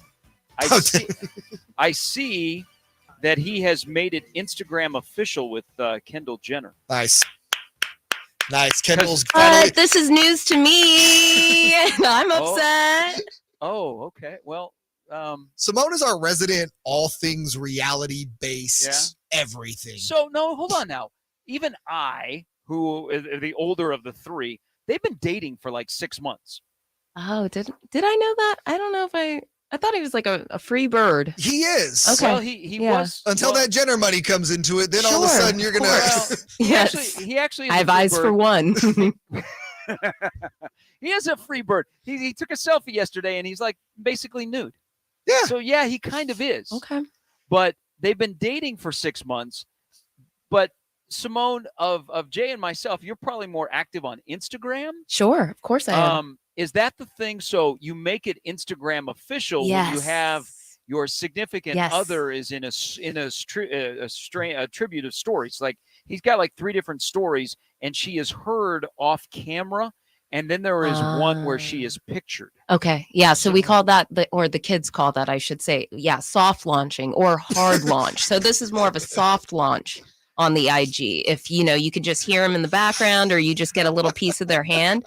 But a hard launch would be like the actual photo selfie together. So we have some more investigating. We officially to do have a soft launch of Bad Bunny. Yes. Okay. And Kendall Jenner, Beautiful. right? Not Kylie. Yes. I mean, I like both of them. And I understand the privacy. I just don't get the whole Instagram, the soft launch or the real launch or whatever. This would be a good bit where Simone educates the older people on air at Sactown Sports. Totally. I'm going to be honest. I'm going to be honest. This whole soft launch, hard launch thing is now. That was news to me until literally just now. Yeah. So it's like, if you're going on a date or something, you just have their hand or something, their drink or something in the picture, then that's the soft launch. But full blown, like, you can see each other's faces. That's a hard launch, gentlemen. There you go. And ladies, yeah. Now, will we see a hard launch between these two? I think this is a storyline we're going to have to follow here. Pretty, See, like the Trey Lance news, that was a hard launch. Yes, that was a very hard launch. Where does Bad Bunny rank amongst, because she's dated Ben Simmons, Blake Griffin. Yeah, my starting 5 shirt. Yeah, Simone has literally this shirt, Gary, and it's Kendall Jenner in the middle, and it's this starting 5 of the basketball players that she's dated that's around her. I think Jordan Clarkson was one, right? Yes. Okay. Absolutely. Blake was on there. Where some guys' careers go to die. Yes, the Kardashian curse, I believe, is what you were referring to. Oh, mammy. Ben Simmons has never been the same since then. Yeah, well, I think there's more than just the woman in his life that would lead to Ben Simmons not being very good. Yeah, but I really just like the idea of the Kardashian curse being the thing that derailed him, just for my own personal, because I'm really into that whole thing. Now, I do believe that there is a curse, like certain women, like if you break up with them, you're doomed. Taylor Swift has that a little bit, but but a lot of the guys that she sings about, they do have like a bounce back. Like John Mayer's doing pretty good. He's been traveling with the dead. Yeah. But some of the other guys, not so much. So good luck to Bad Bunny if they happen to break up. But also, I'm reading this story as I learn more about these two, is that he is wearing in one of the Instagram stories a small K charm. That's. Now, where would that? I'm no relationship expert, but we talked about once you put a vial of blood around your neck or wear. Simone, where does that go in the hard launch, soft launch thing? That's a soft launch. Really? I'm just kidding. I'm kidding. I was about to say, damn, man, that's a commitment. I'm kidding. Is that like mid-launch? Because it's not her. Yeah, it would be. I mean, I don't know. It's like black and white. Can you can't be. Is it gray? Yeah. Yeah. I was gonna use a terrible analogy. Use the analogy. It's gonna be like you can't be halfway pregnant. You can only just be pregnant or not pregnant. So the hard and soft launch is confusing, but yeah. Yeah. Gary, your thoughts? That would be pretty amazing if you could only be half pregnant. Yeah, that would be. I'm just trying to. There are probably some people that would take that. Oh no. No. It's God, if you're driving, pull over, please. Yeah. And trying not to. And try. Wow. There's just so much going on in this last 30 minutes. Unless you want to. Well, we stumbled on a couple of things that affect us all. People taking off their shoes on a plane. Yeah. Ugh. People not butting up or putting or headphones on when you're listening to music. It's basically we're calling out people. And then I'm just fascinated by a soft launch of a IG confirmation on a relationship and how much that is so different from when I was in that stage. And you know what? You were pretty proud to have a significant other, so you let the whole world know. No, this is back, this is like Facebook. You were super excited, or even MySpace, to change that relationship status from single to in a relationship. It's like, yes, I made it. This speaks to the person that would always put like, it's complicated. Yeah. Like, so that's kind of falls in line with that. That kind of person. And then you open up whole things because then you got your family that is following you on Facebook, and then they got questions. Yeah. And so they're going to start asking. Right. And you have to explain the whole jargon, and they're like, when I was with your dad, I'm like, we didn't have book face. We just went out on dates and got married 3 months later. Yeah, and we were a Shout good out my Catholic, parents. we're a good Catholic family. We started having a bunch of kids. Right. Like my grandparents. Because that's what you did, right? Once you hit 18, you get married, pump out 7 kids, and that's life. Things have changed. Things have evolved. Well, like in the true reality is younger people are not getting married as earlier, and they're waiting, or they're just not getting married at all. No, they're looking at it. I think a lot of people in the younger generation are just learning about like, well, if I make this commitment to this person and it doesn't work out, there just seems to be a lot of really complicated things that happen afterwards. Is it worth it? I mean, I'm 37. I'll be 38 in October. I've never been married. Okay. That's fine. One day, I think when I'm like in my 50s, I'll settle down. At that point, I think it's just kind of like, all right, tested the waters enough. Like I can settle into this with this person, because by the time you hit 60 or 70, you just get to that stage of your life where you just want to BS, and that's all you got to do. Why has this segment all of a sudden got depressing? Probably because I'm a part of it. I'll take the bullet on that one. So here I will tell you this. We never got to that stage, but I had a really good friend in college who, we both had some dating trouble, and we would lament about finding that right person as you're getting towards the end of your college career and you're going out into the real world. And we did say to each other, if we don't ever meet anybody and we don't ever get married, that when we both turn 40, we're going to get married. Oh, okay. Yeah. The marriage pact. I've Okay. made that pact with somebody. Me too. I'm 2 years away from realizing it. Now, is she still single? I think so.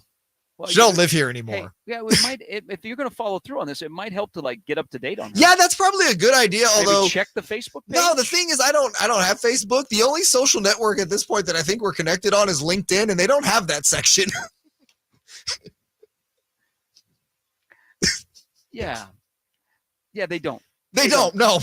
But I think- LinkedIn is a I great think- dating tool. I think LinkedIn is frowned upon. Oh yeah, if you're a PE major. No. What I'm saying is like, man, you can see what someone's job is, which gives you kind of an idea. Like, look, man, it's important, especially for you younger kids are listening. Like, make sure they have a good job and a good FICO score. Oh, like, if that absolutely. FICO is 300, you say goodbye. I don't care how attractive they are, how great the personality is. Man, if we can't buy a house, I'm sorry, this is not a thing. So the person that I had this pact with, they were what I would call a PE major in college, and you Okay. would think, oh man, they want to be a gym teacher. No, they were looking for potential earning while they were in college. Oh, see, I'm sorry. Like, people think that's shallow, Gary. I think that's smart. Hey, go chase the ring in the bag. I Dude, don't have a problem with it. I'm just saying, man, like, they can be a lot happier home when the finances are good. You know what I'm saying? Hey, thanks to everybody that joined us on a Monday. I hope we entertained you, made you smile. If you're having a rough day, we made your day better. Or you're having a good day, we made it better. Big thanks to Jay for Simone and all of you. I'm Gary. We're back again. Everybody's back again tomorrow at 6 a.m. with another 6A to 6P local right here on the home of the Kings, the home of the Niners, and coming up the A's on Sactown Sports 1140 and SactownSports.com. Have a great Monday evening, everybody. Check out the Golf to Go Hour with Frank LaRosa every week on Sactown Sports. Get the latest on equipment, area courses, people who play the great game, and plenty of good conversations about golf. It's the Golf to Go Hour every week with Frank